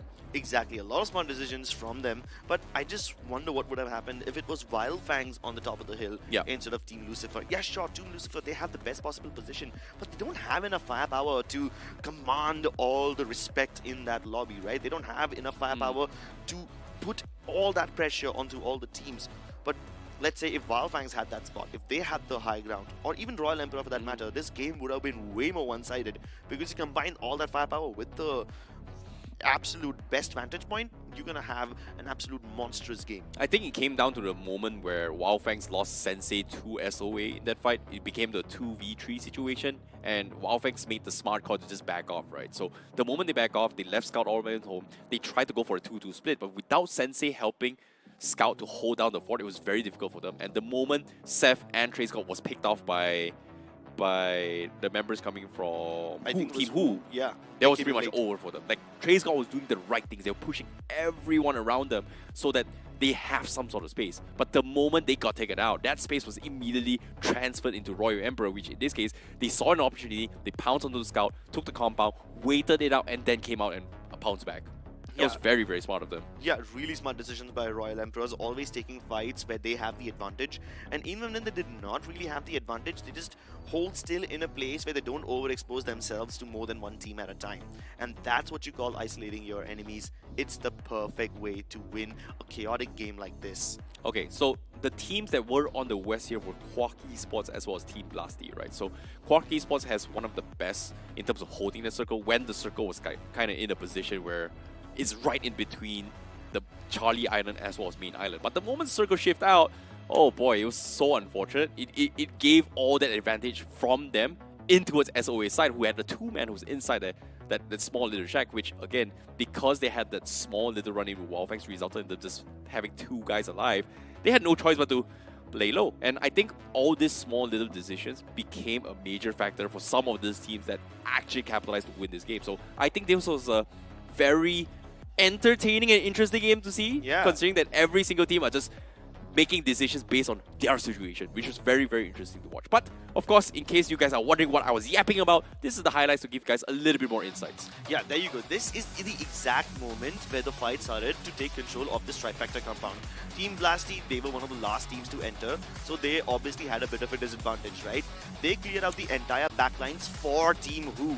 So they basically did a lot of heavy lifting for them. And Team Who's were like, thank you so much, we're gonna swim across to safety, and then we're gonna play spoil sports for Team Wildfangs. Yeah, and of course here, SOA, they did their best, right? The moment they were swimming out open, they went in for the push, they were able to just clean them out. So that was a very, very smart play coming in from them. Meanwhile, also Lucifer Esports, obviously, they trying their best. We talked about how Lucifer Esports needs those points to make it a 7. This was a very, very big round for Lucifer because they were conquering from the southeast corner. They're just cutting down all exit strategies, denying entry into this map. And it's relatively easy as well because it is Sanhok in general. Without vehicles, without hunkers, without priorities in certain, I would say, landmarks, it is going to be very difficult to do so. So, nevertheless, great run coming from them, and undeniably an MVP given to Lucifer as well because they were the toughest team to actually fight against in the southeast corner, and Adri being the MVP. Yep, Lucifer Esports, by virtue of having that advantage, they were able to secure a lot of finishes. Andri did his level best, got 4 finishes for the team, which is important for Lucifer Esports. You know, they're not known to be a frag-hungry team. Royal Emperor Hunter, obviously living up to his reputation, getting a lot of finishes. Wildfang safe, not always the fragger for the team, but he always plays support really well. The trade frags from him were amazing. Well, the combo between Seth and Trey Scott has been really, really on point, and I'm really surprised Trey Scott was not in the top 5 at all. But nevertheless, let's talk about the match, overall match summary. No vehicle finishes. That's just unfortunate, right? Considering that we didn't really see too much vehicles running around the entirety of the map. Kakarot having the highest, longest finish here, which is going to be 275 meters. But now, officially, Royal Emperor gets a chicken dinner. They do get edit finishes and will get themselves 18 total points. Lucifer, a big run for them right now, especially the debut here for Game 4 for this group itself with 13 points. SOA Esports with 11 points. And then you have Team Who's. They have 9 points for themselves as well, Wildfangs with 8. So all the teams are coming closer and closer to each other. Not a lot of difference between them. But then you take a look at the second page and almost everybody over here is in grave danger. Quark Esports, Ultima Officials, Sky Gaming, all of them tied up with 3 points each. Exodus and Esmacha, they also are tied up at 2 points each. BGW Official, my god, they finally get 1 more point. They have now 2 points overall. That's a good sign, you know. Progress is still progress. Hope Cookies 0 points, not reachable 0 points, which, like you said as well, 0 points. Will it affect their overall standings? We shall see, because up on screen now, Wildfang still top of the leaderboard with 55 points, but Royal Emperor also going to be joining Wildfang to solidify their spots in the top 2 with 54 points. SOA Esports 37 points, still okay. Team Hokuki 36 points, Wild Tempers 36 points, Quark Esports 32 points. This 6 teams are still kinda in the top 6, so it's nothing super crazy yet. Slam God still under the gun with 18 points. Lucifer Esports, that's the one that I want to talk about. Now, they have break past into the 8th place with 1 point away from tying it for 7th place. So it is going to be very difficult to push for the top 7. But after this map, even the bottom here as well, we do see a lot of teams breaking past the double digit. Yeah, plenty of teams breaking past the double-digit marks, and this is good because there were like some 7 teams yesterday who were on single digits alone. I do feel really good for Lucifer Esports. Yesterday they were on the 14th spot. They had only 4 points to their name. Today they have made a massive jump all the way up to the first page. So I think that's a lot of progress for them.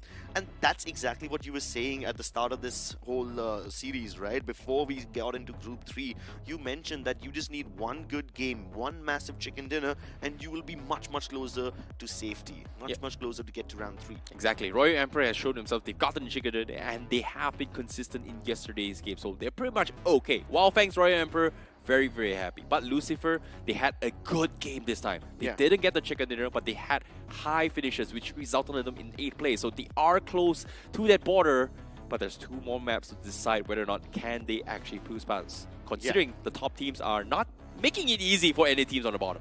Exactly. And now with only 2 maps left to go and such high stakes, what's gonna happen? We'll find out shortly after this break. We've got that temperatures high, but it make way.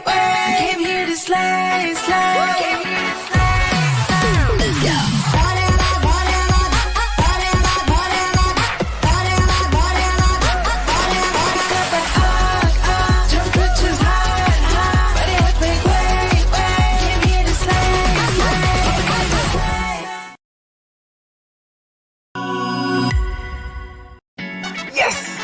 Let's go! P3 Pro takes mobile gaming to the next level. So first was the AI motion control. आपके movements को game के साथ sink कर देता है. AI ultra touch control आपके finger movements को track करके टच कंट्रोल को लाइटिंग फास्ट और लैग फ्री बना देता है. मतलब बटरी स्मूथ गेम प्ले जो हर गेमर का ड्रीम होता है यार. तो P3 Pro is the choice.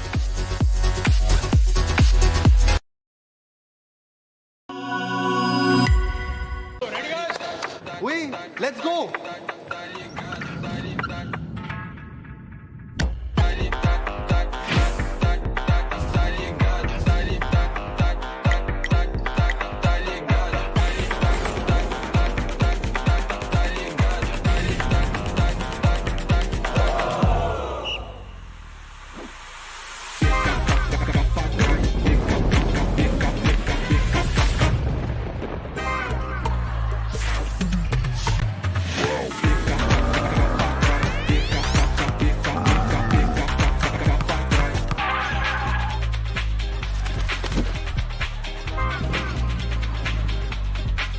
कर क्या रहा है ये?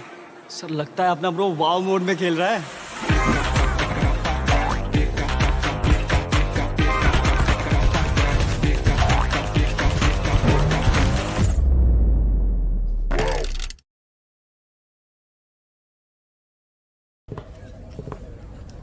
सो नीरज, स्लाइड पाथ देख के आपकी लैंडिंग स्ट्रेटेजी क्या होगी? बस सही एंगल, राइट ग्रिप, फोकस, और फिर इसको फेंकना नहीं आता. ओके, फाइनल सर्कल, 20 बंदे बचे हैं, क्या करोगे? प्रेशर नहीं लेता मैं सर, जेवलिन में दिमाग को ठंडा रखना पड़ता है. और फिर इसको फेंकना नहीं आता यार. नहीं आता. क्लोज रेंज में आपका फेवरेट वेपन कौन सा है? सबसे स्ट्रेटेजी और टाइमिंग का खेल है सर, जेवलिन की तरह. अरे मेरा मतलब गन्स, M416 ग्रेनेड फेंक देंगे सर, सब फेंक देंगे. यार इसको सच में फेंकना नहीं आता. नहीं आता. अच्छा ये लो, नेट स्पैम करके दिखाओ.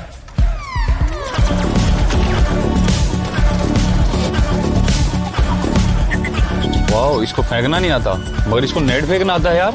आता है. नीरज तो फेंकने में पास हो गया. आप भी BGMI खेलो और रश करो फॉर चिकन डिनर. यार तुम तो फेंकने में चैंपियन निकले. चैंपियन नहीं sir, conqueror. O yes. Hello everyone and welcome back to the realme BGIS 2025 Round 2. I know, right? This is going to be the realme BGIS 2025. Sorry about that introduction, but again, I'm just at a loss of words on how the game actually proceeded, because Royal Emperor was just an absolute monster. Like, I was supporting them yesterday. They're pretty good. They get top 8, and now they got the chicken dinner. I'm happy for them. But yeah, the teams at the bottom are struggling. Yeah. In this group in particular seems to be a little bit different from the previous group. It seems like every single team in the bottom are struggling because the top teams are not giving any points away. True that. I mean, of course, that is what you expect, right? Teams who have already built up the momentum, they're going to carry that momentum forward. And ladies and gentlemen, if you guys also want momentum in your games, you need a power pack device. And that is, of course, is going to be the Realme B3 Pro 5G. We have been vouching for this device for a while now because, of course, it is amazingly budget friendly. Let me tell you, it's 21,999, only a fraction of the price. But, of course, for that segment, it provides you the fastest and the most stable 90 FPS performance that you can find. And of course, if you want to land that 90 FPS performance in every single game, you need a lot of battery life.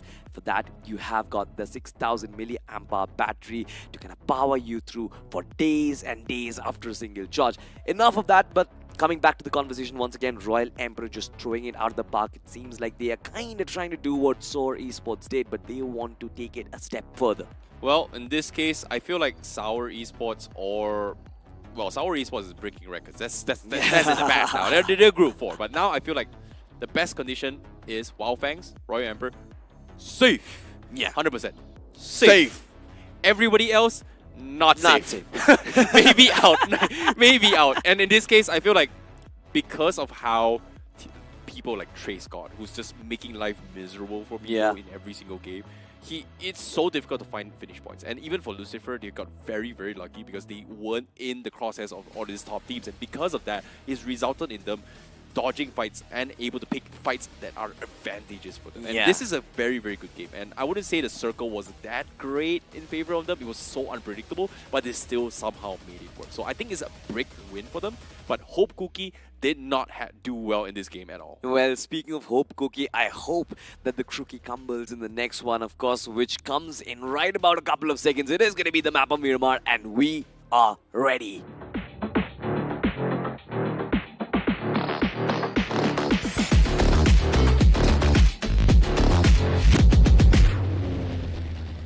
Well, the dirt lands of Miramar are back alive yet again because it is going to be the battlegrounds, the home grounds for all the 64 gladiators that are going to take the pitch tonight. Of course, ladies and gentlemen, the second last map of this group, Group 3, will seal its fate in about a wee while as we fly over these deserty sand dunes. Of course, the flight path is going to start from Torre Armada and it is going to go towards Porto Parazzo flight path, which is very kind of tilted towards onto the eastern part of the map, which means the majority of those regions on the western side, El Pozo, Chumacera, La Drilera, and everywhere else, it's going to be left alienated. Of course, your pilot and my co-pilot is going to be Salty and Icy joining on the commentary for this one. Icy, are we looking at drop clashes right off the bat? Because I can see Team SOA and Wild Tempest heading towards Tere Bronca. Yeah, but as of yet, SOA, Wildfangs, Team Hope Cookie, and also Royal Emperor, they are in a situation where they're very, very comfortable in the overall standings. I wouldn't be surprised to see a little bit of a stat check here, especially coming from SOA and Royal Emperor. But we shall see. Wildfangs looks to be a little bit of a scuffle here. They are going to be dropping towards Los Leones, maybe having a little bit of run-in with BTW. But I don't know. I don't see any major stat checks yet. Maybe SGE with TB. Seems to be a little bit of discipline plays, considering that it's still game 5, right? But what's going on? Oh, the circle. What is this circle? Throw discipline plays out of the window because we want indisciplined boys to actually make this circle an absolute wreck. Look at that. Right at the get-go itself, it seems like on towards Picardo, you've got two teams lining up. Team Who's along with them will wait to actually find out who is right underneath those parachutes open up. And I'm pretty sure, especially in those Picardo regions, especially in the stadiums and everywhere around the arena, you get compounds disengaged from the fight. So it's not necessarily an early collision. It's just the two teams are going to be sharing very neighboring areas. This is a very, very tough circle to play with. Like, this Yeah. first circle pretty much just denied more than 60 to 70% of the outer spaces of the zone. So we are going to be expecting teams rotating in relatively late. So in this case, maybe second or third circle is where teams will start to come in. Maybe even fourth circle as well. They are going to be outside. So teams in the middle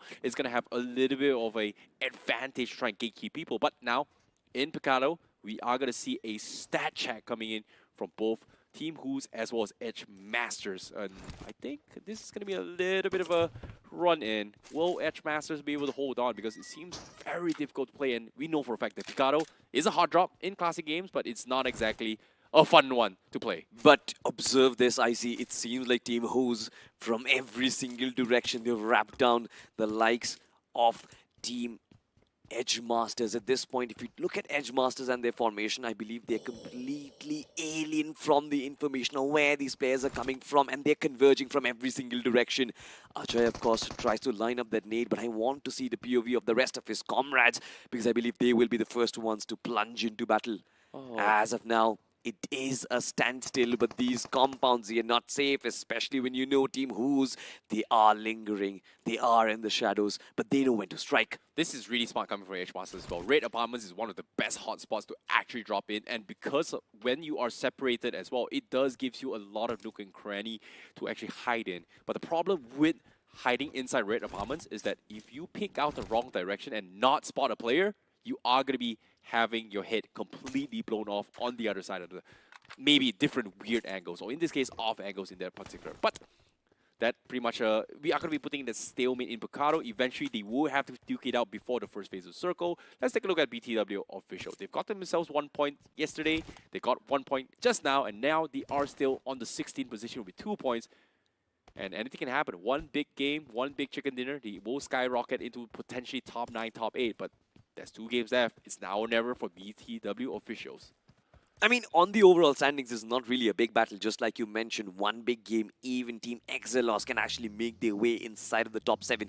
Look at that massive difference. Look at the DOA status, ladies and gentlemen. You've got Quark sitting at 32 points, but then SGE, right from the get-go itself, there is a massive, massive difference of 14 points right in between. Who's the player to watch out? It is going to be Sarzalai.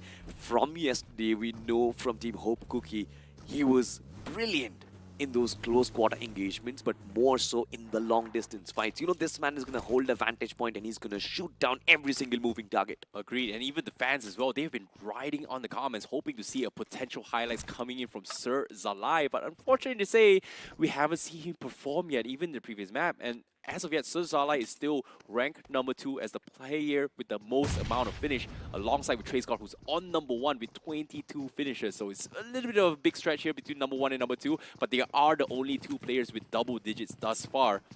But now, as the calm before the storm, the fight is about to begin. Edge Masters decide to go on the hunt, and Team Who's now, so her boy, pretty much stuck on top of the roof. And this is okay, because the moment he try to climb out towards the vantage point, Team Who's will have the rest of his members spot out the members coming from Edge Masters. So it all comes down to a game of chicken once more. I don't understand that smoke though, to be honest, because that denies line of fire from Ajay itself. I believe whose position could have actually been the only way that lone survivor Zeher boy is going to find some sort of trade potential. Team Edge Masters is just like you mentioned, climbing up those stairs is going to be extremely risky. But it seems like tables have turned for a while, I see, because you know it was Team Edge Masters who were cornered down by Team Who's. But as of now, it seems like it's Team Edge Masters who have found one lone survivor and wants to pick off that little piece. But ladies and gentlemen, talking about a little piece, there is not a little, but in fact a mammoth battery of 6,000 milliamp hours inside of this realme P3 Pro 5G. And not only that, of course, you get the segment's more stable 90 FPS performance. So what are you waiting for? Use that to your advantage, use it in your games, and potentially you also will be participating in the next iteration of BGIS, potentially 2026, I see. Yep, in this case, Slam God Esports were on the borderlines on 7th position from yesterday. They wowed us in their performance in the debut match in the first game. They were very good at third-partying people. They are known as Slam Gods for a reason. They will slam you when you least expect it, and it is gonna hurt. But in this case, today's slamming hasn't gone in their way. Rishi has been popping off some insane shots. Earlier just now, in the map with Sanhok, they were able to get like a 300-meter headshot with just red dots and hollow. And that's something that's really impressive to do. But majority of the teams, majority of the players that we've seen so far inside of round 2, they've had the mechanical skill set. In fact, like you love to describe, right, the micros and the macros, it seems like the macros, for some teams, it's actually easier, but when it comes to the micros, they kind of falter. For this team, it's actually vice versa. agreed. And at the same time, WSB macro may be great. Unfortunately, not enough micro to get them past round 3. They have been eliminated in round 2. Sorry to say, WSB. All grind fans. Too bad. I mean, it's kind of like a reality check, and I believe it is very important in every single athlete's life. You have to go past that. But talking about the circle, it seems like majority of the migration has already begun. You've got Royal Emperors on the move, Victors on the last one. But from the bottom of the charts, it's Team BTW official, not just vying with the circle, they're also backing against Team Lucifer. Shots being fired, connections being found, but the target manages to escape. Next step, what is it going to be, BTW official? Are they going to go in for the chase, or are they going to try a different form of rotation, maybe a different route? Because look at that, right along the edge lines, even Wildfangs, they are migrating as well. Agreed, but based on the zone itself, they may be migrating. Lucifer and BTW has had that run in for the longest of time, but look at the zone! Oh boy, it is going to close even further far east. A lot of these teams, they need to make it fast. And guess what? On the screen on the right side as well, Edge Masters and Team Who's, they're finally going to collapse. They have to do it as well. Team Who seems to be on the upper edge. Shotgun doesn't seem to connect, but the jump shot from Omar will get the knock, and that's going to be the opening. But is it going to be enough? They have wasted so much time. They may have gotten 2 knocks, but where's the confirmation from Team Who's? Edge Masters, they're still stuck inside this apartment. Yeah, I believe it's all about finding the right timing for Team Who's. They're waiting for the spot. They want Team Edge Masters to struggle, to strangle because of the blue zone. And I believe it is going to kind of help them, because it was Team Who's who had actually done majority of their loot. They are stacked up with those resources. Playzone is going to bite through Nova, and now it's down to Xylu as well as Garuda to try and hold out Edge Master. I love this team so far, but it seems like they are falling, but slowly and steadily they are crawling their way back up. It's the first knock that has been found, but will the rest of the players from Team Who's join the party? That is the question. They have to push this fast as well. They don't really have a lot of mats to work with. Edge Masters, look at them, desperation, making a lot of noise, but Team Who's, they've got the time to work with. They've got so much time, they've got the mats, and now Edge Masters, they have to do it now or never, because slowly but surely, the healths are dropping really low, and Team Who's, they get the full reset. They need mats. Garuda is now or never. Garuda wants to make it. Parker moves are there. Shotgun at close range, but he gets found out and he gets shot down. Beautiful stuff. Team Edge Masters, they fall yet again, and now it's all down to Xylu. One man against an army, especially the way Team Who's, they're playing it so disciplined. It's exceedingly difficult to go in for a 1v4. Well, here comes the complete flush. Xylu all by himself. They know for a fact that he is up here and he is stuck. He's got the M249. He can go brah, but 54 bullets and 4 players, no mats. He's got to make every single shot happen in headshots. And with that being said, he's got a very nice off angle. Team Who's going to be going for the second heals one more time. But it is stage 2. The circle's so far away. Ay. Ajay down to his last first aid kit as well. Edge Masters, they're actually bleeding out. They do not have any healing utility whatsoever. No. This man, he's what gone. will He's he done. be able to pull off? Xylu. There's barely any HP left, barely any healing utilities left. No. He's banking on the fact that he might get that one elimination point before he dies out. But Team Who's, they played it to perfection.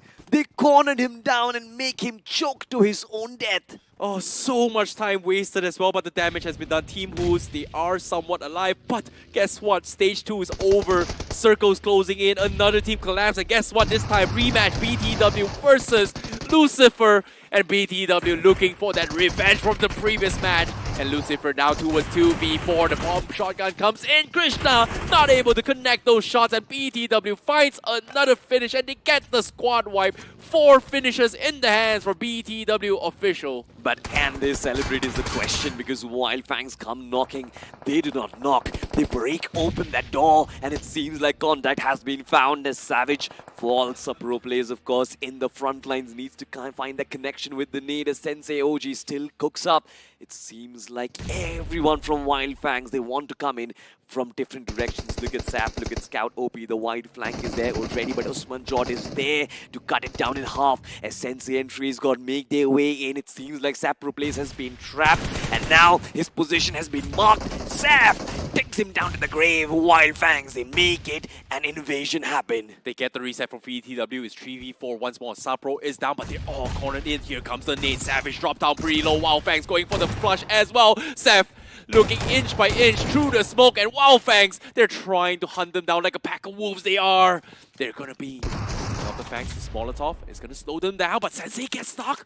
But at the same time, it doesn't matter. BTW, they're done for. Wildfangs did it so quickly.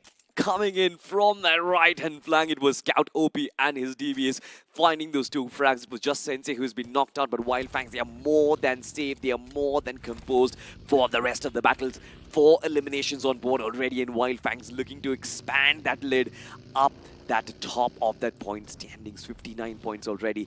I love the way Wildfangs executed it. Their conversions and their invasions into compounds and warehouses, it's extremely clean. But look at this. This rotation was not clean at all. Team Boost just whizzed past Team Blasty. But Team Blasty, I believe they managed to find that one connection. One of their players has been found. Hey man, Team Who's, they've got no options. Look at their health. They don't really have meds. They're just running in. They're stage 3. They need to keep running. Team Blasty is going to try and chase them off, but can they find some sanctuary? Can they run?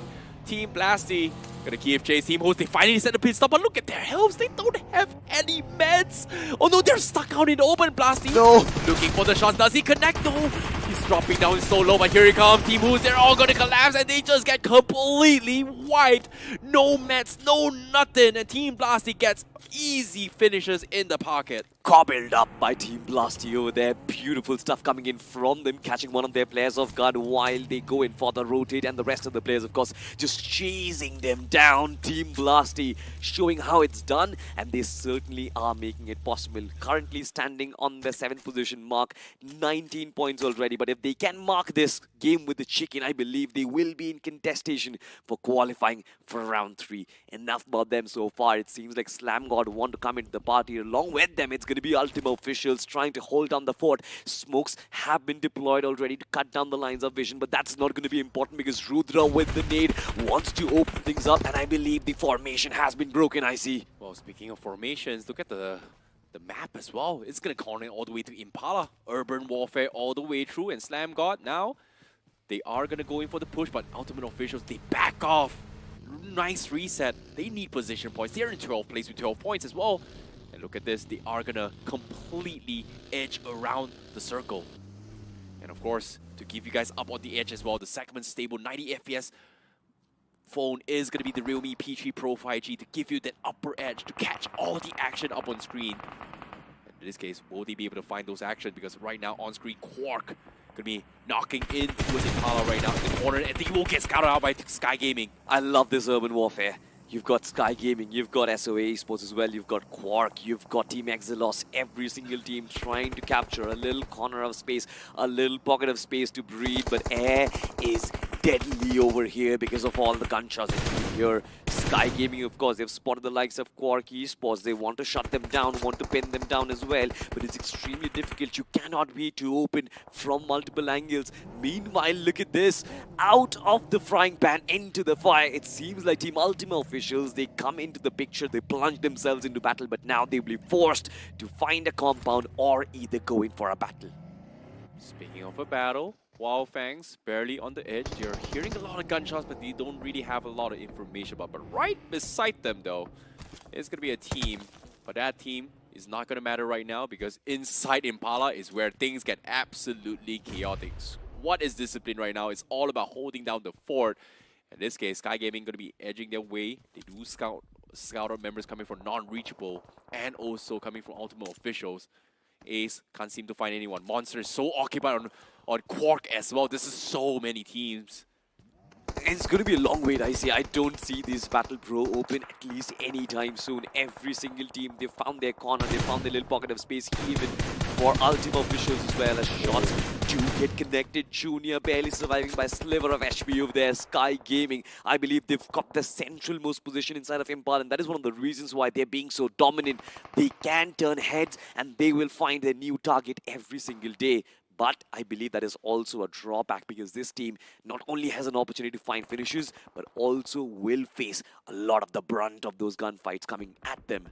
Well, speaking of the fight here, Sky Gaming, they had the biggest space, but they're so spread out that it's so nearly impossible to pick up Monster IGL as of yet. And Quark, they're realizing this, and they're going to try and take space away from Sky. Love this. Because of they did not see any kind of rotations. They are going to try and get some resources themselves, but they can't seem to find him. They hear footsteps, but where is he? He needs those loots, but seems to me Sky is not going to give it easy towards Quark Esports. He's going to crawl outside. He will eventually die and bleed out, but he's not going to give free loot to anyone who's trying to make a pass inside this urban warfare. And guess what, Salty? 5 seconds left. This urban warfare is about to collapse as well. True that. I want to see where the circle goes, to be honest. It does come in towards the center of Impala, yet again making it easier for Sky Gaming as well as Quark to maintain that run of domination. But I'm loving what Quark Esports are doing, because as soon as they saw that opportunity to get that compound for themselves, they stole it from the grasp of Sky Gaming, and that is exactly what you want, right? You get these small windows and you have to capitalize and expand your map control. Elsewhere inside the PIP, have a look at this, Team Hope Cookie. It seems like their cookie is going to crumble, because these players, they are being peppered down. The US probably is not going to survive for long, but it seems like they're going to head straight inside of another team, and that is going to be Team Neck not reachable. All of their players do manage to fall, but it's still Stark standing tall, and he's delivered the death blow, I believe. The damage has been done for Hoop Cookie as well. They have no way in. The north side is so congested. And guess what? In the south side, we have Wildfangs just absolutely controlling the southern region of this circle. They know all the gunfights are inside the city square, and that's a good information for them. Meanwhile, not reachable. We've got Stud pretty much in a very, very awkward position. But as soon as I say these Wildfangs, they get completely dived on. Team Blaster, they were able to see two random people out in the open. They could immediately went in for the rush, and Wildfangs just lose two of the star players. The split did not pay off for Wildfangs. They suffer the consequences now. It's just Saf and Sensei who are still surviving, but will this experienced lad be able to avenge for his fallen comrades?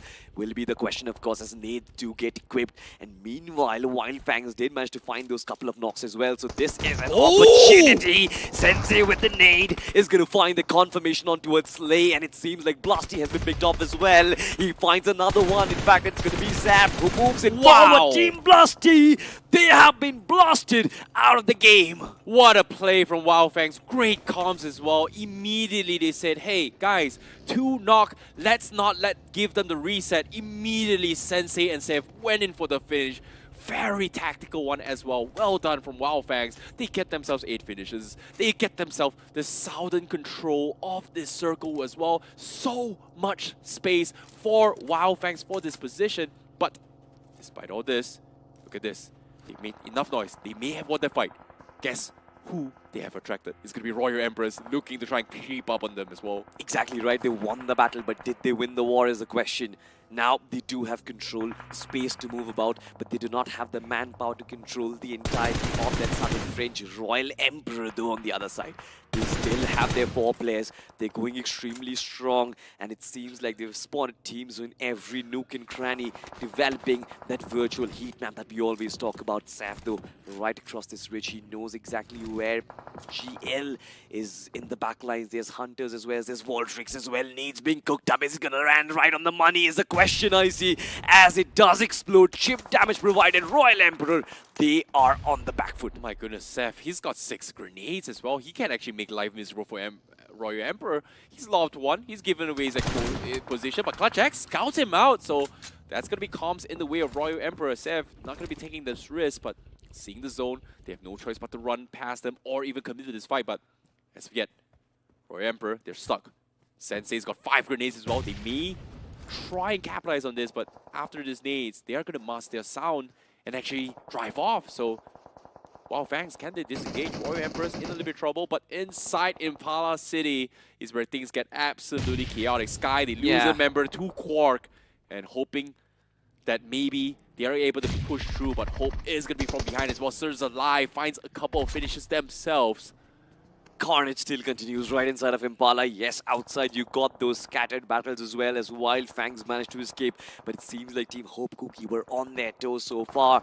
Like you said, they've lost the likes of Ryan, they've lost the likes of Kingpin as well. But Sarzala and Son Mars, these two talismanic duo, they've been the player whose partnership has given so many points, so many frags for Team Hope Cookie. They need that once again, but they're barely outside the circle. 70 meters will feel like a lot, especially since they will have to go through multiple teams at once, multitudes of teams at once. There's Sky Gaming, there is Not Reachable, there's Quark, there's SOA. How many teams will you handle? But on the upper edge, on the high turfs, of course, there's another battle that is brewing out. It's Team Wild Tempest who bring down the storm on Team Slam God Esports. That's the city battle, that's the hill battle. And in this case, Wild Tempest has to overcome this so that they can have height superiority. In this case, Amit, he's got one knock. And guess what? SGE is going to back off. And Wild Tempest, they're going to be holding so much space from the east side as well. And every single team who's running out open in the city for Impala is going to be up for grabs for them as long as they hold down the fort. It seems like the circle has actually ditched everyone who were in the city. Right now, if we actually pull up the circle, you will find that majority of that urban warfare, there's a situation of panic over there. Everybody wants to finish it as soon as possible and wants to run into the open lands, but they will get denied. Only a fraction of the teams will make it inside, and this is what trembles me. This is what makes me shake at this point.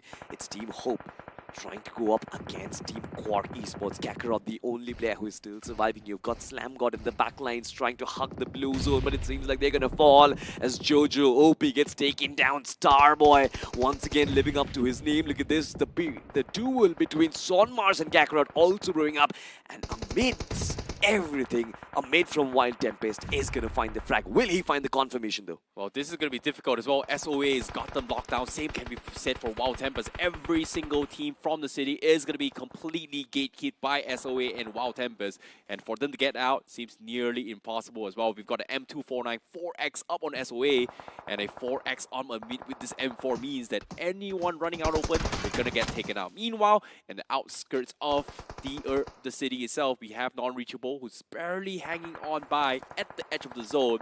We'll have a run-in with Ultima Officials. Very surprising that actually Ultima Officials have survived so long. We thought that a while as soon as, in fact, they were entering the lands of Impala, I thought they will get demolished. But managing to escape through all that commotion, they are still surviving. But one of their players I can see is on their knees currently. Should provide the opportunity for Non-Reachable to actually try and cover up the distance. But it seems like retaliation fire from Ultima Officials. It's too good. Immortal with those shots who will land those connections. Cloud is almost surviving by a sliver of HP. But none of these teams are safe. I see both of them will have to enter the circle. And it's just 20 seconds before the blue zone converges. Exactly. They don't have ammunition as well. Start is going to be dropping a couple of nades to try and scare him off.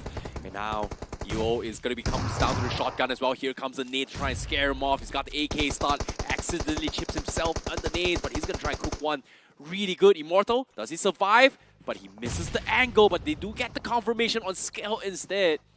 Ultimate Official is going to try and push past through, and Junior finds the pick on Stud. You need to wield your weapon in that situation. He just landed in 3 nades back to back. You have to expect a retaliation coming through. Ultimate Officials just finding that target, finding the timing themselves. Stud is going to bite the dust. That is all that she wrote for him. But for Not Reachable, there's still one man trying to hold down the mantle, but he's nowhere close. He needs to travel those 60 meters, and I believe it's going to be deadly. And I believe as soon as he steps out, there's going to be a lot of fire. Still manages to survive. I'm not sure how. Meanwhile, in the distance, it's a Wild Tempest and SOE duking it out against each other. Yo, Cloud God, how are you still alive? You're running out in the open in the road as well. No one sees him. How is this possible?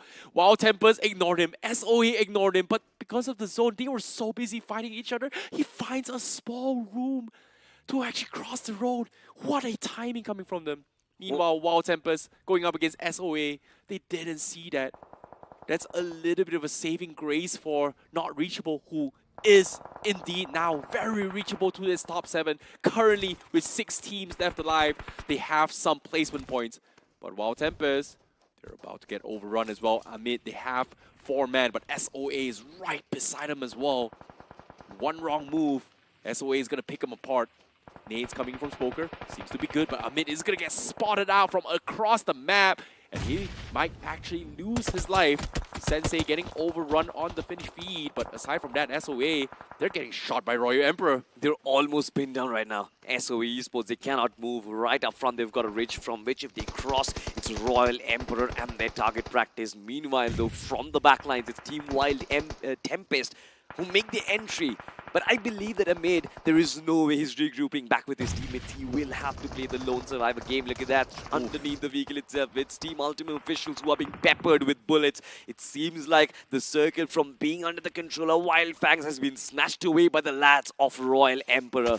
But are they checking their backlines? Because from the backlines, it's going to be Sav. He's going to destroy them. Finds 2 knocks, finds 1 connection. Royal Emperor's royalty is starting to crumble. What a spoiler from Sav from outside the zone. No, he's not even inside the zone yet. He's still right at the edge of the corner. He finds 2 picks, and now Royal Emperor is going to focus on him. Sav, he's got 3 first aid. He's going to run out and open. Hunter's going to spot him. Does he get the pixel shot? He's bobbing and weaving, but eventually he will fall. Royal Emperor not too happy about what Wildfangs did. They lose 2, but they still somehow hold on. Royal Emperor now part of the top 4. They certainly hold on the fort, but now controlling the circle will be extremely difficult. Wild Tempest, they've got their positions already, but a couple of their players have actually been knocked out. Very important for them to win this fight against SOA, but Royal Emperor will try and capitalize on this. The nade from Smoker was brilliant, but he gets instantly traded out as Clutchex from the backlines from Royal Emperor will try and assist the likes of Wild Tempest.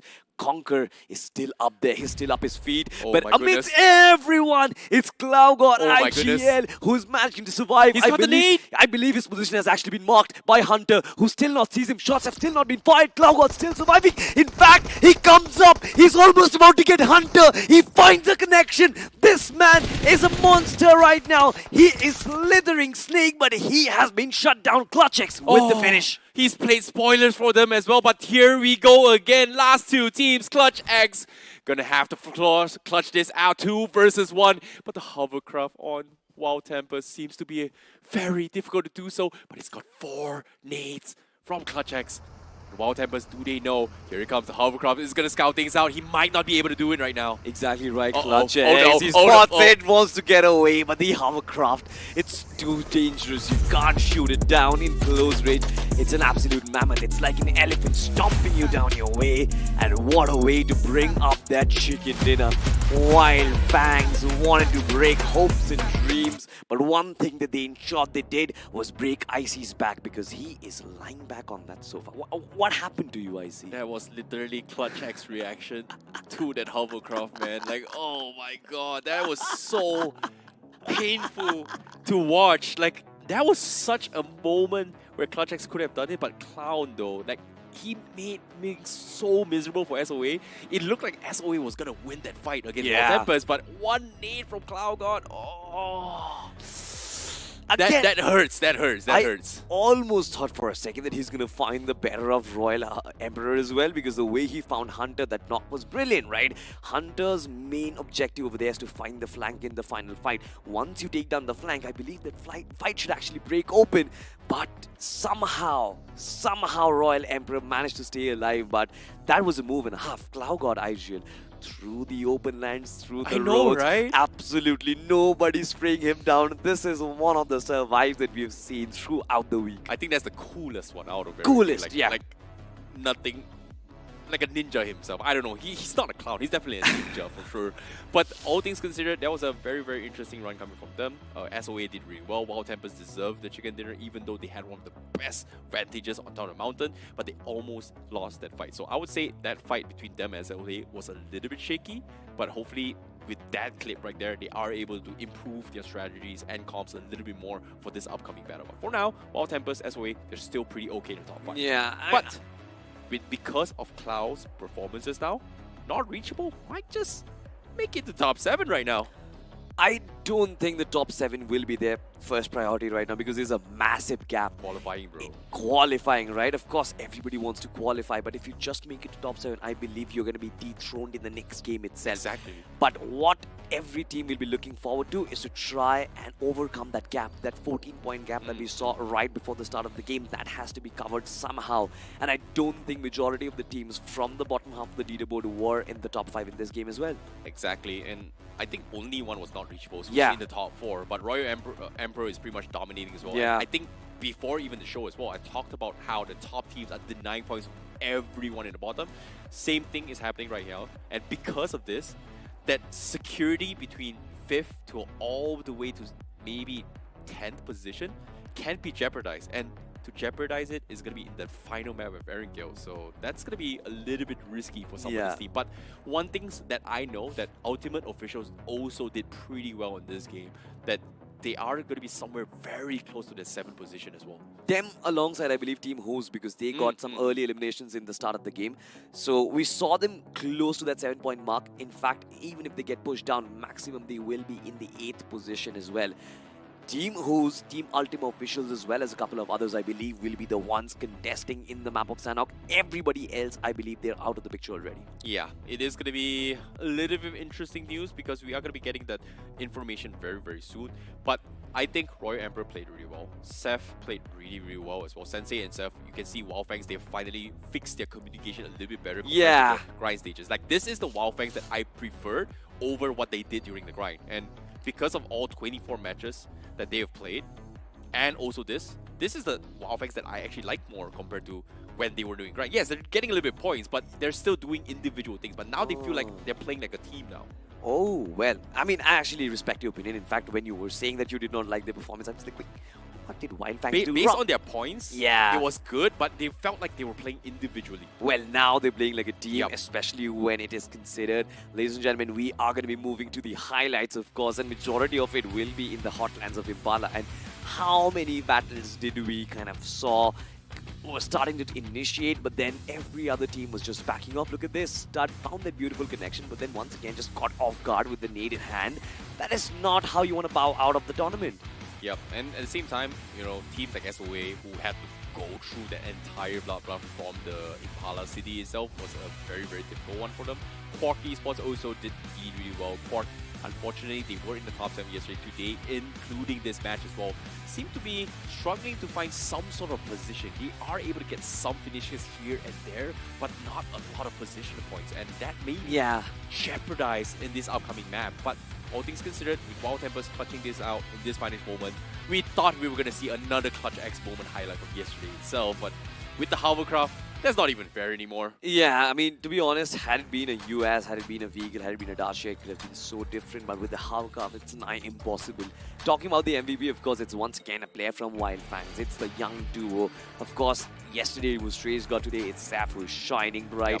Last game he had got 4 frags, this game he's got 6, 10 eliminations in total, 1300 points of damage. That is a lot, to be honest. But if you look at the rest of the 4, you've got the likes of Starboy, Mid, Stud, and Cloud Igel. Agreed, Cloud did really, really well for non-reachables here. Hopefully it is going to be enough to actually get them some points. Stud did really well. And Mid, obviously, Wild Tempers, they are going to be the teams that actually did it. But for personally, I feel like Seth is the reason why Royal Emperor wasn't able to get a chicken dinner, because he played Spoil Sports for Royal Emperor with the 2 finishes before he actually went down. Why not? Even Royal Emperors were the one who actually came to try and get those eliminations against Wildfangs. So it was revenge taken, revenge well done. Well, to be honest, we will be waiting for the point standings and the overall standings, of course. But before the start of the game, we mentioned it. There was only one spot inside of the top 7 which was still left to be contested, right? That was the 7th position. Everyone from that 6 to the number 2 position were way beyond. There was a 14-point gap. I believe that gap still remains icy, and to cover that on the map of Sanhok will be very difficult. Oh, it is going to be tough as well, especially in this final map in Erangel itself. It feels like that is going to be the map where tactical plays play a huge factor, skill plays a huge factor, discipline plays a huge factor. So that is going to be all skills. And in this case, here's some numbers for you guys for that match, because that was very, very difficult to play, to be honest. And look at this, 11 grenade finishes, we've got 4 vehicle finishes, we've got 147 spokes. Everything was used to try to get every single nook and cranny to actually inch way into this zone, and that was not exactly easy to do. We haven't seen this combo for a while, no? 4 vehicle eliminations plus 11 grenade eliminations. In total, it's almost about 10,000 points of HP being healed up as well. So numbers ranked up pretty high in that one. Talking about the point standings though, Wild Tempest narrowly margining ahead of SOA so far at 16 total points that they have secured. A lot of damage, to be honest, but SOA with 14, Wild Fangs with 12, Royal Emperor with 11. All 4 of these teams, we knew they were safe already. Not reachable, but the only one who can potentially uplift their position, even Team Blasty as a matter of fact. But I believe they needed a lot more than just 10 and 6 points respectively. Exactly, and even the bottom, we saw BTW official finally have a little bit of better performance today with 4 points. Slam God Esports still 3 points. Team Cookie is also 3 points. And all these teams in the bottom seems to be nearly impossible to actually break past the top 7 here, because the gatekeepers of that final slot is actually none other than Slam God Esports. Yeah. And now I'm curious, are they able to hold on to that spot right now? Because on the screen, we are going to be seeing the overall standings and who is going to be the gatekeepers. And as you can see, yep, they are still the gatekeepers, but Team Blasty is very, very close. Wow, this is too close for comfort, to be honest. Quark Esports sitting comfortably at 36 point mark, 15 points separating them between Slam God Esports and Team Blast's position. They are tied up at 21 points, which means, you know it, the cutoff for round 3, it's going to be extremely dicey. Wild Fangs, Royal Emperor, Wild Tempest, SOA, they're going to sit comfortably at the top beyond 50 points. I believe this is probably the first group where 4 teams have gone past the 40 point mark. Look at that, not reachable as well. 20 points, 1 point shy of qualifying or at least being in the top 7. Or in this case, not reachable. Team Who's, Lucifer Esports and Ultima Officials is still able to contest for that final slot. But it's got to be a very, very big game for them. So I would say they're not completely out yet. Anything is possible. But the teams in the top, like you said as well, everyone's about past the 40 points. Seems to be very, very insane, to be honest. Like, I wasn't expecting it to be this close. And to top it off, 5 chicken dinners in 5 different maps. All of them are in the top 6. And the only one without a chicken dinner is Wild Fangs on top. And I have a feeling Wild Fangs is going to get the final chicken dinner in the game. Just to make it really nice on the score. That is a mic drop statement, ladies and gentlemen. Note it down somewhere because it might come in your UBS examinations as well. Wild Fangs, they should be getting that final chicken dinner of the day. But I believe it is going to be somebody else who will potentially mark the exit with a chicken and try and qualify. Why not Team Exelos? They are sitting at possibly the 10th or the 11th position. They only have 10 points. How about a chicken dinner with 20 plus points and just break open the top 7? Hopefully we see them qualify, but that happens after a very short break. We'll come back with the map of Erangel. Temperatures high, but it make way. I came here to slay, Let's go.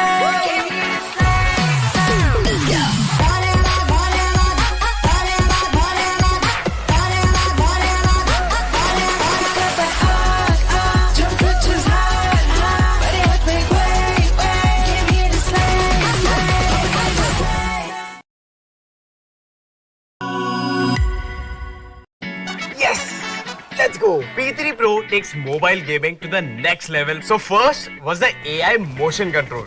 आपके movements को game के साथ sink कर देता है. AI ultra touch control आपके finger movements को track करके टच कंट्रोल को लाइटिंग फास्ट और लैग फ्री बना देता है. मतलब बटरी स्मूथ गेम प्ले जो हर गेमर का ड्रीम होता है यार. तो P3 Pro is the choice.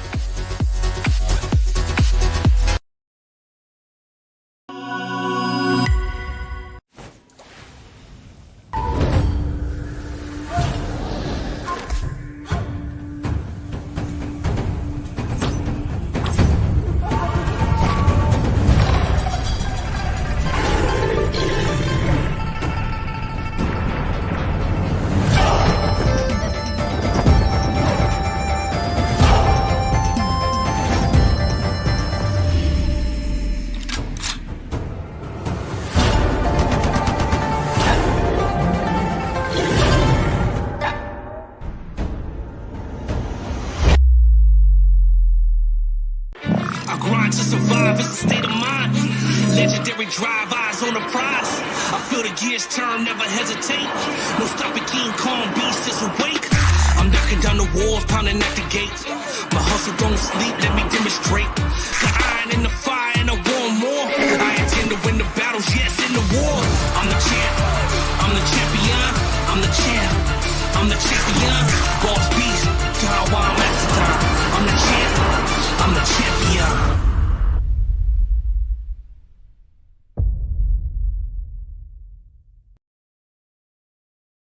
Welcome back, ladies and gentlemen, to the realme BGIS 2025 round 2. And joining me alongside the panel, of course, it's going to be Crips for the final map of the day. It is going to be the map of Erangel. And what a group, Crips, it's turning out to be so far, because I believe majority of the ones we've seen, a couple of teams absolutely dominating at the top, at the number 1 and at the number 2 spot. We just saw ahead of today as well.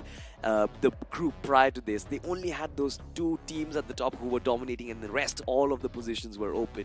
Here, there's a different story altogether. Just one team who is just hanging by a single thread. Yeah, I mean, even though there are the 2 top teams like Wildfangs and Royal Emperors, and even though they are outperforming everybody else, there's still a massive gap between the teams who have a chance to qualify. Like, at the 6th spot, you have Quark Esports, who have 36, but then there's a massive difference between them and the 7th position team, 21 points. And then below that, they just separated by 1 point each, right? So those guys are in a lot of danger. They will qualify by the skin of their teeth. And that's way too uncomfortable of a position to be in. If you guys want to secure your positions with a good margin and not have to rely on those uncomfortable, very awkward, very nerve-wracking singular points, make sure that you get the best device, which will push you all the way over the edge and straight into the finals. Yes, ladies and gentlemen, it's this device. None other than the realme P3 Pro 5G. It's got the best in-segment 90 FPS gameplay and a Titan 6000 mAh battery. It will keep you going for days. Going for days, but now it seems like it's going to be one last dance for everybody, including this group as well. Like you mentioned, they're barely separated by 1 point each. I still remember it was Team Exelos who were sitting at about the 12th or the 11th position with 10 points, right? Now they're nowhere close. They are nowhere close for sure, but if it's just 11 points separating them from the 7th position, do you think they're completely out of the picture? Mathematically, I don't think so. There's still a possibility, one big chicken, and we know that the map of Erangel is something which majority of these undergods are very comfortable playing in. So I believe there's going to be a chance, and why not have a tinge of positivity? Because we've seen how Wild Tempest, how SOA, how Royal Emperor have been destroying the lobby in this one. My question is, of course, teams at the 7th spot, what do? Do you go in for the drop clashes, or do you try and remain safe? Because either way, I see a big axe line for you. Yeah, no. So this is the stark difference between the previous group and this group, right? In the previous group, all the teams from the 6th to the 11th position were surviving on placement points. Yeah. Here, everybody is dominating because they have finish points. So I think this group is way more aggressive. You do what's working for you. You go in hardcore, go in for all the finishes, and leave no stone unturned. One last game, ladies and gentlemen. Let's hop into Erangel. Let's see who qualifies.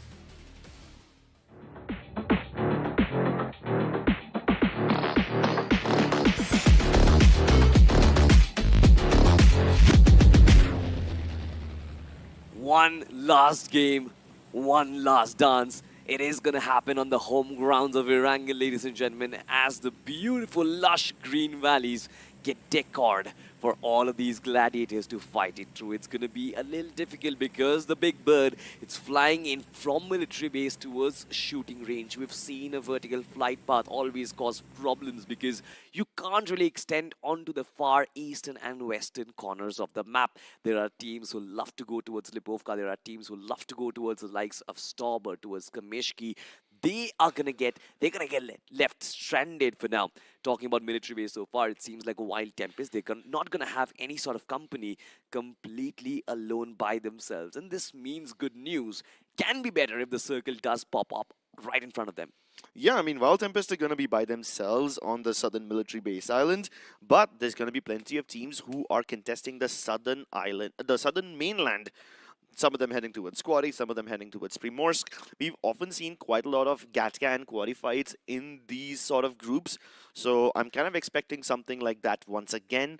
I'm actually kind of disappointed that Pochinki is uninhabited. I was really hoping somebody would drop Clash over there, but I guess we'll just have to find our entertainment from somewhere else. I mean, I don't mind. Puchinki has been uncontested for a while, though. It's been a long time we've seen those Puchinki clashes, but right at the get-go, it's Quarky Spots. They find themselves a vehicle, and Kakarot needs only that. He's gonna find CloudGod IGL, whose shenanigans in the map of Miramar were actually forgiven. He was out in the open, on the road, and nobody was marking him down. Here in this map of Erangel, he gets shut down, the first player to bite the dust. Yep, and just like that, not reachable, lose 2 of their teammates, and they lose them both to different teams. Wow. So SOA gets 1 point, Quarky Sports get 1 point, divided by their own teams, united by their effort to eliminate not reachable. Oh, I thought you were going to say united by but never mind, look at that! It's a head-on collision between Wildfangs and BDW Official. The stretches, the far extremes of the point standings. Wildfangs right at the top, BDW right at the bottom, and it is very comfortable for us to find out who won that duel, right? Yeah, this was a titan fight, a boss battle for the likes of BTW. There was no way they were winning against Wildfangs. Now, in the last game of the previous group, we witnessed something absolutely over the top. We witnessed carnage. Sour Esports dominating the entire lobby, getting yet another chicken dinner, which, let's be honest, they did not really need. Yeah. Now, will Wildfangs finally get 1 chicken dinner? They've been dominating, right? And yeah, they've already pretty much qualified. We all know that. There's no suspense over there. There's no build-up. But just to prove a point, just for the sake of it, do you think they can get a chicken dinner?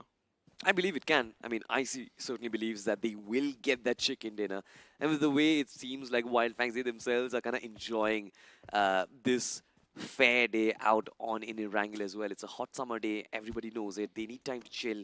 And they certainly are chilling. But in spite of chilling, they've gotten themselves 2 very good frags against BDW Official. Did Savage just stun nade himself? Yeah, he didn't need it for the further round. So he's like, why not just get myself a flash of light?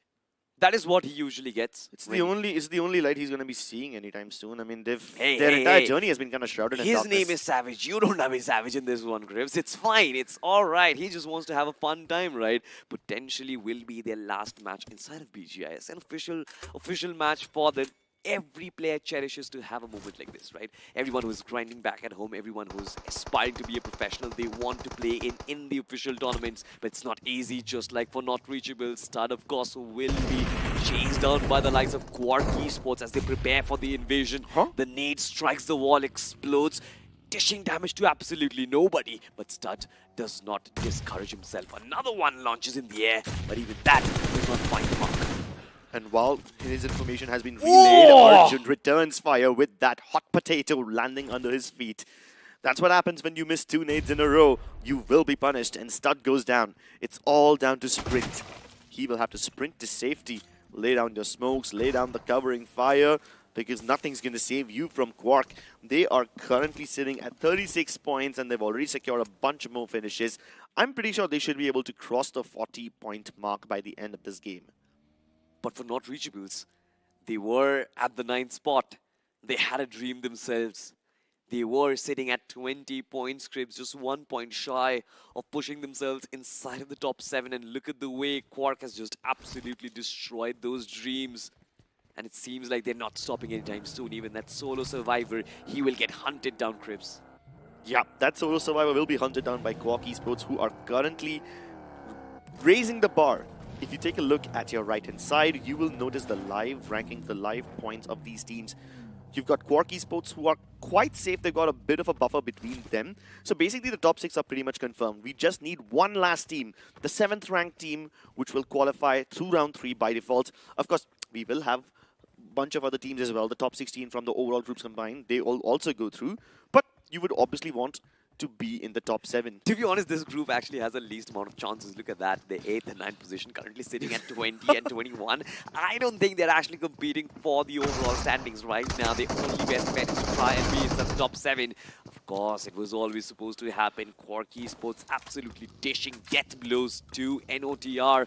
Not reachables, certainly unreachable, at least in this map. They are out of signal. Yeah, I don't think they will be reaching the next round as well. Not enough buffer between them and the 7th ranked team.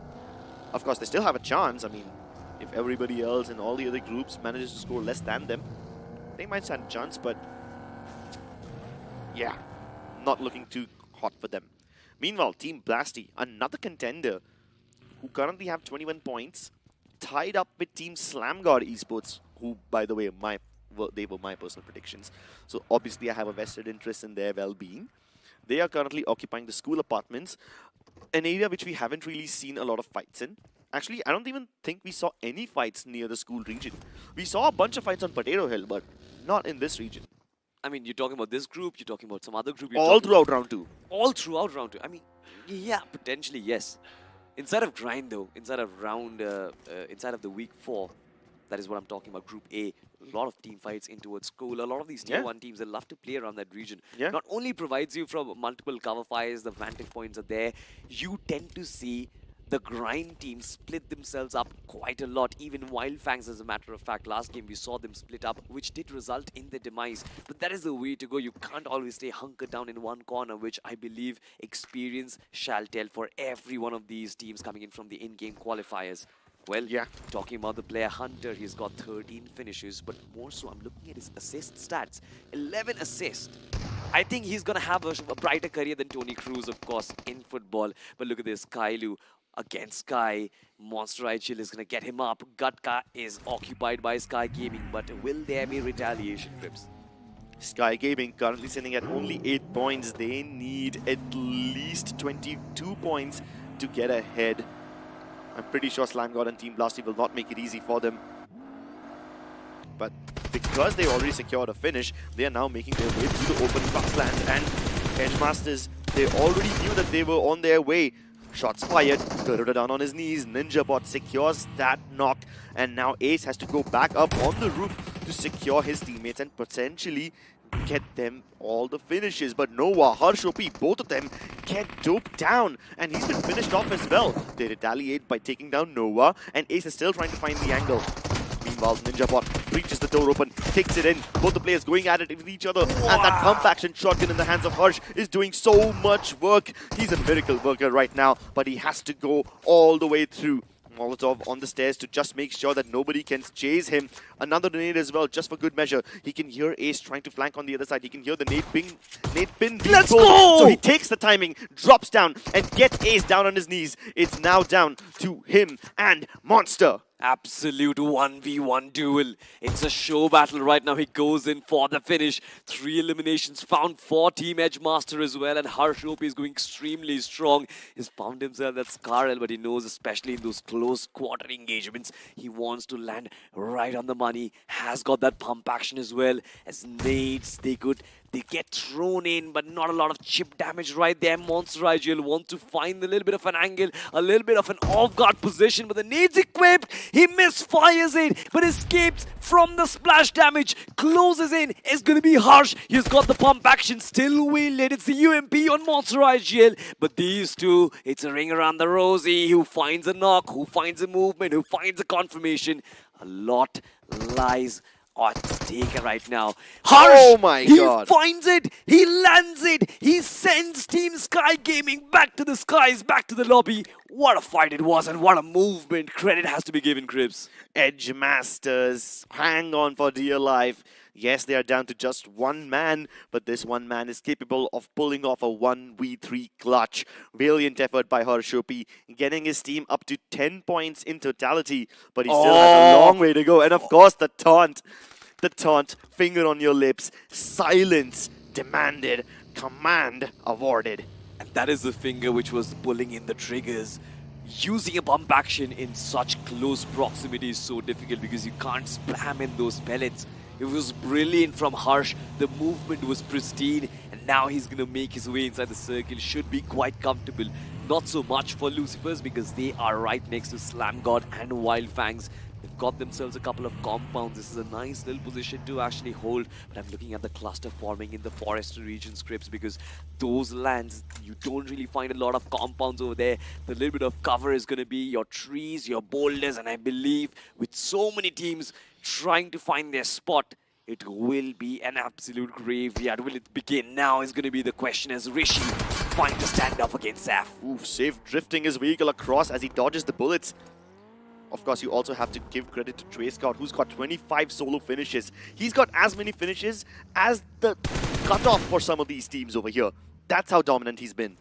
We're talking about domination. It seems like Sam wants to dominate against Slam God Esports. Fraggle OG, for some reason, took a pit stop over there, which certainly was not paying off. And now Wild Fangs, they are on the chase. It's going to be Scout, it's going to be Sensei. Brothers in two, and they wrap around him. They go ring around the rosy, and the shots get fired. Beautiful stuff from Wild Fangs. They get another finish on board. 2 finishes secured. Third one on board. Will the final one come through against Slam God? This is like an action movie. Wild Fangs are going absolutely berserk in their vehicles, raining fire upon anyone who's been unfortunate enough to land in their field of vision.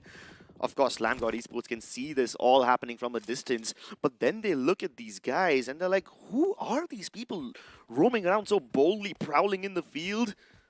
We don't want to mess with such a bold team. And when they see the name up on the finish feed, they mark their position and they avoid them.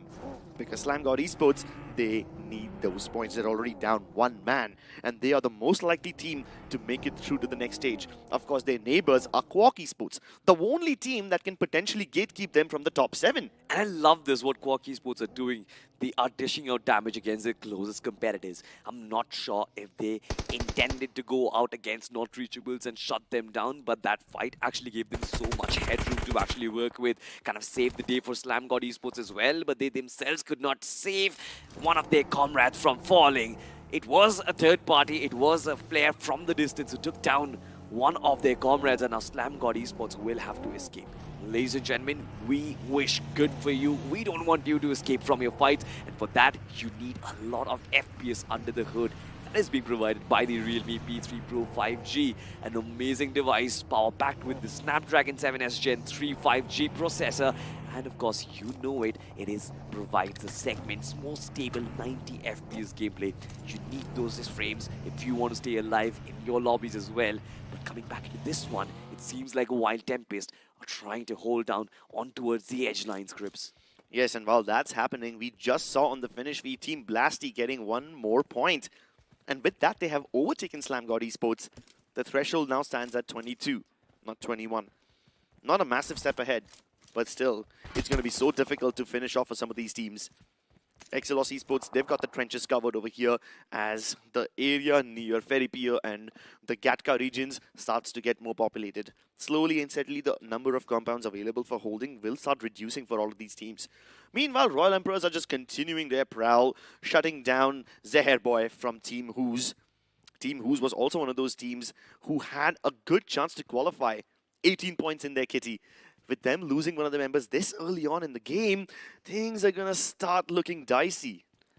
I mean, I'm just looking at positions from 7th to 12th right now. You've got 22 points, you've got 16 all-ultimate officials as well. Look at that. Team Blasty, they've got one of their players from Slam God Esports, Rishi, quite close by, so that can be a mammoth task for them to take out. Slam God Esports, they're surviving with 2 players. Should not be very comfortable for them against Team Blasty right now. Yeah, and those 2 players are very split apart from each other. Rishi is extremely close to Team Blasty. And guess what? These 2 teams are separated by just 1 point. Yeah.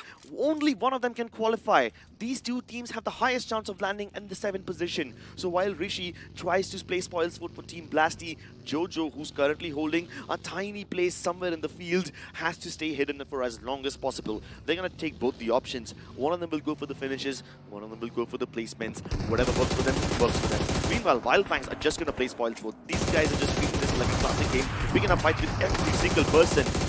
Drive-by is completed by Scout as Sensei marks the drift. Praise God coming in from behind. He should be able to run over his opposition and get a couple more finishes in the bag. This has to be named the Gangsta Duo, to be honest, Sensei and Scout. The drive-bys that they are pulling off, it seems like it's not Erangel, it's the streets of Detroit at this point. The Wild Fangs, they are going hot. I love the way they are progressing inside of the circle. They do not even want to enter it from this point on. It's just stage 4. They're playing it from the outskirts, taking down every single one of those outliers who are struggling already, and they are capitalizing against them to get those elimination points on board. A great tactic deployed by the IGL, the man, the myth, Sensei. But on the other side, it's Team Hose. And for them, this battle is extremely important. It's Team Hose versus Team Blasty. It's 18 points against 22. And Team Blasty, they want to create the confusion. But Amar is the first one who falls scripts. Are you ready for this battle? Because this might decide who's going to qualify. The fate of their entire qualifying run lands right in the lap of this fight. Way too much at stake as Amar bites the dust. Meanwhile, his teammates have abandoned him. The rest of the members of Team Who's are nowhere to be found as they are reduced to a two-man lineup. You can see Shanu and Ajay driving off into the distance, hoping to find a safe space to call home, but there is no place left to hide, no place left to run. You can only stand your ground and fight. It is the nerves, Cribs. It is the nerves for Team Who's right now. Their main priority at this point is to try and save their lives, their dear lives. Look at this, though, from the backlines, Wild Tempest. They take down the Franks, and one of them has been chopped off. It is Sensei who falls. Even Scout will be quite low in terms of HP. Vampy and Conquer as well as a mid. They want to charge in against this lad, but Scout finds a connection with that S12K. This man is still going in strong. 4 eliminations already for Scout OP, and he's the only survivor from Wild Fangs who's carrying the mantle right now. Wild Tempest, though, they still have Conqueror. They still have this lad, and he wants to shoot this hovercraft down, but Scout knows the HP is there. He wants to escape. He wants to go in for those position points, or will he decide to fight? Oh my god, am I just seeing this? Take a look at the finish feed. Team Blasty just got so many finishes onto Ultima officials. Team Blasty propelled themselves up at 27 points. Bridging the gap between them and Hope Cookie, who have already been eliminated. This could be a massive thing. Scout runs over Conqueror. He just lays down under the hovercraft. My goodness, that was a massive mistake. I don't know what just happened, right? I mean, Scout, with all the love that he had, that was like a slow and gradual way to finish off your opposition right there. He himself is going to bite the dust, but Exelos, they're coming in strong. It's the 11th point on board. They break open their mark, but Cribs, do they have enough in store to try and qualify? Will need a monumental performance from these lads. Ultima officials, we did not see that fight on the screen, but they might have just gifted the qualification slot to Team Blasty, who are now standing at 27 points. Slam God Esports, their chances looking even more and more bleak as they lose yet another member. This is very, very precarious for all of these teams. Well, talking about precarious right now, the circle at the dead center of absolute nothing. Team Who's at the center of the circle itself. They will find no compounds for themselves to house their 2 players, of course, but from their right-hand flank, there's Exelos, who have those sandbags to protect. As of now, we know it's Team Blasty with 6 eliminations, trying to take gradual steps towards qualification, and I love it. But ladies and gentlemen, next time when you also step into the battlegrounds, possibly in the era of next BGIS, I hope that you have a device as powerful as a Realme P3, because you're gonna need that juice under the hood. Coming back in the game, Cribs, Team Blasty, they have the Western Edge. Team Blasty on the Western Edge, currently under fire from SOA Esports, who, by the way, pose not a single threat to them. SOA are well above on the 3rd position. They are not in any danger, so they can afford to make some mistakes and go all in. If they can eliminate Team Blasty right here, the doors will open up for the likes of Team Slam God Esports. The fate of Slam God, surprisingly, lands in the hands of SOA. The nade goes through, connection onto Godex, and he's gonna be surviving by the skin of his teeth, but he just go down. Smoker 46 finally gets that knock. Another nade being cooked up as well. He tries to land it right on the money, but it misses by a bare margin. Team Blasty, if you look at their position, they are being cornered. The only thing that was saving them was those smokes, but you don't need to see your opposition dead in the eye when you can throw them out of their miseries. It's just one man who is still surviving. Smoker up against Slay. Smoker against Slay. Just a smoke screen separating the 2 of them, and he's been set on fire. Where there is smoke, there is always fire. And right now it's Slay who is rising the temperature of this lobby, but will finally go down to XOXO. Team Blasty will be finished off with 6 points, but they have a total of 28. Is that going to be enough? Do you think they will be able to make it through? The buffer between them and Team Slam God Esports currently stands at 5 points, and that's a massive difference for just a one-man team. True that, but there are certain teams. I'm looking at Exelos, I'm looking at Lucifer as well. 18 points and all 4 players surviving. If they can potentially get the chicken dinner, they will make life difficult for the lads of Team Blasty. Right now, look at Jun. The nades coming in from him. The artillery strike stands tall as Quark. They kind of bite the dust. A couple of their players fall, but it seems like they are also battling against these lads. Exelos Esports, they try to wrap them around. Lucifer in the corner as well. Look at those trajectories, even Anmol is not safe at all. Absolutely no place left to call safe in this zone.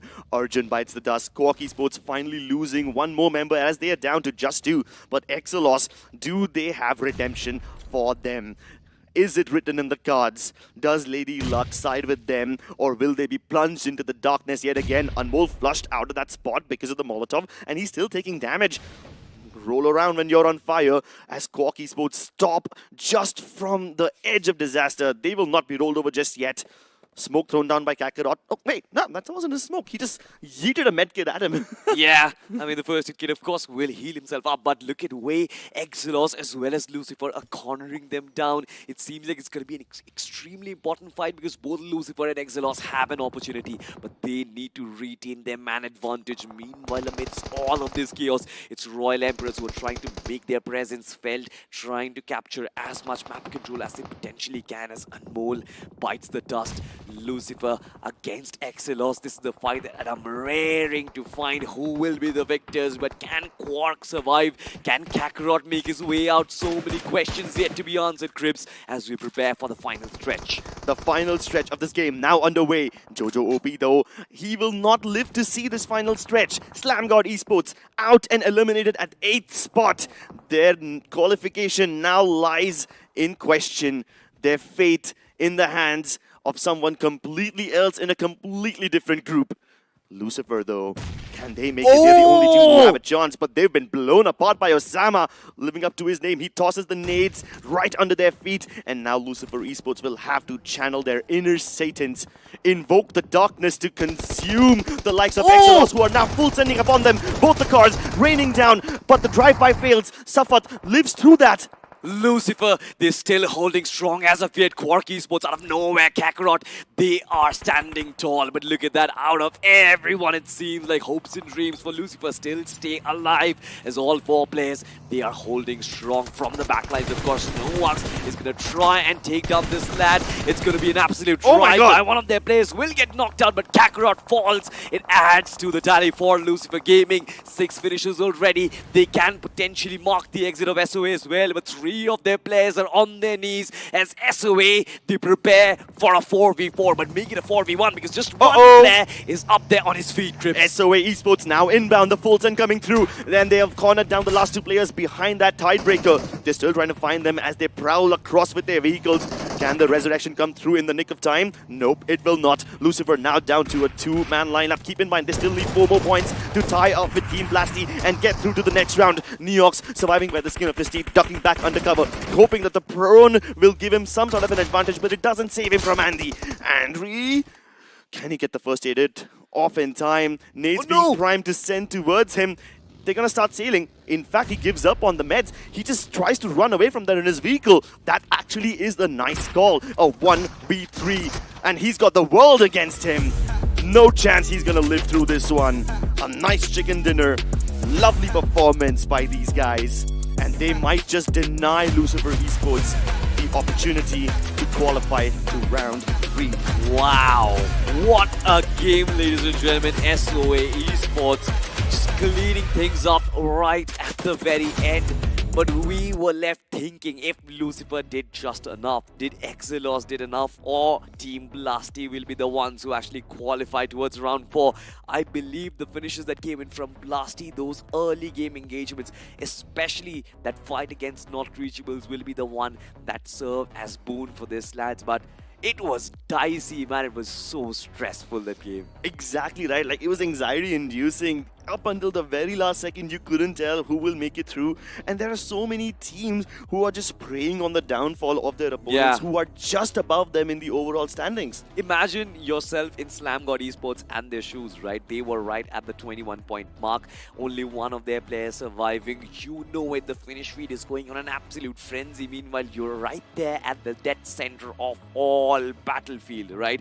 In the open, hoping that nobody spots you out and you can survive. Tied up at the 8th position at 21 points when Team Blast just break open the barriers. But I still feel Lucifer, they tried enough. They get themselves those 6 to 7 elimination points, which might actually bring them close, but still it seems like 28 is a little far away. I really wanted somebody else to get the chicken dinner, but these lads, the top 4, they're the bullies of this lobby at this point. Yeah, I mean, just because they've secured their positions, just because they are safe and they will go through to round 3, does not mean that they have to ruin the game for everyone else. You know? I mean, if you keep the teams from 6th to 9th position alive, it will keep things interesting even for us. Yeah, I mean, but again, I mean, who while playing on the battleground will think about us, right? We're just storytellers. We're mere storytellers and we bring the picture for you guys as well. But on a neutral perspective, I love the way that Team Blasty knew whom to target. I also believe Team Lucifer knew whom to target as well, as they targeted only those teams who were in the mid pack. And we know it, when you eliminate someone of direct competition, you're always going to have to find that advantage. And speaking of advantage, ladies and gentlemen, you know it, you know the drill. What gives you the advantage in a game of Battle Royale? This is a question, let me know in the chat. But if for those who do not know the answer, let me tell you, it is the realme P3 Pro 5G, an amazing device, budget friendly, and of course it is power packed with that Snapdragon 7S Gen 3 5G processor. You know it, the segment's most stable performance. So what are you waiting for? Go ahead to Flipkart and search realme P3 Pro 5G, and potentially you might be the one to get that lucky device for your set. But coming back to the conversation once again, Crips, now it's D-Day. It kind of feels like one of those occasions where I have to go with my mom to my school and wait for the report card. I never liked that experience. It was a pretty painful experience, to be honest. Nobody did. I was the talkative one. What were you? I was talkative, but I never got caught by my teachers. So the only time I would, fear for the report card was when there was a maths exam. Surprisingly, I did way more number crunching in this game than in my entirety of the school life. I was not only caught, but I was battered by my teachers as well. Never mind, ladies and gentlemen. I hope some of you actually share similar experiences. It kind of shapes you the way you are, and I feel like the amount of battering that the top 4 teams have actually done to the rest of the lobby, it'll shape the teams to who they will be in the future as well. Because I'm pretty sure you see these names, you remember them. The next time you come on this desk, maybe inside of BGIS 2026, or the next season this year itself, you're going to find these teams and you're going to see them in a different picture altogether. Yeah, in a different perspective, in a different light, you can see them. I really do hope that all the teams who don't make it through to the next round try again for the next round of BGIS as well, right? I mean, the fact that you got to round 2 itself is a pretty difficult task.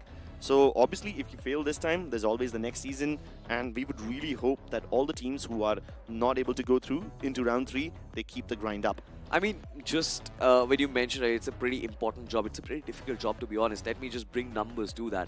So according to Crofton India Esports and the Insights, about 30,000 teams are actually registered to play for BGIS, only out of which 1,000 teams were selected from the in-game qualifiers. And then, of course, you beat all of them. You entered into the round of 512. Imagine you've done all the hard work, right? You are in the top 500 in the country itself. A little bit more, and you might actually be a land finalist in the future as well. But land finalists, it's still a distant journey, especially for all of us. Right now, we're going to be having a look at the highlights.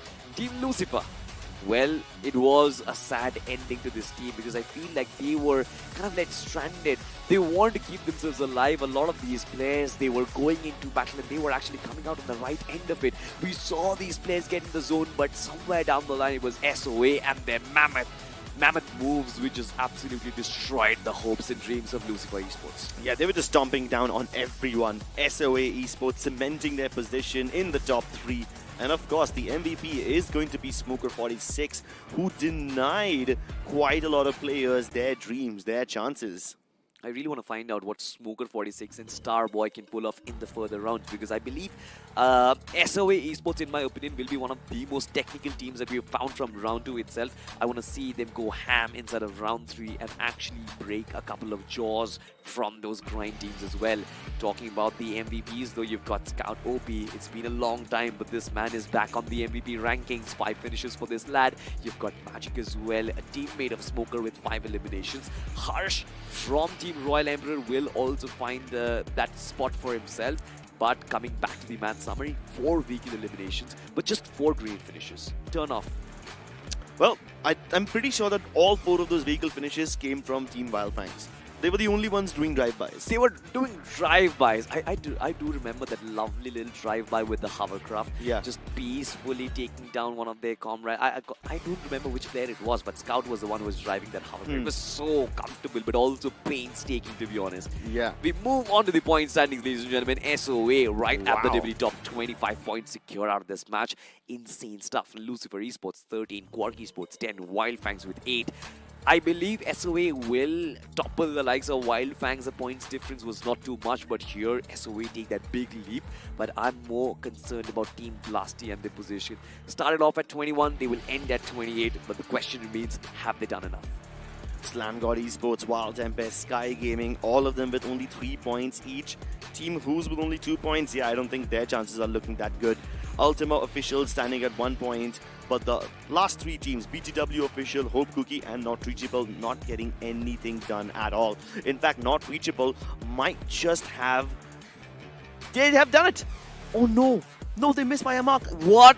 Not Reachable donated so many points to Blasty, but they still don't make it through. And it's Lucifer Esports that get to 30. Lucifer Esports, they were sitting at 18 points, if I'm not mistaken. From there, how did they manage to find themselves 30 points is my question. But nonetheless, what a topple. The question standard if Team Blasty actually made it. Now it's been cleared off the cutoff, one of the lowest cutoffs that we have seen so far. Team Lucifer, they make it on the basis of their last match shenanigans. Second position with 6 eliminations. That was it. They did enough. On the second page, of course, you've got Slam God, Team Who's. They were pretty close, but just not close enough, Crips. Yeah, not close enough, man. I mean, there was a point where I really thought Slam God Esports have a chance, and I thought the competition would come down to them and Blasty, but Lucifer Esports surprised all of us. I mean, they did survive much longer than their competitors, and they were also able to get a couple of more finishes on their way down, which padded their stats just enough to let them get through. Well, speaking of the caster prediction scripts, your Ravan pick, wins. Team Blasty, was extremely close. Ravan picked Lucifer. They actually go through. This is so tight. Look at GameZotech. He's going to be sad about that fight. Not Reachables not making it icy, and me going ahead with Edge Masters. Today, I was trying to predict the bottom of the leaderboard, right? Both of my predictions, Open Challengers ended up on the 16th position, and Edge Masters as well, pretty close to that vicinity. BTW on the other side, Maisie giving close competition. Even they could not make it.